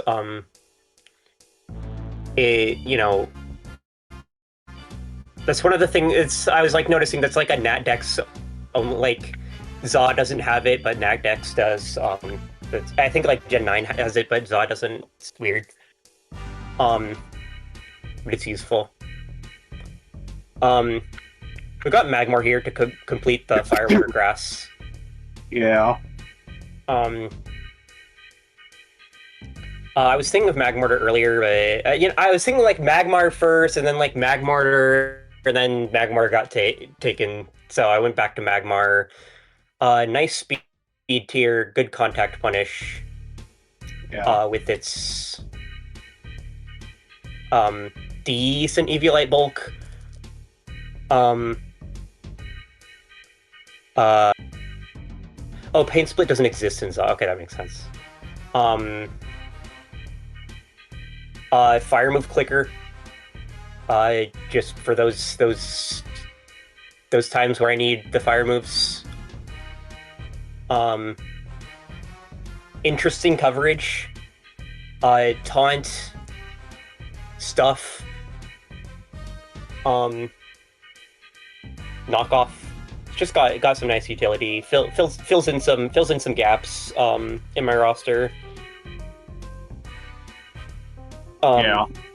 With its speed and resistances. Yeah. And then Electric. Electric is funny. was a fun choice that I thought of at some point for another flying resist. Good Eviolite bulk, no weaknesses, of course.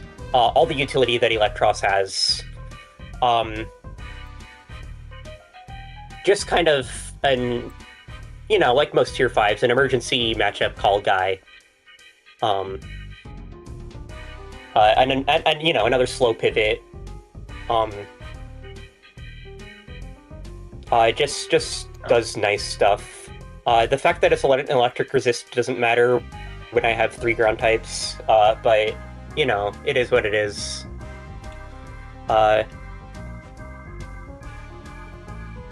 Yeah, we already talked about Electros, so... Palpitoad was another off-sheet choice. I think it just shores up some of my matchups, even though it's a 3rd ground type, but it is my only water immunity. Ground is a broken type.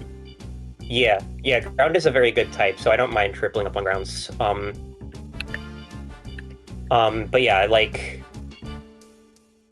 a water absorber, another stealth rock clicker, has a few wacky options it can go with.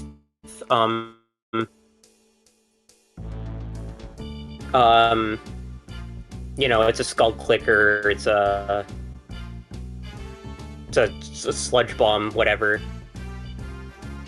So yeah, I think it's I don't know if it's gonna come often, but I think it's good to fill in the gaps.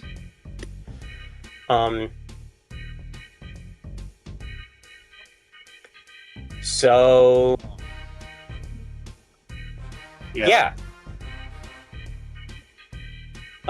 If I bring Swift Swim Palpitoad, you can promise me a high five for that.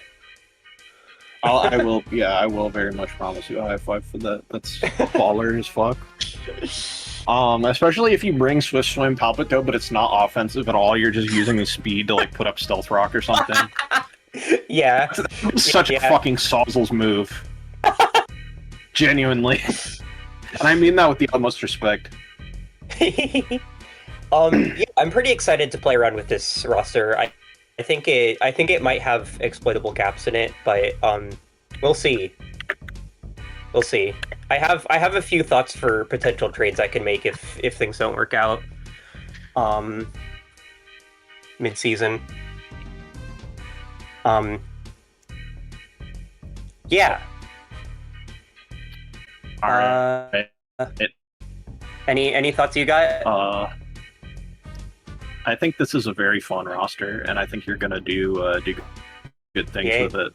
I think like you had a few snipes, but it wasn't really like the punishment you went through in like the last MFL. Oh, my MFL 2 roster is so bad. Like this is like probably an overall better roster, and I think you are definitely gonna be like again. Solid at pirating it. I meant piloting. Fuck me. You're gonna get good at pirating it though. You're gonna illegally download your own roster. Pirate crew with our pirate song and our pirate sludge. Pirates well known for their sludge abilities. What else do you think Grog is? All right. Yeah. All right. So that's that. I guess. I guess I might as well go. Yeah. If we're doing it, we might as well do it in a row. I guess our last few people have a sudden surprise appearance. Lightning Dawn. Wait, who? That was what was this prank? A prank has been done on me. What the hell? Happy birthday, Tony. Happy birthday, Tony. I got pranked with Gib info. This is your birthday song. This is your birthday video and song, Tony. Is this the right one now? Thank you. I'm sure that was Faye or someone different, but probably Faye. Oh, happy birthday to you, Tony. Yeah. Happy birthday. I like video to Awesome Girl on this one. Yeah, this is Elirine from Variable Geo. And so yeah. My roster is oh yeah.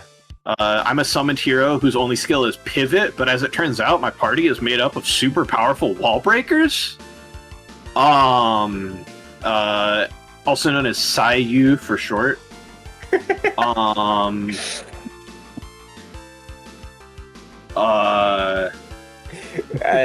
the isekai light novel fans out there are popping off. Yeah. So yeah, in Tier 0, I have Whimsicott, who is my favorite Pokemon, or up there, up in the top echelons. Whimsicott is super good. It's really fucking fast. Like outside of the ridiculous speed things we have, it's like one of the very fastest things. Like, we have like a couple base 120s, and then this is way up there though. The bulk is just okay, but Prankster, it's the typing and the Prankster utility moves make up for it. And just the amount, and the special attack is also pretty fucking. It's below average, but its speed and ability to just run modest all the time makes it so much fucking stronger. Yeah. Especially because its stab move is Moonblast. An interesting fact I learned while talking about Sienna about Whimsicott stuff is that Chlorophyll Whimsicott outspeeds Choice Scarf Excelcor. Yep. And maybe even +1 Ninjask. Yeah, it's pretty wicked. Fast. So that's an option to watch out for. Prankster is, of course, an amazing ability. Prankster Subseed is a famous, Whimsicott troll thing that unprepared rosters can definitely get fucking rolled by. Although I don't think we have any rosters that don't have a grass type, or a grass immunity. Whimsicott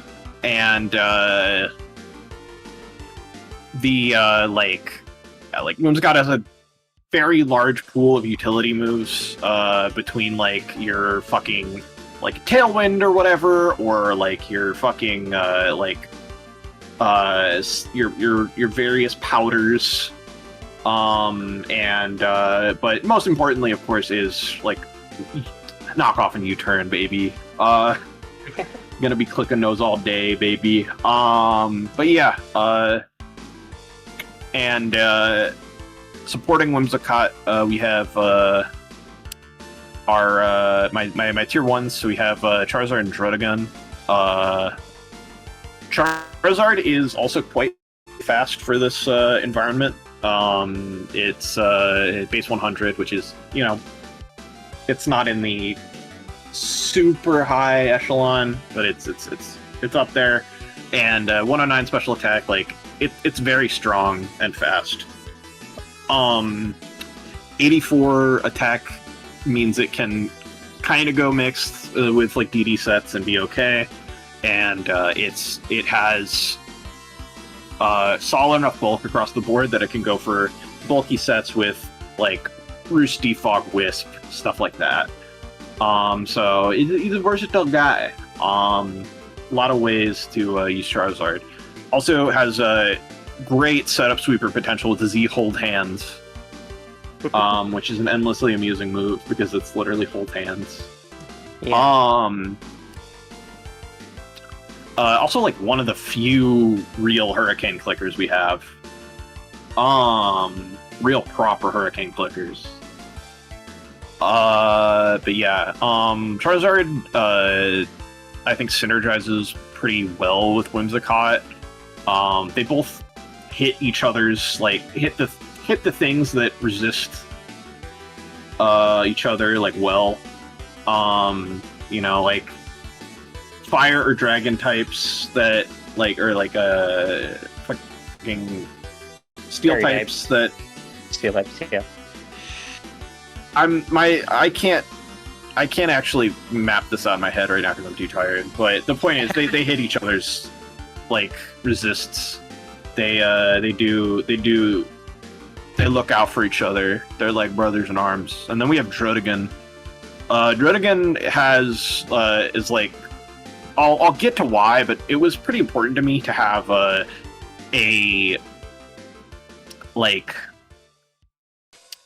non what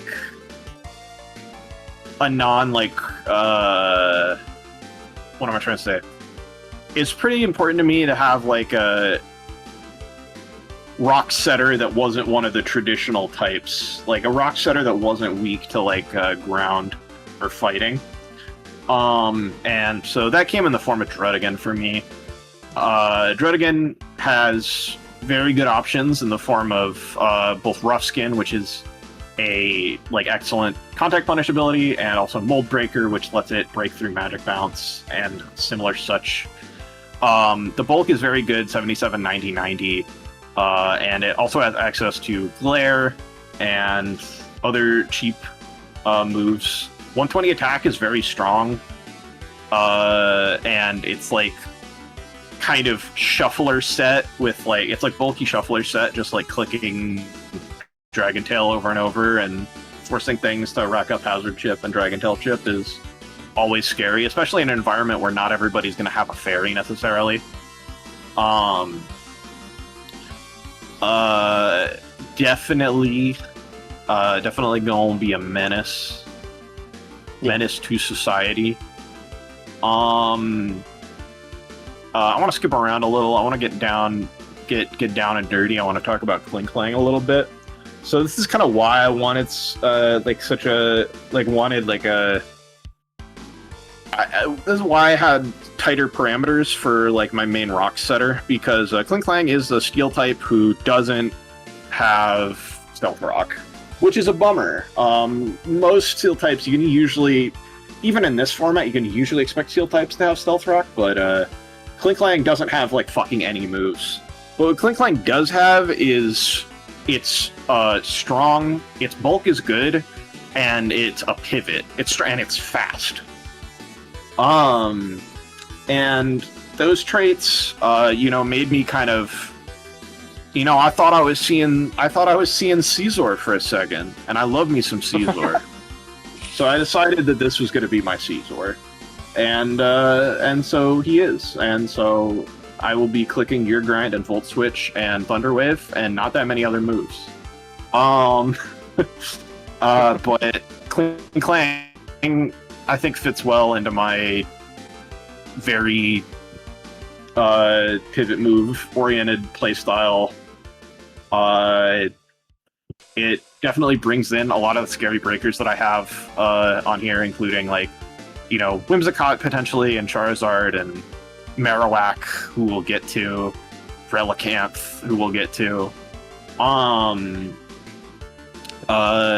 Real funny guy.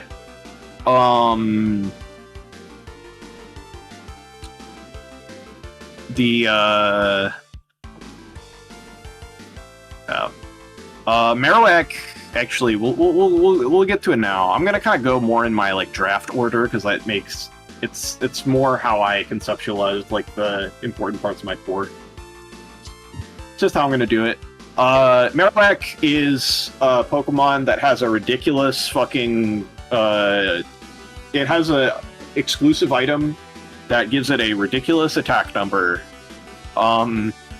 Thick Club doubles Marowak's attack and makes it really fucking strong, and the Earthquakes hit really hard even if you don't really invest very much. In exchange, Marowak fucking hates getting knocked off. It fucking hates, it's like really slow. The bulk isn't the best.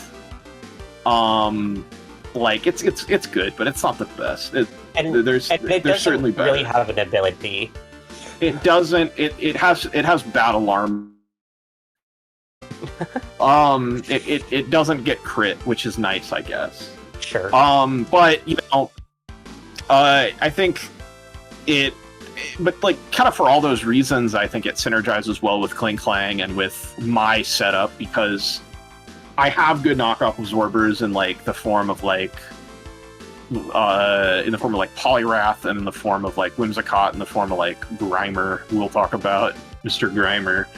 And I have like good contact punishes in terms of like Druddigan, and I have pivots that can bring in Marowak, and I have good para spreaders with like Druddigan Glare and Rotom, whatever the fuck, and shit like that. So I think I think I have a good support network for Marowak here, and so I think I'm comfortable having it as my main ground type.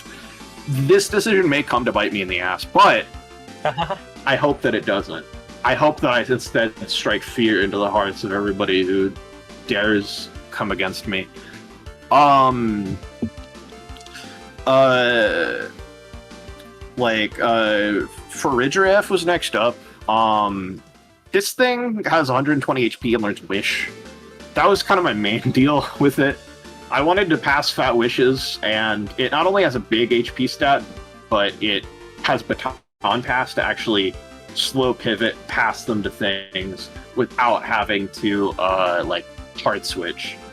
Always love slow pivoting, especially if it's Wish that's bringing something in super safely. Farigiraf is also strong. It's passes big future sights along with its wishes, and its 90 attack lets it chip things with like Body Slam or whatever as well. It has one funny ability that I will probably use in like one game in Cudchew, and then it has two really good abilities in Armor Tail, blocking priority, and Sap Sipper, giving an Grass immunity. In general, I think it's like gonna be a really fun guy to use. I'm excited for it. Then we got Rotom here. So Rotom is like my other favorite Pokemon. Also say that Charizard is one of my favorite Pokemon. Maybe I'm boring for that, but I don't care. Everybody love me. Rotom is pretty cute. Very cute. Really, really cute and lovely, but I'm getting a fucking phone call. Shit. I can just talk about Rotom real quick. It's like a decently fast defogger and pivot. It's got its okay offense, and pretty great defensive profile, honestly, with its 3 immunities. Sorry, 1 second. 1 second. My mom's making me turn down the air conditioning by 1 degree. Okay, I'm gonna keep talking about Rotom. That's fine. It's got Nasty Plot from Za. It's got Parting Shot to pivot on to actually be able to pivot on ground types now. So it's basically just another good pivot to have around. Its bulk isn't as good as the Rotom appliances, but its speed does cross that 90 threshold. That's going to be pretty important in this league. Plus it's a cutie pie. It's got paint split as well.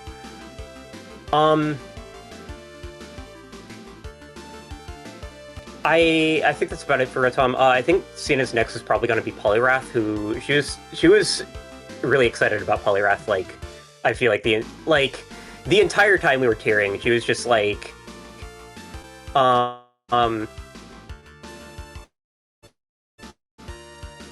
she was just like, oh my god, Poliwrath is really good. Like, it's got a good defensive profile. It's got good moves.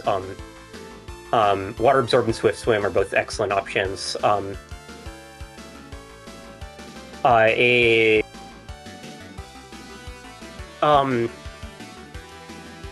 a support Pokemon, it doesn't have removal or hazards or recovery really. Well, I'm talking about Poliwrath now. Okay. Did you talk about Zaza moves for Rotom? Yeah, it was I talked about Parting Shot. Oh yeah, it also got Parabolic Charge for its to survive longer. Honestly, the most important one to me is Taunt. Yeah, I got Taunt. Taunt, that's right. Yeah, 91 speed Taunt. Yeah, it's great. Yeah. But yeah, Breath is kind of my generic bulky water here. Like my I really liked the fact that it's a rock resist as well, and a dirt resist. Those are powerful defensive traits. Just learns a lot of good moves. Yeah. Water Absorb is an amazing ability, of course.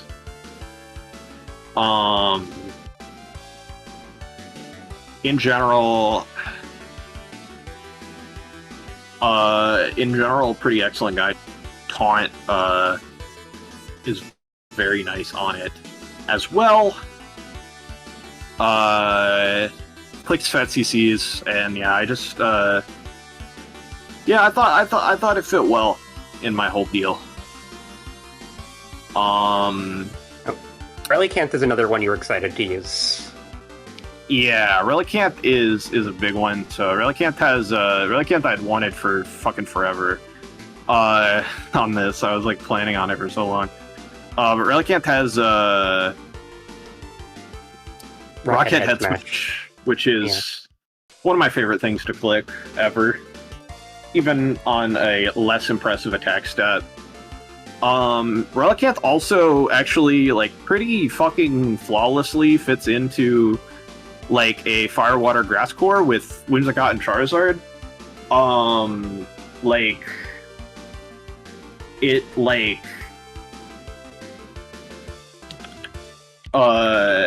it's actually like a like it resists all of Whimsicott's weaknesses. It like well, except steel. Sorry, it's steel neutral, but I don't really care that much about that. But it resists the fire, flying, and poison. Which is like an interesting set of traits that like it's water rock specifically serves. And in general, I think it's like, you know, like it helps join in with like Whimsicott and Charizard to like all kind of beat up each other's checks in a way that I think works out really well. So I think, you know, despite being tier 4, I think we're going to see a lot of Relicanth because I've kind of built it into the fabric of this team a little bit. You know, I'll be kind of choosing between Poliwrath and Relicanth depending on the matchup. But I think you'll be seeing a lot of both.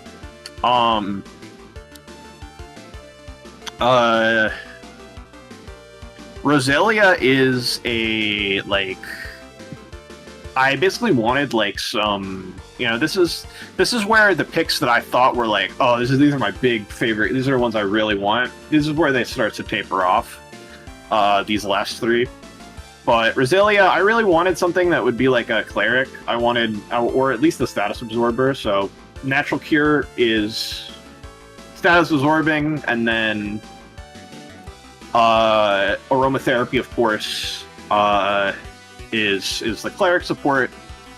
It also has nice EV Light Bulk and can like put up spikes, which is really nice. I didn't have a source of spikes otherwise. So it's very versatile, I would say, and I really enjoy its presence. It's also quite strong. 100 special attack is nothing to sneeze at for sure. You know, I've already been kind of preemptively doing like some building against many of my foes, and Roselia is already feeling really good against a lot of people. So. I'm glad I picked it up. Next we got Jetrat, Akka, Raticate Alola.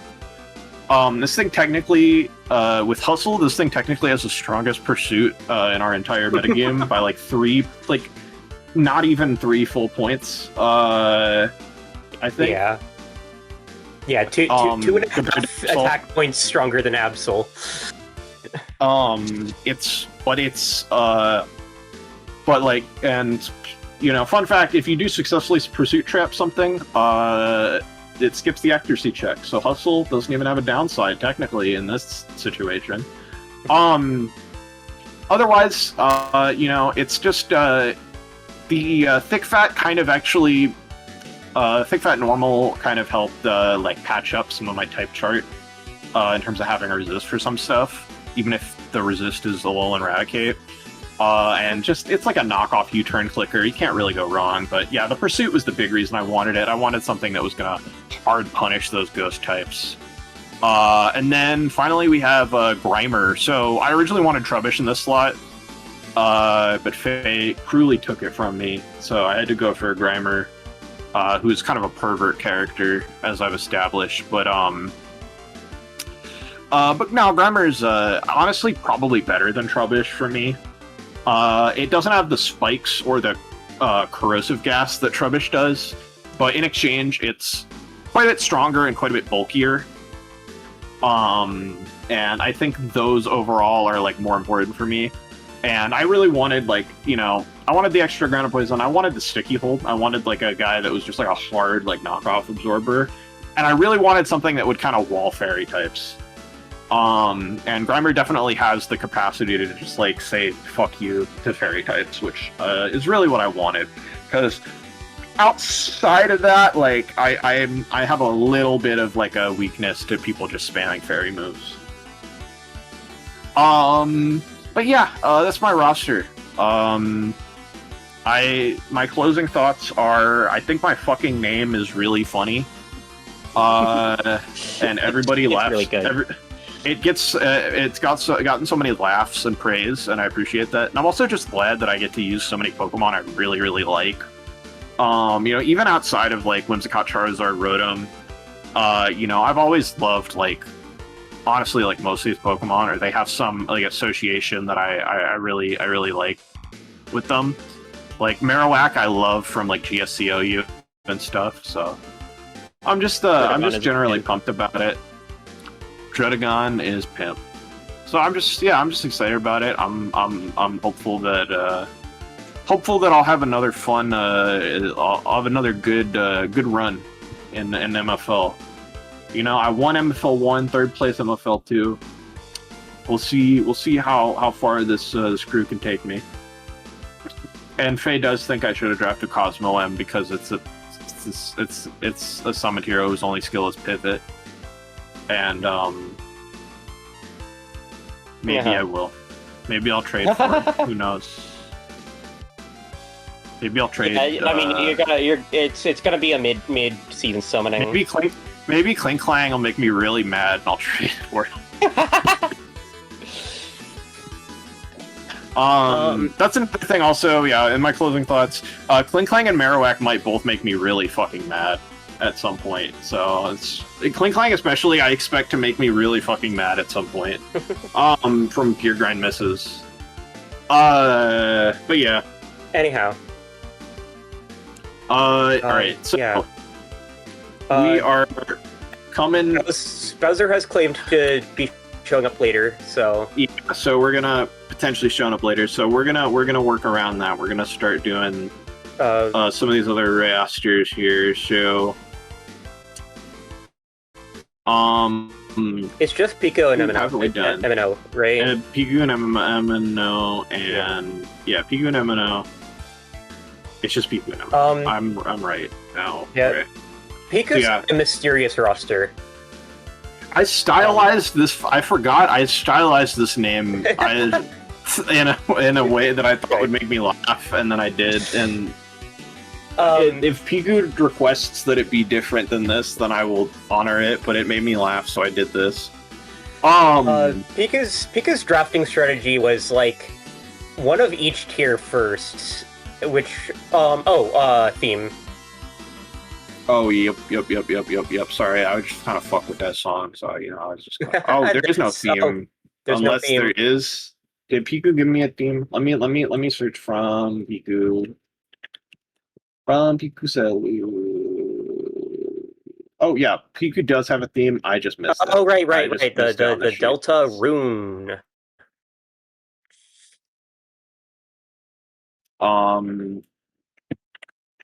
And you know what? Pedal Dance is a move from Pokemon, so yeah. Yes, that's true.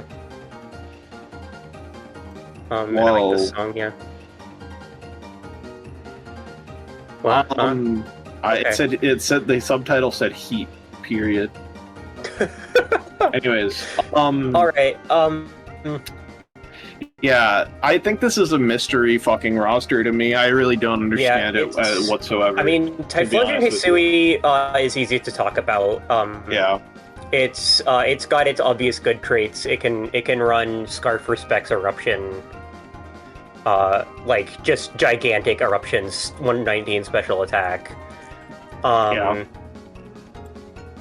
It can run, and then it's got Ghost, which gives it more entrance points, gives it another spammable stab move, and it can like Calm Mind or whatever.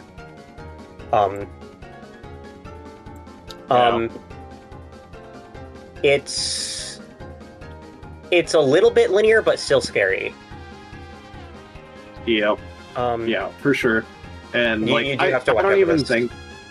Yeah, and I don't even think that I honestly don't even think that semi quote unquote bulky sets are out of the question. If you want to bring Wisp, do a Wisp Hex thing, or more likely a just straight up Infernal Parade thing. Or wait, that's how Infernal Parade works, right? I'm not smoking drugs. I think so. I think it's burn style. Overkill move. It's. I'm gonna sneeze. It's just it's 5 less power on Hex, but it has a burn chance. And now let's quickly jump to what Piku's second draft was, which was cast form. This Pokemon fucking sucks and doesn't do anything. Yeah, it has 70 across the board. I mean, it has Bolt Beam, I guess. It has Defog. I guess that's something. I guess it's a defogger. Okay, because that's the weather. It's got Scald. I guess. Morgan so has it does returned. a couple things. Hi, Morgan. We're talking about cast form and how it was Piku's second draft. Yeah, because it's cool. Yeah. While we're down here, I will also note we've got double tier 5s that are normal types with uniform stat distributions. That also both kind of fucking suck.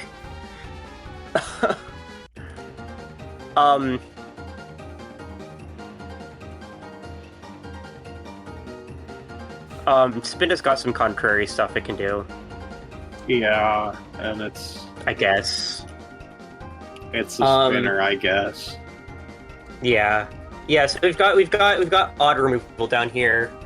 But then back up to Piku's third draft, which is Vanillux. Which I also don't super understand. It might. I mean, we don't have Lake Play, but I mean, Typhlosion Hisui behind Veil still scares me. Yeah, although I mean, that's I guess on like a Calm Mind set, because I mean, Eruption still doesn't appreciate the chip. There is no chip. There is no snow. Hail does not damage. No. I mean, it doesn't appreciate taking weak attacks. I mean, is what I'm saying. Okay. Yeah. Yeah. Okay. So yeah, that's that. I guess Blizzard deals with ground types. I don't know. Typhlosion Hisui plus Freeze Dry Clicker Vanillux is scary to me. But yeah. I don't know. Freeze Dry for it might be something. I don't know. Bramblegast also handles the waters with Fat Power Whips. 150 in attack. Power Whips, yeah. It's also doing pretty fast Strength Saps. Yes, fast Strength Saps. Fat Poltergeist as well. It's a spinner, it's a Leech Seed Clicker. It's got good traits. It's a grass type immune to Hurricane and Heat Wave for the birds that try to eat it. And blizzards.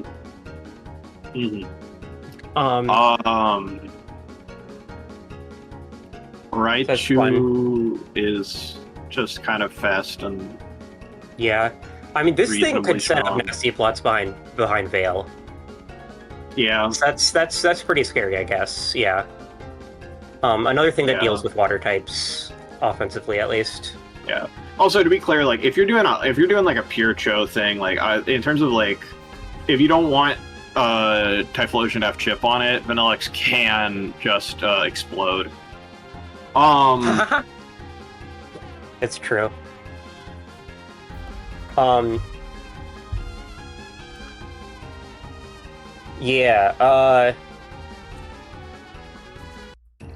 Raichu is pretty straightforward. It's an electric type. It's a fast electric type with grass and water options. Yeah. Sableye got the pretty large buff of Parting Shot from Legends, which makes its prankster shenanigans even more fucking annoying. On top of its Taunt, Encore, and Thunderwave and Will-O-Wisp. I mean...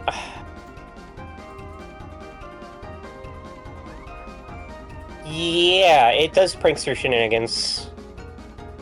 The bulk isn't terrific, but it recovers before taking a move, so...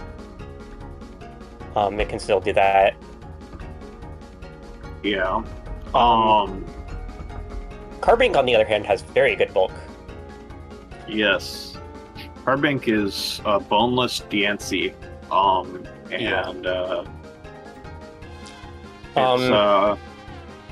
It's got the hazards. It's got the Moonblasts. Not very strong Moonblasts, but still, like, fucks around with them. It's got Iron Press, which you have to watch out for. even non-boosted body press is gonna hurt from 150 defense.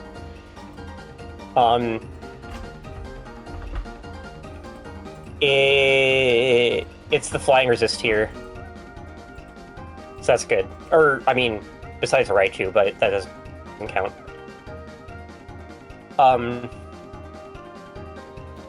Toucannon is swag. It's another thing that has like a pseudo priority burn if something touches it on that turn. Like Beak Blast is just an amazing move. That's kind of most of it's got Defog Roost like any flying type. Not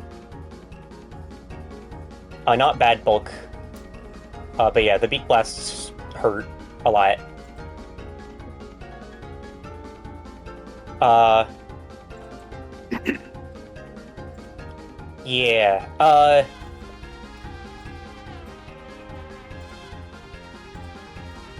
thoughts, Oranguru is another, you've got more bulky offense going on. It's got nice bulk. Fawn typing, a Psychic that's immune to Ghost, sure. It's got Nasty Plot and Calm Mind.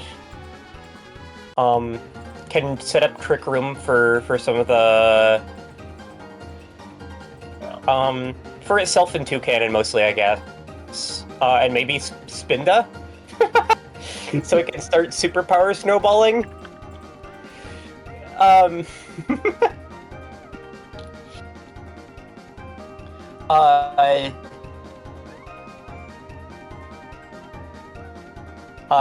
mean, good coverage with Thunderbolt. Decent coverage with pretty much just Thunderbolt. It has Focus Blast. Oh, right, Focus Blast, duh. Jumpluff is honestly pretty good. It's got obnoxious traits. It's fast. It has totally decent bulk. It doesn't look like it has good bulk, but it has totally fine bulk, and especially when it has absurdly fast strength steps. Yes. Really fast U-turns. It has switcheroo. It has fucking swords dance. Aromatherapy, encore, taunt. Like, you know, this is a. No, it doesn't have taunt. Sorry, I'm lying. It's a utility. It's a utility monster. It gets more utility out of everything than anything else. Like a utility monster does.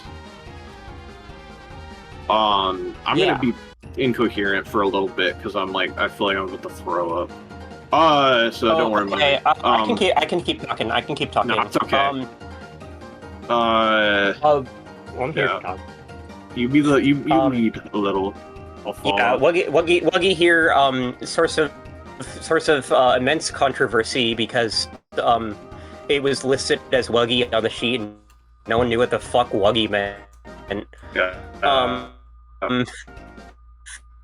we had like 4 different people ask for clarification, and we never fixed it or did anything about it. Yeah, and then when I clarified it to Piku, she was immediately like, "Oh, yeah, I'm grabbing that."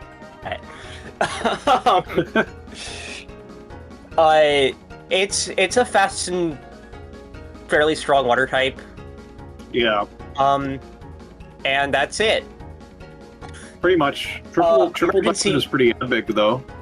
Yeah.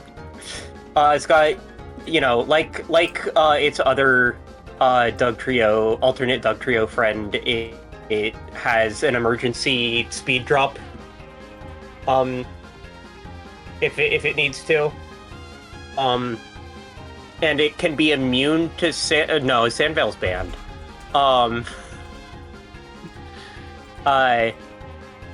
Unfortunately. Rattled is not super useful since it's already faster than most things. And can't take a hit. So that's a bit about all about Wug Trio. Yup. As for Muspendo, we already talked about. That's Piku's roster. That's it. Kind of is just a bunch of fucking guys. Guys, yeah. Like I don't really know. I mean this kindly, but it's just it does seem like Piku just kind of picked up a bunch of Pokemon that she liked. Her plans. And you know, that's fine. I mean, it's good to be pick up a bunch of Pokemon you like, and yeah, it is what it is. I'm curious to see what kind of concoctions she will cook up on the battlefield. Next is MNO. So we get a battle theme here. Let me search in the server really quick and make sure, but I don't think we did. I'm pretty sure this is one that we just haven't received yet. That's the wrong channel. Whoops.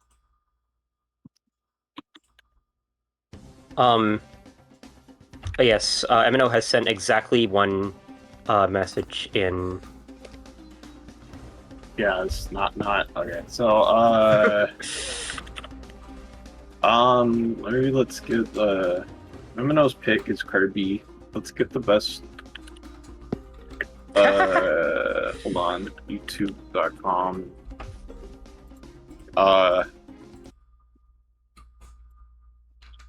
Kirby 64 best song. Can't remember what the best song is, so I'm gonna. Oh, this is the top 5. That looks like it's gonna be a listicle video. Oh fuck. Oh no, maybe not. Okay. Okay. All right. This is it. This is what we're doing now. Anyways, we're gonna do top 5 songs, and we're gonna loop it too. So Decidueye is the tier 0 here. Pretty honestly, yeah, has a lot of good traits. Good, yeah, like good bulk. Like good mixed offenses. Yeah, defog priority. Yeah. Broken spammable move. Yeah. And really just like good, like really interesting typing. Yeah. That it can do a lot with. And can be immune to contact punishes. Yep. So yeah, overall, like, yeah, super solid. Colossal is a very also cool swag. choice. Goes well with Decidueye. Decidueye takes the ground and water and fighting moves for Colossal. Yep. Yeah, it has a lot of offensive and defensive sets. Really fucking good both. 110, 120, 90 is insane. Yeah. Rockfire seems like a shit typing, and it kind of is, but that's good even like out of the purview of this draft. It's just good. Rockfire is kind of a shit typing, but like, man, when you have those numbers and Flame Body, and you also have spikes and rocks and spin, then you're doing pretty well. And you can click an overheat. Yep. And yeah, like again, offensive sets, Steam Engine Cheese is so fucking crazy. You can do some wild shit with just weakness policy and a dream. Audino is amazing. Yeah, Audino is great. I'm kind of a big fan overall of MNO's roster. Yeah, I think it's cool. We've got a Wish Regenerator pivot here. Wish Regenerator, like, Fat Wishes, like Heal Bell. It's got Heal Bell, it's got Knockoff and Thunderwave, and it could run Calm Mind with crazy coverage if it wants. Yeah.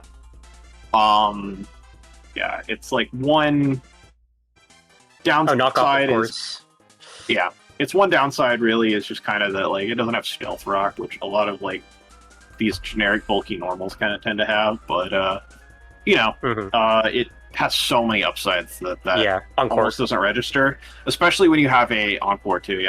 Especially when you have a rock setter as good as Colossal and Tinkatuff down there as well.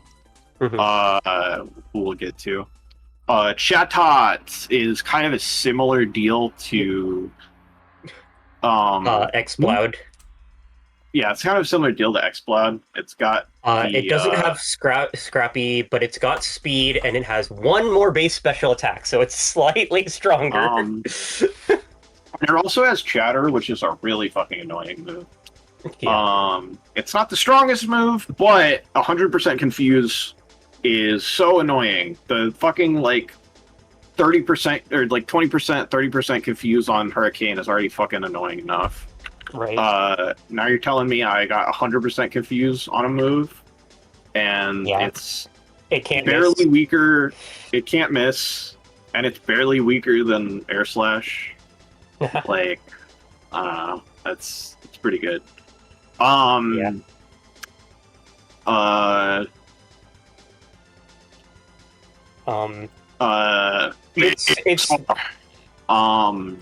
just gonna say Chatot's abilities are like not terrific, but oh well. Yeah, Tangled Feet is annoying. If you if you manage to confuse it, it's really annoying. So I don't know. Venusaur is good. I don't know. Yeah, Venusaur's been around for forever and has always been good. It can run Chlorophyll, it can run defensive. It's got Sludge Bomb, it's got Earthquake.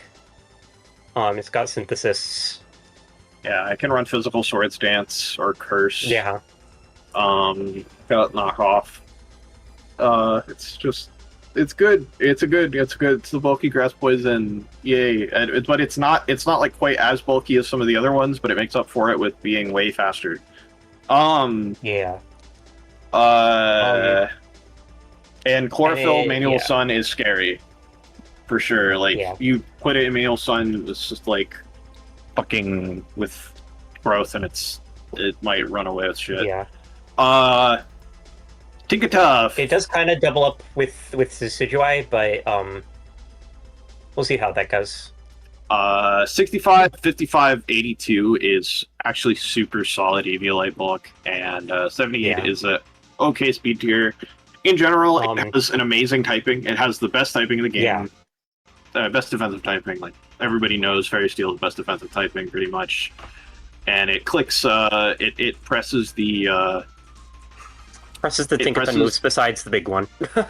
It presses the Tinkaton moves besides the big one. Which, you know, to be fair, the big one is a real big one, but man, the other Tinkaton moves are so good. Yeah. Knockoff and Stealth Rock and Encore and Thunderwave, like, fuck, man, that's like all the moves, basically. Ice Hammer for fun. Yeah. I feel like a lot of the time it might just honestly like choose to click Foul Play, considering how weak it is. Yeah. But yeah, you know, it's it's got the Tinkaton utility. It's got good bulk. Skill swap. I didn't know Tinkaton got that. Also Pickpocket can be super annoying. Yeah. Yeah, on a knockoff resist.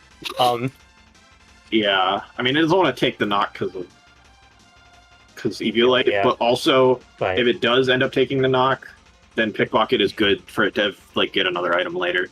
Well, it gets the item off of knockoff. Yeah. It takes the item from the knockoff clicker, so it immediately has an item again. Yeah. Avalon Hisui is so fucking annoying. Like, you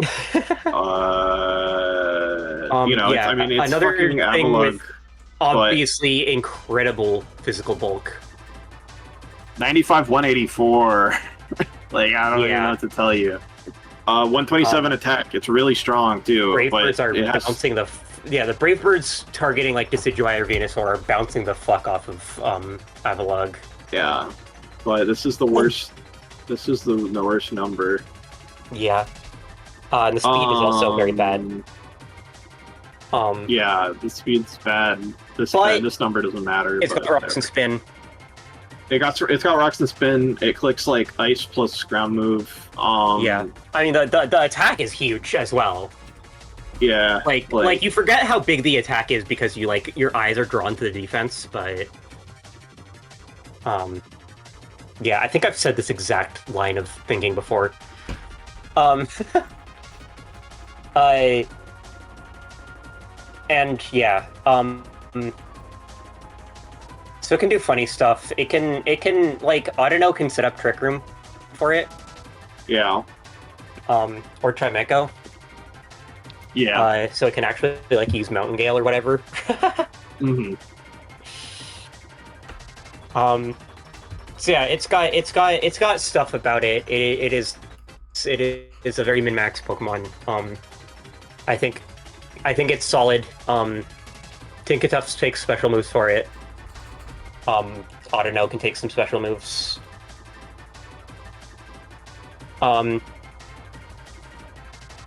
Rapidash shores up the speed annoyance, the low speed of the rest of the roster. Yeah. Basically clicks good fire moves. Wild charge coverage. That's about it. Hypnosis. Stop that. I keep accidentally doing it because I'm going between monitors and then I do stuff. Yeah, fire immunity. Cool. Yep. Trimeco's got a lot of stuff about it. It's got its wish and heal belt. It's an alternate cleric to Audino. It feels a little maybe a little redundant, but it's a fighting resist for Audino and Colossal. I mean, Decidueye is also that, but like, you know, it can partner better with like Avalugg. Yeah. Take the ground fighting moves. You know, it's a ground immunity. Yeah, like it actually partners great with Colossal now that I think about it. Yeah, that's true. Can Ka if it wants, but it's probably usually going to be a cleric like status Thunderwave spammer. Ampharos is yet another heal bell user. Yeah. Good luck statusing this guy. Yeah. 95, 85, 90 is good bulk. Yeah, like strong pivot. bulky pivot. Yeah. Yeah.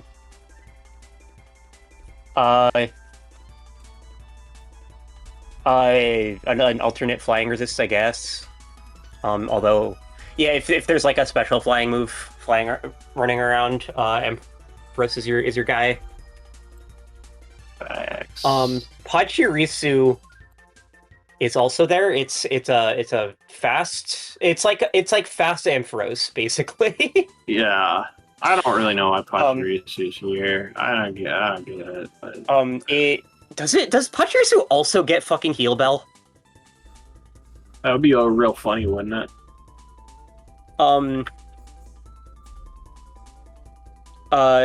It doesn't. Okay. This is just gonna be fast, like Encore turn, like yeah, Encore pivot, Super Fang, Electric Immunity, because this roster lacks a ground type. So that's definitely a good aspect to it. Yeah, that's gonna actually cause Pachirisu to come to games. Yeah. Pikumuku. This is the fucking weirdo. A funny guy. Yeah.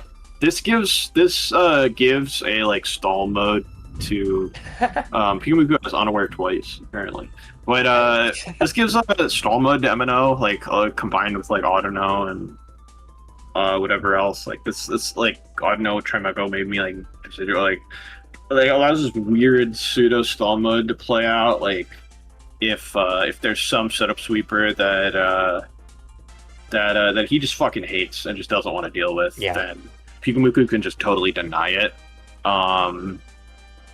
And Pikumuku definitely less good than like in Gen 7, than its peak because it doesn't have as much PP. Which if there's like a choice band grass type running around, you can let Pikumuku get one shot by it to try to innards out it. With true. I mean, like this thing can't do damage outside of toxic, basically, so it's not like gonna. Yeah. It's a weird guy. I don't know if we're gonna see it. I mean, we'll to get around. If I look at some of the more offensive leaning rosters might be a consideration, maybe against WAFFLOES or somebody, but yeah, it's hard to say. This roster has a couple gaps, but I'm a fan of a lot of the picks that are going on here. I like the core. Yeah. If things don't work out, we've got mid-season trades to patch it up, and really enable this like scary core. This honestly scary core. Yeah.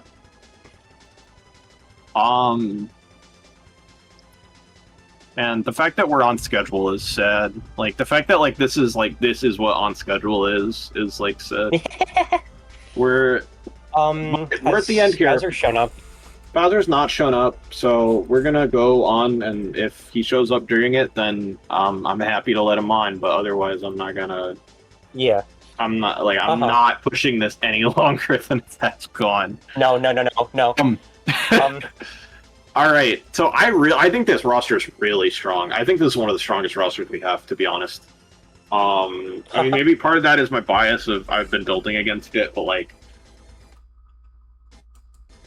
I think it's really strong. Like, don't forget the theme. The chart is immaculate. Bowser is Mario's evil brother. That's what.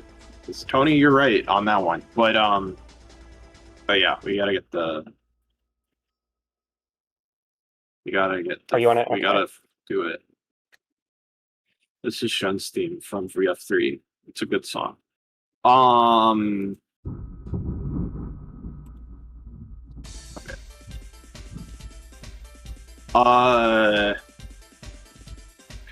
so Heliolisk is great.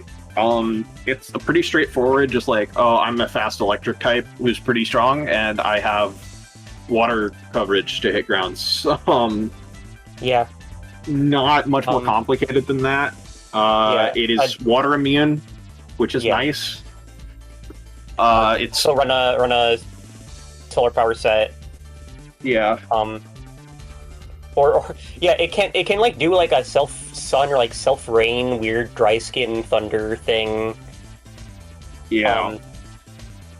With its okay special bulk. Yeah. Araquanid. Yeah, Araquanid is scary ass web setter. Yeah. Puts its webs up, and it clicks giant fucking buttons. Like, the liquidations hurt like a motherfucker. Do not get hit by Dish Guy. Good bulk. I mean, 68, 92, 132. It's really quite good. Definitely functional as like a bulky water guy. Although there's another bulky water guy on this roster as well. But they're very distinct from each other. Yeah. Takes fire moves for Heliolisk and Earthworm. Yeah, and like Water Bubble, just a completely broken ability. Let's be honest. Yeah. And Water Bubble, kind of contributing to like this roster being really hard to status in a lot of ways because we'll get to it. But Earthworm, Earth Eater is broken. Everybody knows that. Takes ground moves for Heliolisk. Takes flying moves for Bug. Yeah, like it is really good. Like the steel, ground immune steel is a really fucking good defensive profile, especially when you're not even weak to electric. You're literally only weak to fighting. Like, holy shit! Fire. Oh, fighting and fire. Sorry, but it's still like it's really good. It's really good, and your stats are like honestly basically Skarmory stats. You basically have Skarmory numbers as Earthworm. Yeah. It's got hazards. It's got coil if you want. Yeah. We're no Shed Tail, right? I think I forgot. We're no Shed Tail. Shed Tail's just banned in general. It's not a complex ban, but it's worth adding. I always have to check. For some reason, my brain always thinks Earthworm has Glare. It doesn't. It would be so broken. It's a worm, not a snake. It would be tier 0 in this format if it had Glare, genuinely, I think. Yeah. But yeah. Cheapo.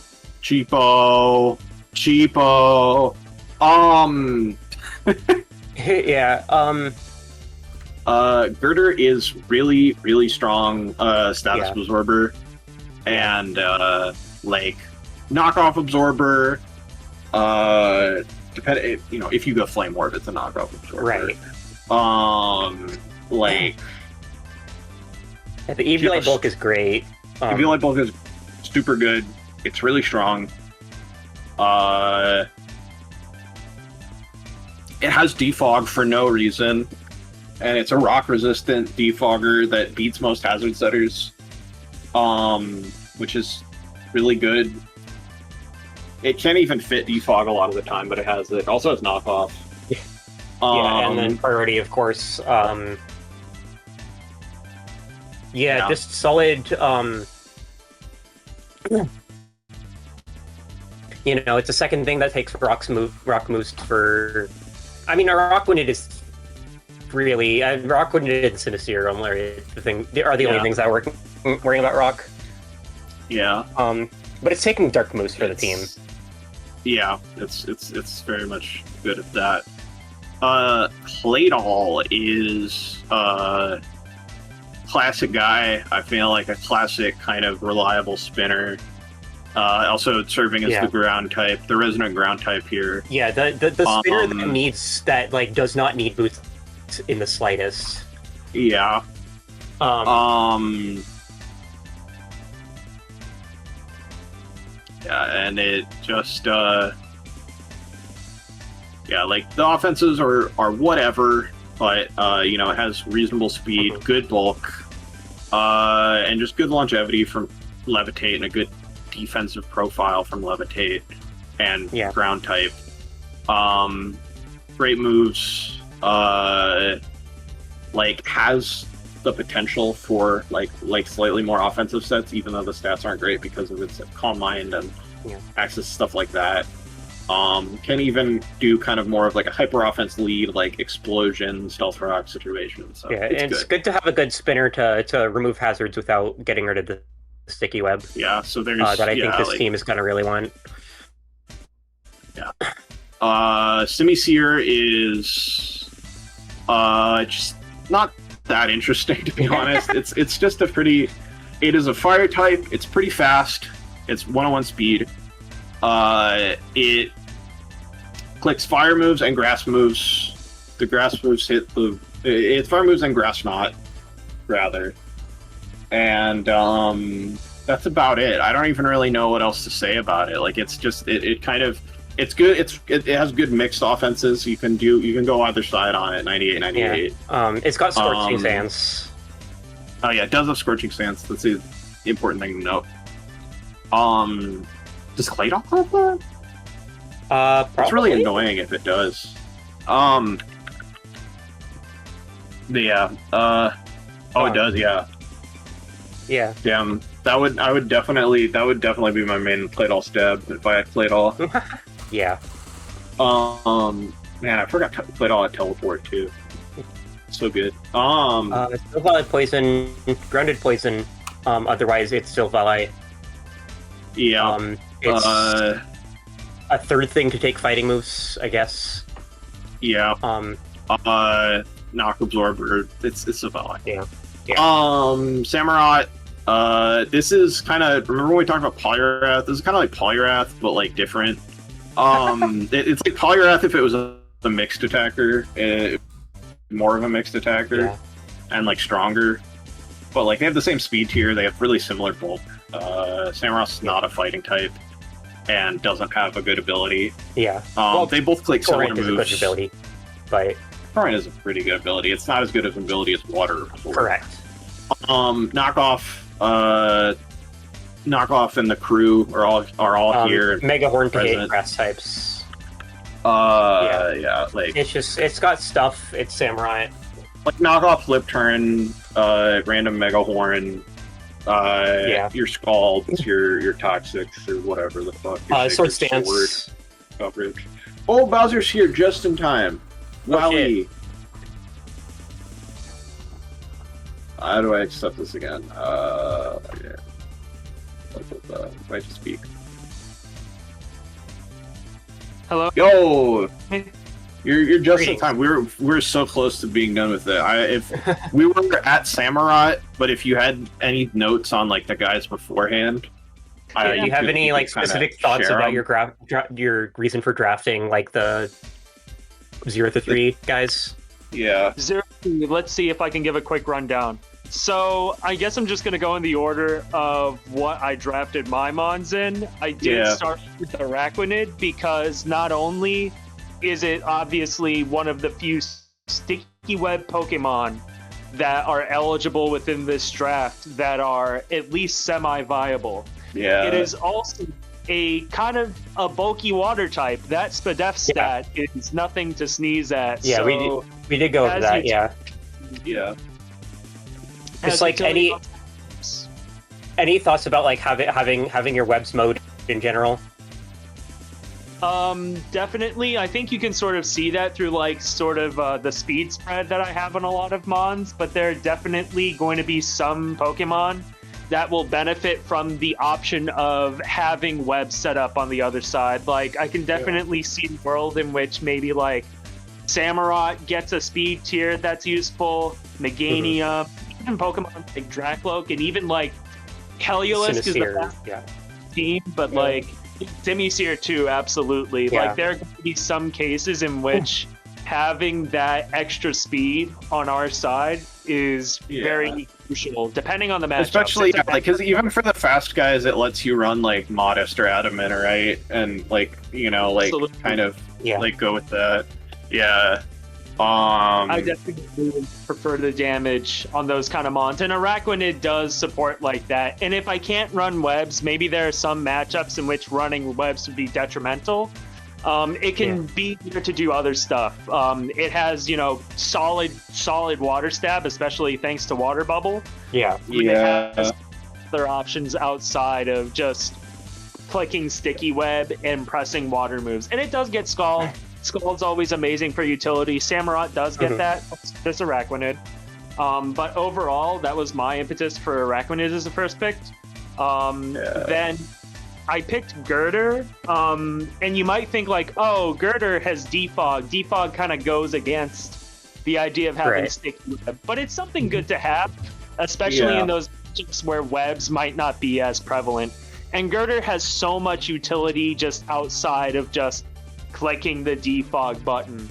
It's got a lot of things going for strong. it. But the Eviolite looks so good. It's such a good status absorber. It's just... Guts is such a good ability to have. Like, Iron Fist is also nice, but Guts is definitely what's probably going to get run the most often. And it has utility, it has knockoff. You could be funny, you could run like a rest talk set with Guts. Yeah, that's for sure. A partial option.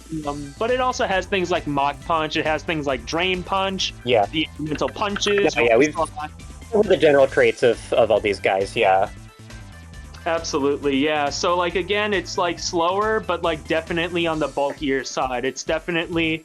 And I think that's sort of a theme with my team, is it's a lot more balanced. I have built draft teams that are more balance-oriented in the past, and I've definitely had success with those. So that's definitely the mentality I'm coming in with here. Because...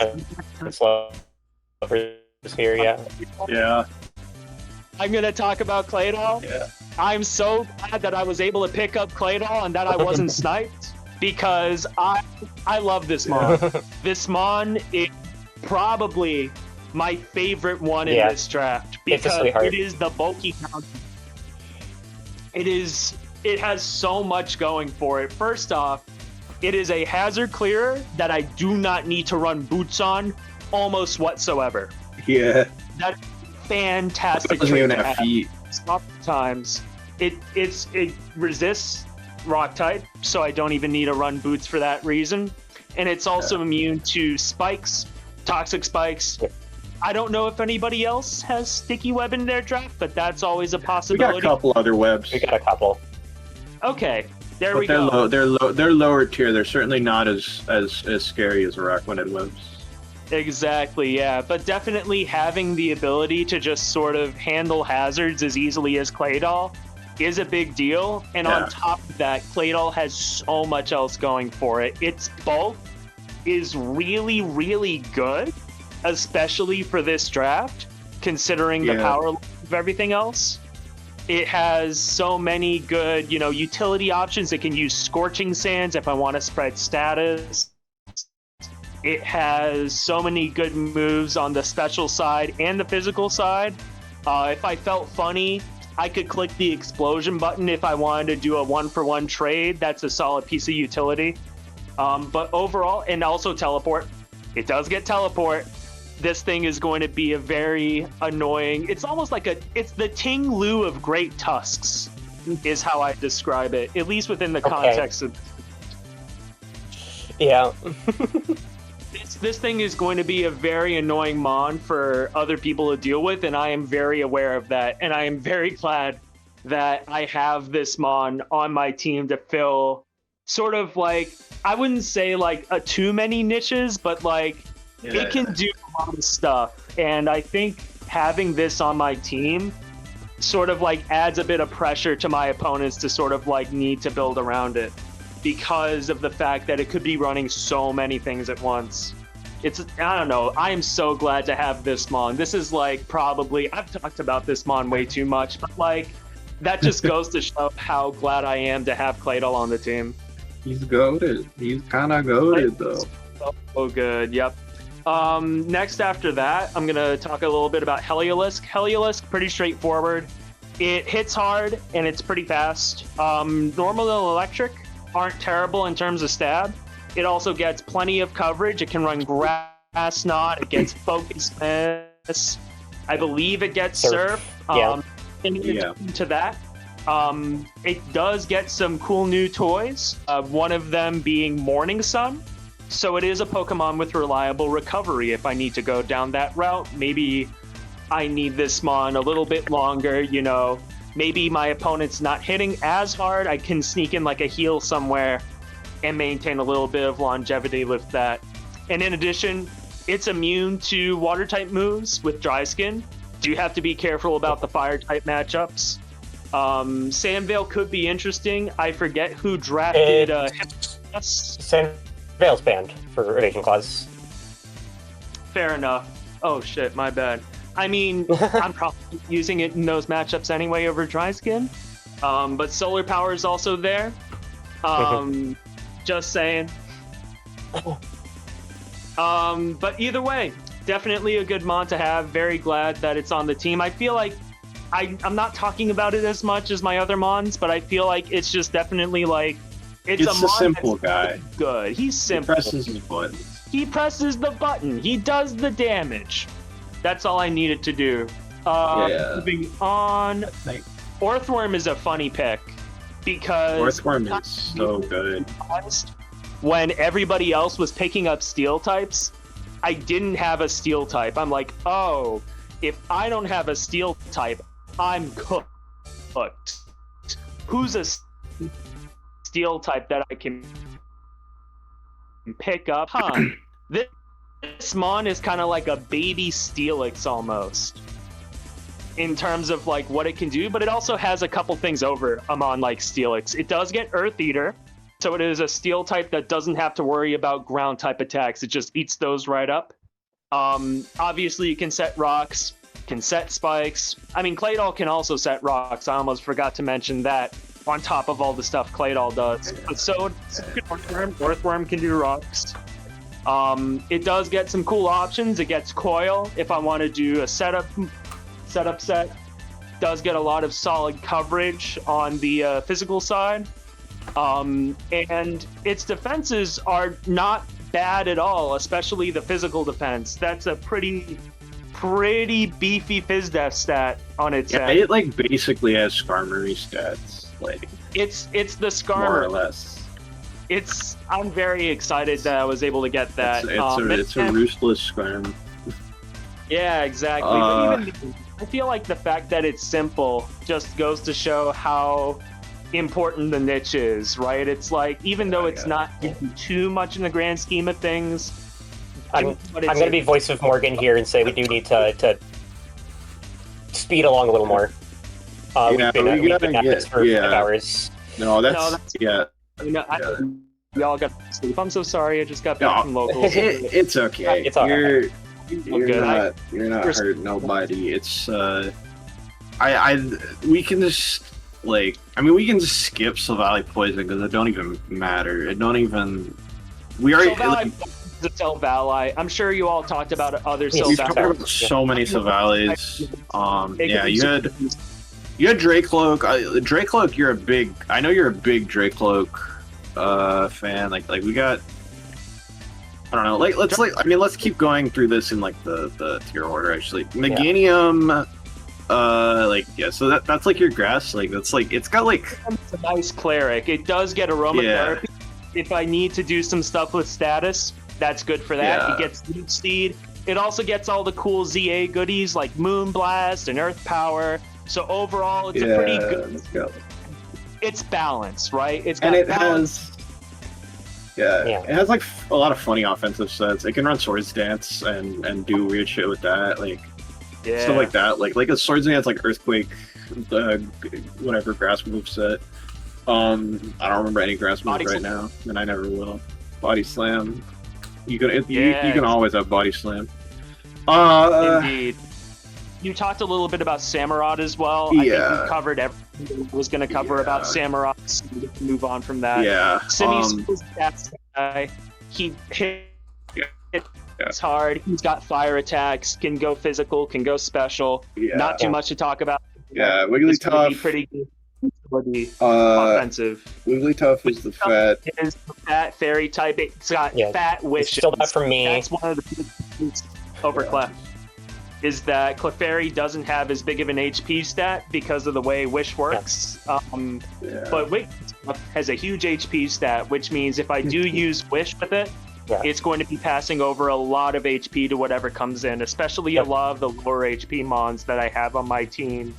Like, for instance, Heliolisk or Araquanid, even though they've got good defenses, Claydol, too, especially, is going to potentially be a big mon to receive those wishes. Yeah, Claydol with wish support is definitely pretty huge.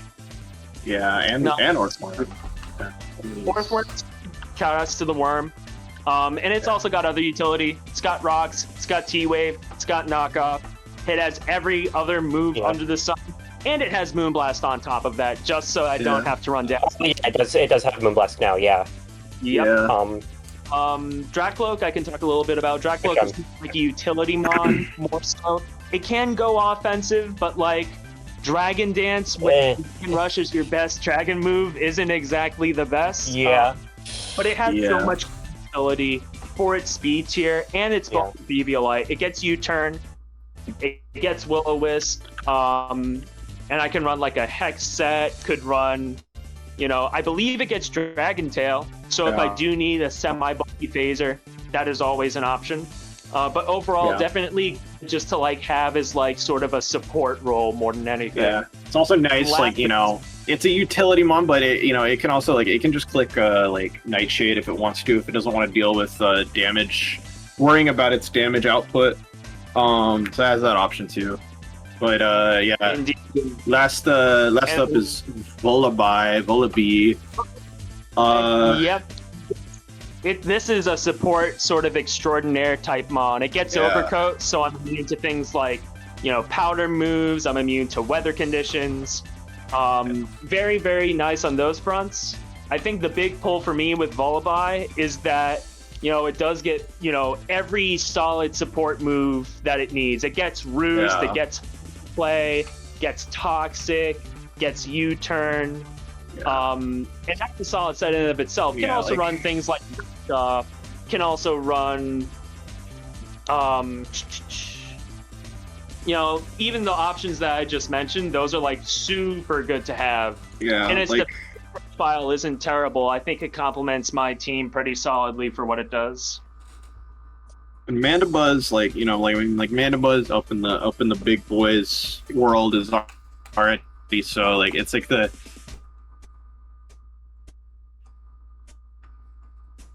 you can always rely on that fucking thing. Adblock is really so good, and it can just sit on you and sit on you and sit on you with the wrists. Yeah, absolutely. I have drafted Murkrow in standard Gen 9 drafts in the past, and I was thinking, do I draft Murkrow or do I go Volibee? I did end up going Murkrow because it had Prankster, it had a little bit extra against the higher power mons there, but I think Volibee is going to shine a bit more because, again, that sort of relative strength is going to be a big factor here. I think Volibee's relatively high bulk is going to be something that helps it out really nicely, and having reliable recovery always helps. And it gets Tailwind and Taunt. Those are two moves I almost forgot to mention. I was like, oh, does it get those? It most certainly does, and those are two options that I would also sort of just put out there as considerations. Overall, closing thoughts. Closing thoughts. I love my draft. Again, I think I mentioned sort of the theme is very balanced, and in terms, all of these mons have, especially the higher tiered ones, have so many sets that they could run. I'm mentioning Heliolisk, Girder, Claydol, even Wigglytuff, Samurott, Silvally, Simisear. These are mons that have access to so many different options, and those are the kind of mons that I'd like to go for in drafts because it puts a lot of pressure on opponents to sort of build around those, and I like to take advantage of that in the team builder. so that when I get to the game, I'm like, yeah, I have something for that particular condition, that particular battle that people might not expect. So having the advantage of like large move pools, in addition to just having something for almost every situation, is how I prefer to play. And so this team sort of plays to that strength of mine. Yeah. I think this is a really strong roster. Like I think the type threat's amazing. I think there are a lot of like scary ass threats. And I'm excited to see how it does. So yeah. Thanks for coming on. I'm glad we got to get you in the last moment. Yeah, it's gonna be fun. All right. I think. Thanks for your time. Good luck. Yeah, it's your time. You have a good night. I think that concludes everything. We are all done. I'm so fucking tired, and I know you guys are too. I've been awake since 7 a.m. Yeah. Oh, poor you. So I'm not gonna do a big ending of the stream. Week 1 is next week. We'll stream at some point. It doesn't matter. I'm gonna let Morgan go to bed now. Okay. It's been 6 hours. Crazy announcement for all the Random Battles fans in the world. Unknown is going to be removed from Gens 4 from 7. Wow, amazing. Fuck. Unprecedented. That's my announcement. What's the fucking point anymore? Yeah. I'm sorry. We might as well all be dead. Unknowns removed from random battles. All right, time for me to be removed from life. Fuck. Good night, buddy. Good talking. Good night, everybody.